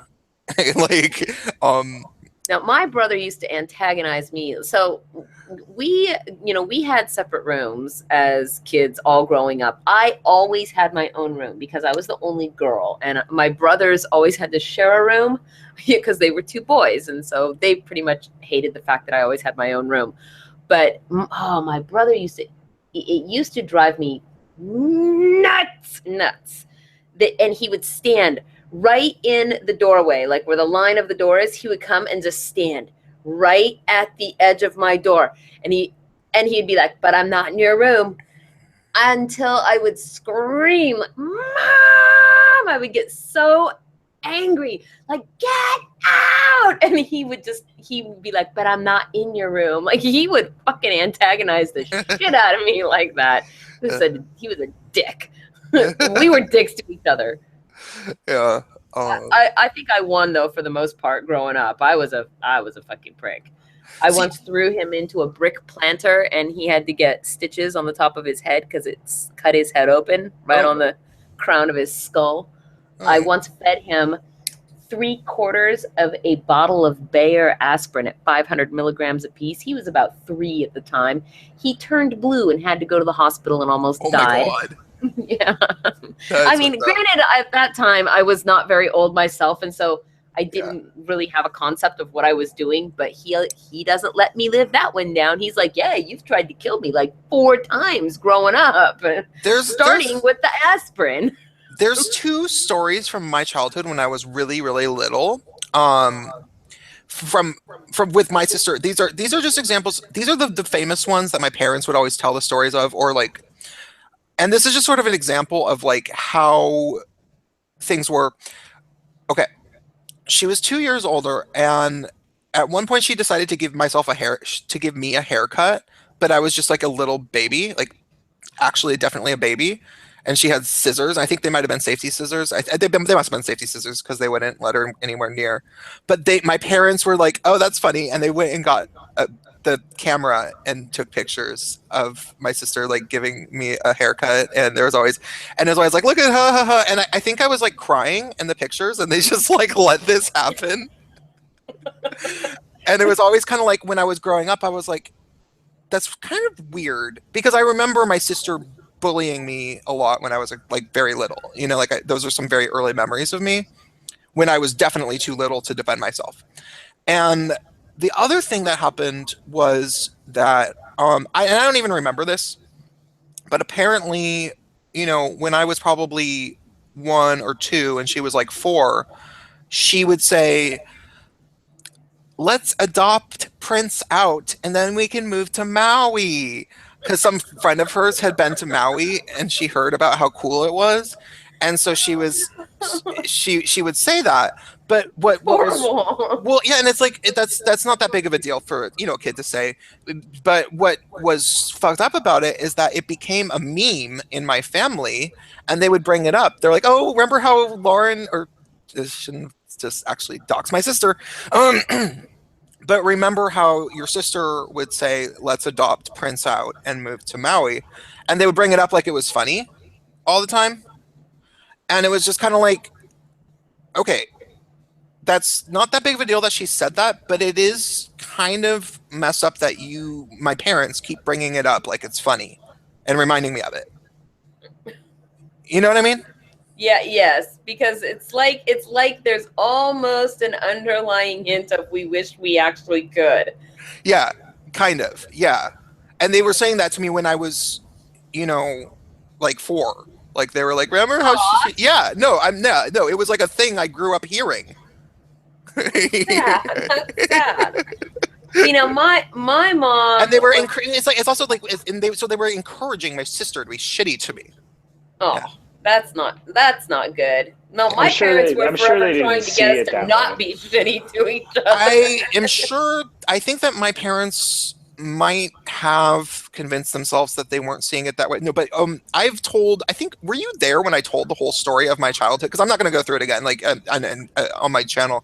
I might, go through specific incidents, but I actually told on my birthday, I told the entire story of my childhood and why I had a very uniquely screwed up childhood. Just psychologically. Before I got there, because I was only very briefly on that stream. I basically popped in to say hello, and I was only there for about a half hour, I think. So, okay. Well, I'll just suffice it to say, this story of how I was like conceived and my parents divorced. They got divorced twice from each other by the time I was 5. You mean they got divorced, then remarried, then got divorced again? Yeah, like a year later. What? Yeah.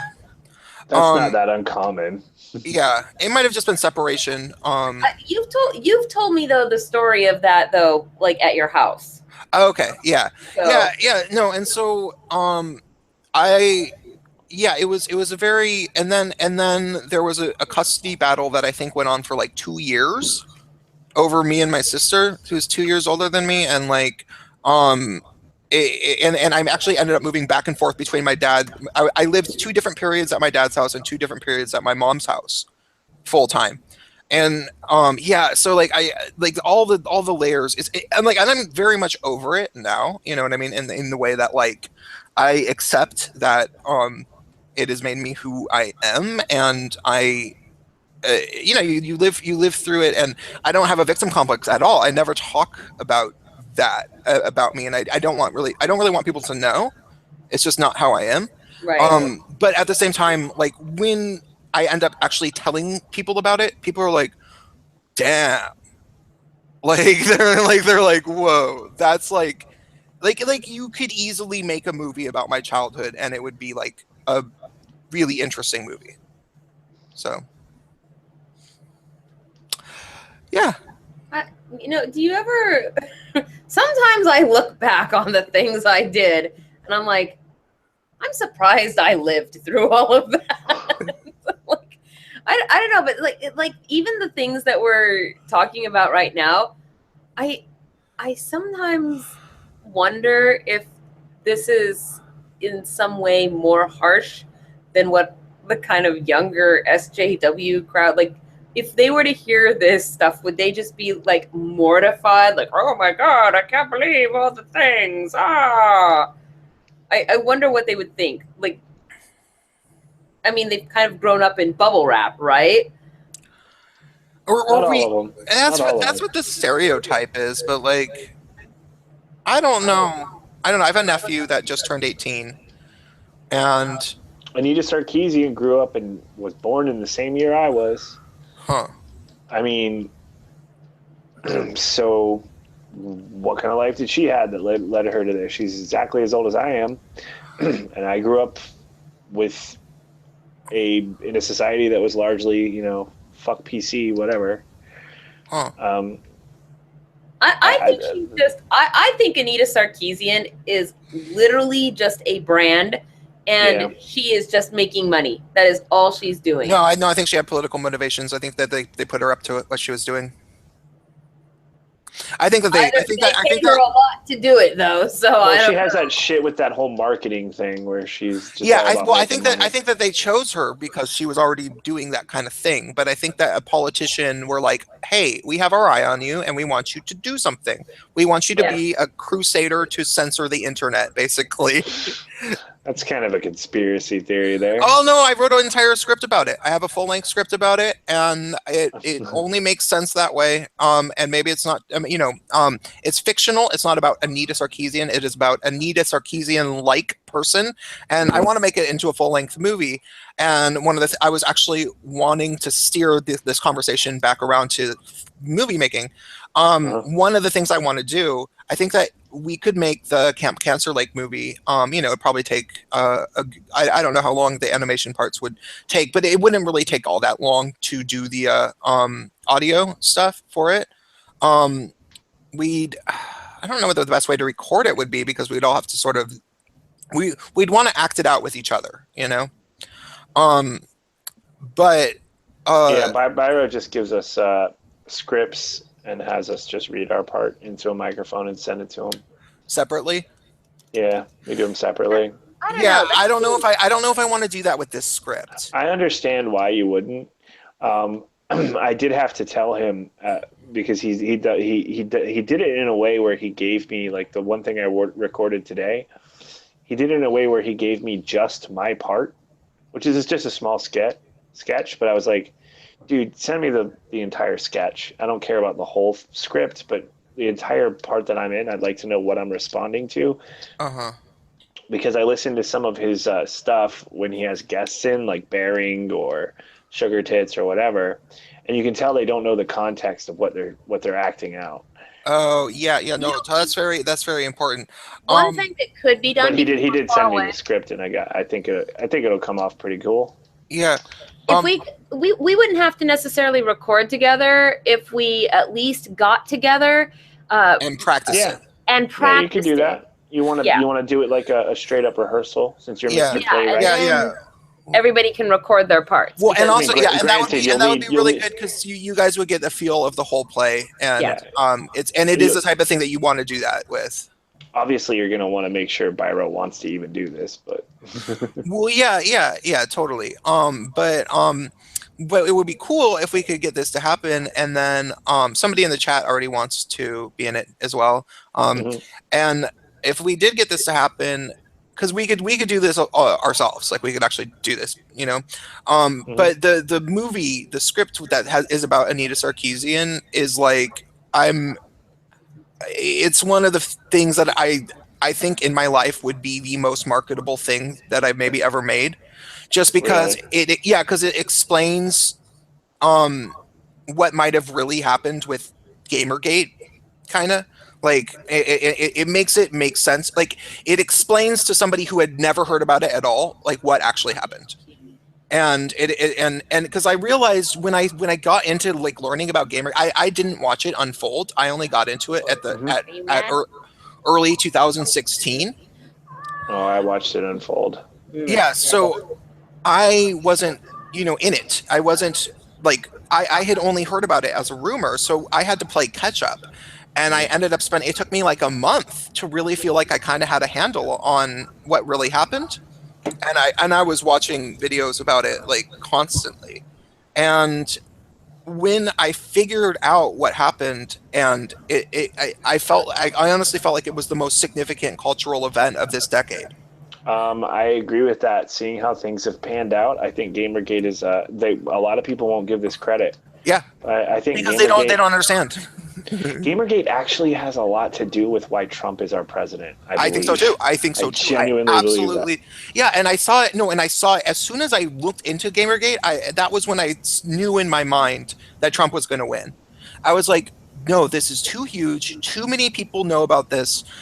Too many people who are smart understand this, and they understand this. Gamergate also it gave Milo his thing, and Milo and people like Milo expanded Gamergate into the mainstream media. They were like, these kids in their video games are talking about some bullshit game journalism, but everything they're complaining about applies to the entire everything, mainstream media. Well, and because it was able to get out into the mainstream media just a teeny bit, so other people were hearing about it, and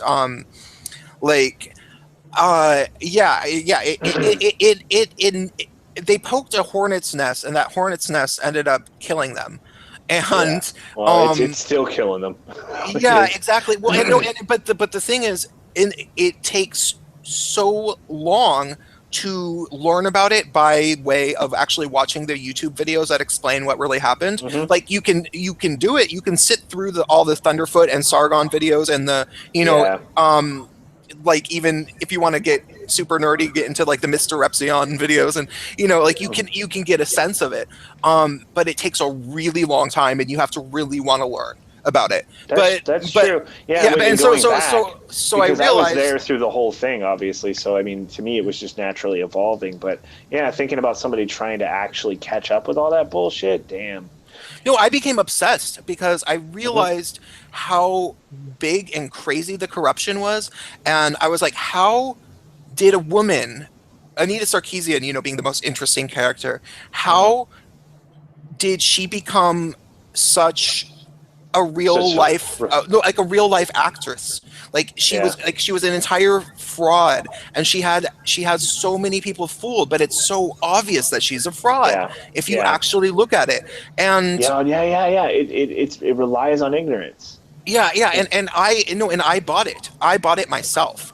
Really? Yeah, I had seen Anita Sarkeesian videos, barely paid attention. No, I barely paid attention to them, and I was like, yeah, it seems legit, And I because they would show up on my Facebook timeline because I have feminist friends, and so it never occurred to me to even just like question what she was saying. Like they would strategic butt coverings. It's really hard to get it. Blah blah blah blah blah. And I was like, oh yeah, sure.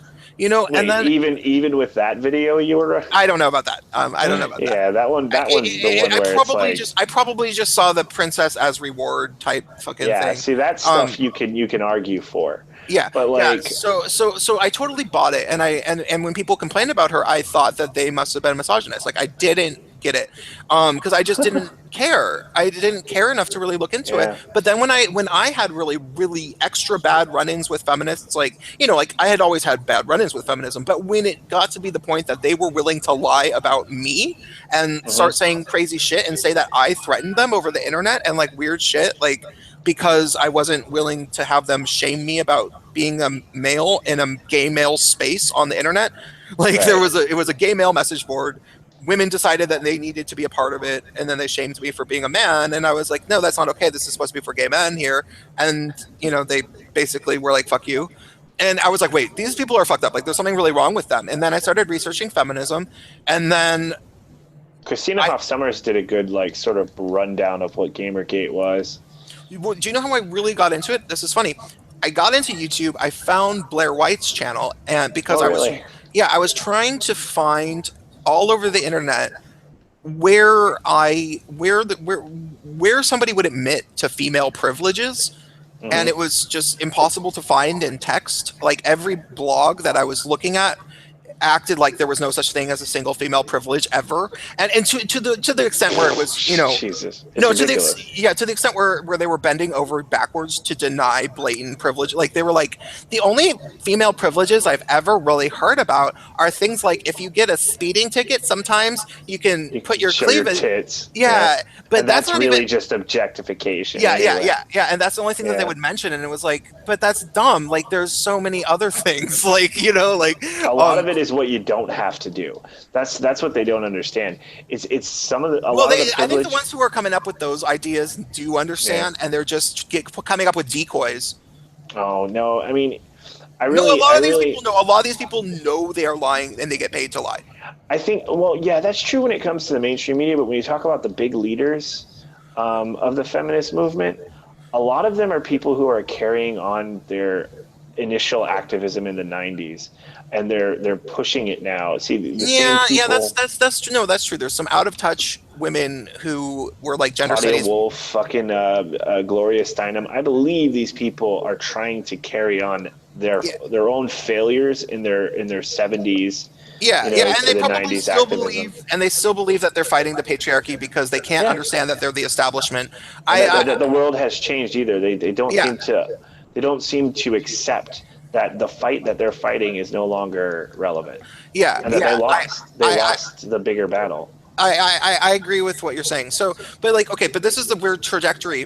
I got into, researching feminism, but I at first was taking feminists by their word still for a very long time, and like trying to like find the rare exception of a feminist that was actually cool, and it was just like impossible to find a really good one. Like every single thing I found that was feminist was at least very like at least 25% completely dishonest, and I could tell by looking at it, it was like, no, there's no way that this person even completely believes this. And if they do, they know it's muddy territory, but they're just writing it. If they're writing it anyway. And then finally, I found Blair White's female privilege video in late 2015, early 2016. And I was like, "Oh, thank God!" And I had seen Naked Ape videos before, but he's crazy, Yeah, I never really got into him.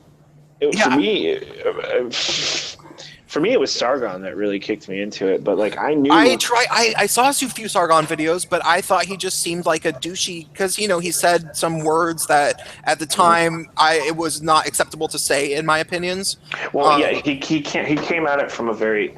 It's very easy to understand why they call him right wing, but he's really not. Yeah. But he came at it in a very very anti-PC. Yeah. So I way. found Blair White's channel, and then I ended up on a very early live stream on her channel when she had like less than 5,000 subscribers. And she had it was like a 4-hour live stream, and she had a number of people on that were all just like her early fans. And she grew really quickly. Like, she within less than a month, she had 5,000 people or so. So I was on there, and I remember talking to them, and they brought up Anita Sarkeesian and how much they hated her, and I had just never looked into it. I just didn't know. I knew feminists suck, and I knew that like all that stuff, but I hadn't played video games in a long time. I didn't, and so I asked them. I was like, "Wait, are you guys saying that Anita Sarkeesian isn't actually a gamer?" And they're like, "What? Are you kidding? Oh my god!" Like the whole chat was, the hangout was like all 10 people were like, "Are you kidding? Oh, you don't know? How did you end up here if you didn't know that?" And I'm like, "Well, I just actually know feminists, and like I know how much they suck." And they were like, "Whoa, that's crazy. You're like old," and and so I was like, "You're like old." Yeah. No, and then I ran into Anita Sarkeesian because my ex-girlfriend was a fan of hers, and I actually managed, if I did nothing else for the girl, she introduced me to her, and I was like, okay, you and I need to have a conversation about how, because all I had to do was watch her videos to know that she didn't play these games, and that's the crazy thing about her, is that she doesn't even seem to try, because it's like you're just spewing out like demonstrable falsehoods about the shit that you're talking about. Yeah, and that's why I think it's political. Is because they had to get somebody who was willing to lie and who was going to be clever about doing it. And she sounds very convincing, and she's been doing these telesubs. Are you talking about your script, or do you really think there is some kind of conspiracy? No, I really, really do. I don't think it's a conspiracy. I absolutely do. Why was she at the fucking UN trying to redefine the definition of harassment over the internet? That is crazy, fucked up shit. Because the UN doesn't know what it's doing. Here's the thing. It's not a conspiracy. No. This is why it would be. It's not necessarily because they were going to censor all of the US's internet, which they might have, but they were definitely hoping that they could make it illegal in some countries to criticize Hillary Clinton. this is getting a little too out there. I think. But do you see how that would make sense, though?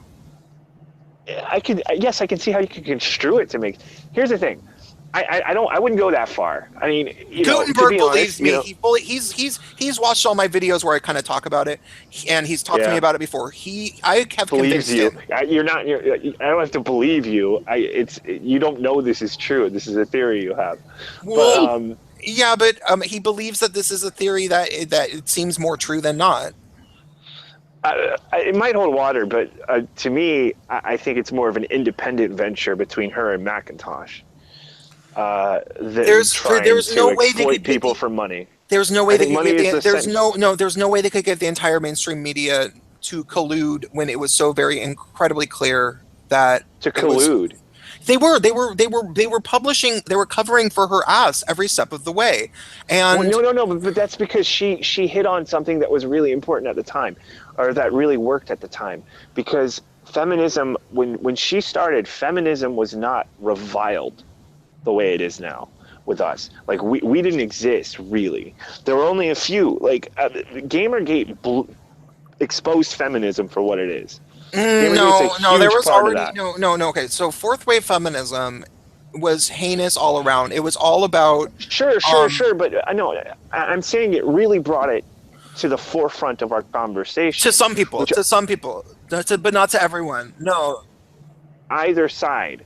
No, you're saying to some people. Yeah, no. Like, okay, I would say maybe the biggest portion of red pills taken was from Gamergate.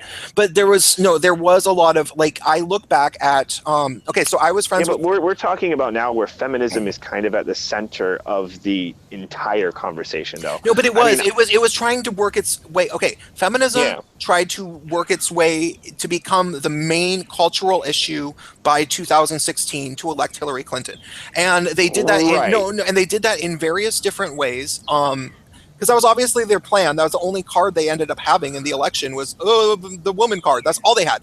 And they were doing that in every arena. They were doing that to comic books. They were doing it to blogs. They were doing it to comedy. Here's my problem with this plan. And it's not necessarily a disqualifier because they are out of touch with the people. We know that now. Yeah. But like, is there a weird noise that's coming from one of you guys? I'm outside, so there might be a bird. Yeah, it's like sun's coming up in his area. Yeah, it's morning.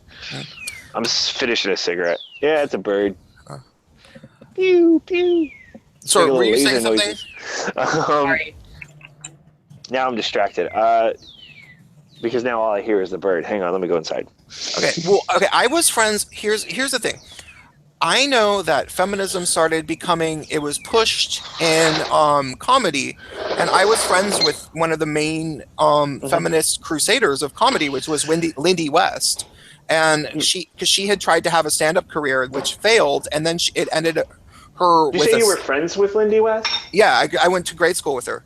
Are you serious? Yeah. What a bitch. Yeah, she turned into a cunt. She was cool. She's a horrible monster. Oh, she is. She used to be cool in our 20s, and she would write reviews of plays, and she was just kind of a funny person. Like, I remember, hanging out. Like, we would go to play. I went to a play with her that she reviewed, and we hung out once or twice. Besides that, and she would write funny things on social media. Like, I remember, like, during the late 2000s, she would like. Would America please stop throwing up in their mouth a little bit? We don't need to hear about it. Just like stupid things like that. And I was like, oh, that's kind of funny. You have a sense of humor. And I don't think she's funny at all either. Well, she ended up not being funny. She ended up, and she writes about it in her book. The thing is, she tried to have a stand-up career. This is my theory about what really happened. She tried to have a stand-up career. But she already had a writing career. She got heckled for being fat, and she couldn't deal with it at all. Yeah, that's what it kind of looks like. She became obsessed with the fat thing. Yeah, and then she tried to attack comedy for rape jokes, and she tried to say it was all about rape jokes. And it's like, no, you're just pissed off because people called you fat. Like, I know girls like you. Yeah, me too. Yeah, and so she had this pretense of it. And then she got a staff writing job at Jezebel and just became a gigantic monster. It was like, and she was very bitter and angry at men because of her experience trying to break into entertainment. And you can read into that by association, she got worse and worse. Oh yeah, well no, because they paid Jezebel knew what they were doing. They knew that they were being provocative, but I don't think they told their authors that they were supposed to be provocateurs. Right. So like if you go through her old articles, like there's the one that's called "If I admit that man-hating is a thing, will you stop making it a self-fulfilling prophecy?"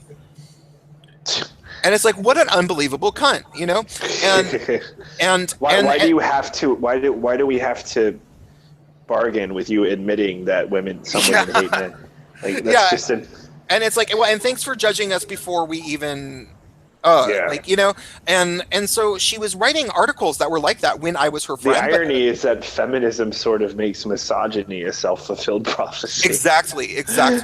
Is exactly what it is. And I was friends with her while she was like, that was in 2014. I only stopped being friends with her at the end of 2015 on Facebook. So she was getting in these constant Twitter battles with men for obvious reasons, because men were like, "You're a fucking psycho bitch. Like, what is possessing you to write these articles?" Yeah, and of course you're on the internet. When you're on the internet, they'll go for the thing that they think is going to hurt you the most, and you're telegraphing that being fat is the thing that hurts you the most to the people on the internet. Yeah. Well, and she was a provocateur, and that was one of the things, you know, Milo actually talked about. Even he called Lindy out by name as somebody that won't admit that she's a provocateur and says, you know, like, she plays the victim, even though she says, like, you know, like, because Lindy, and so Lindy West did that to comedy, and I saw her do that. So I was kind of aware that she was turning to the dark side, because she would get in these Twitter arguments and take people's out of context tweets and post them on her Facebook timeline and like talk shit about the guy. And she would have, you know, she had like 2,000 something Facebook friends, and it was very clear that she was trying to get her loyal friends and fans to go attack them on Twitter. And I saw the behind the scenes of that, you know, because I was actually friends with her, and I was like, this is kind of immoral. And sometimes I even looked at the whole arguments a few times, and it was like I ended up agreeing with the guy, and it was very awkward.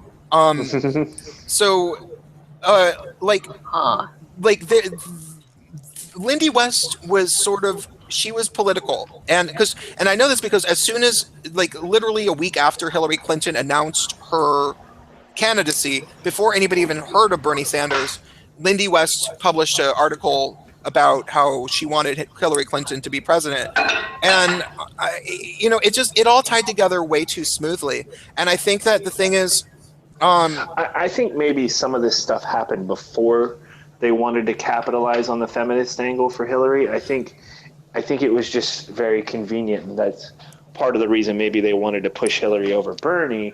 I'm sure it's I think that they started it as soon as Obama was secure in his second term. They started a gigantic feminist push to put Hillary Clinton in 2012.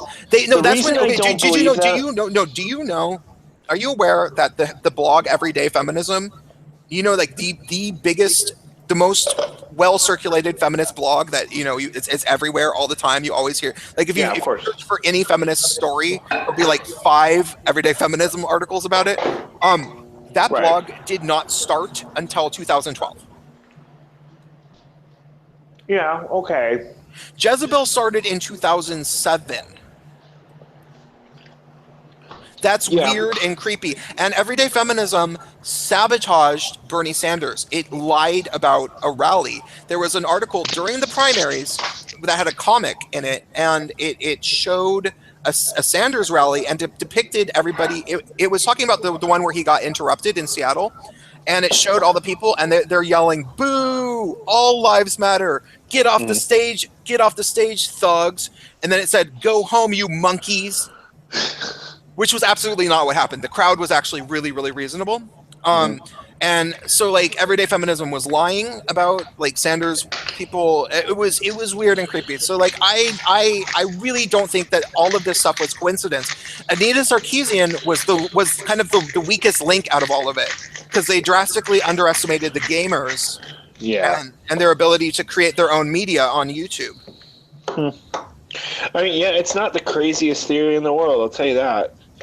But I don't know.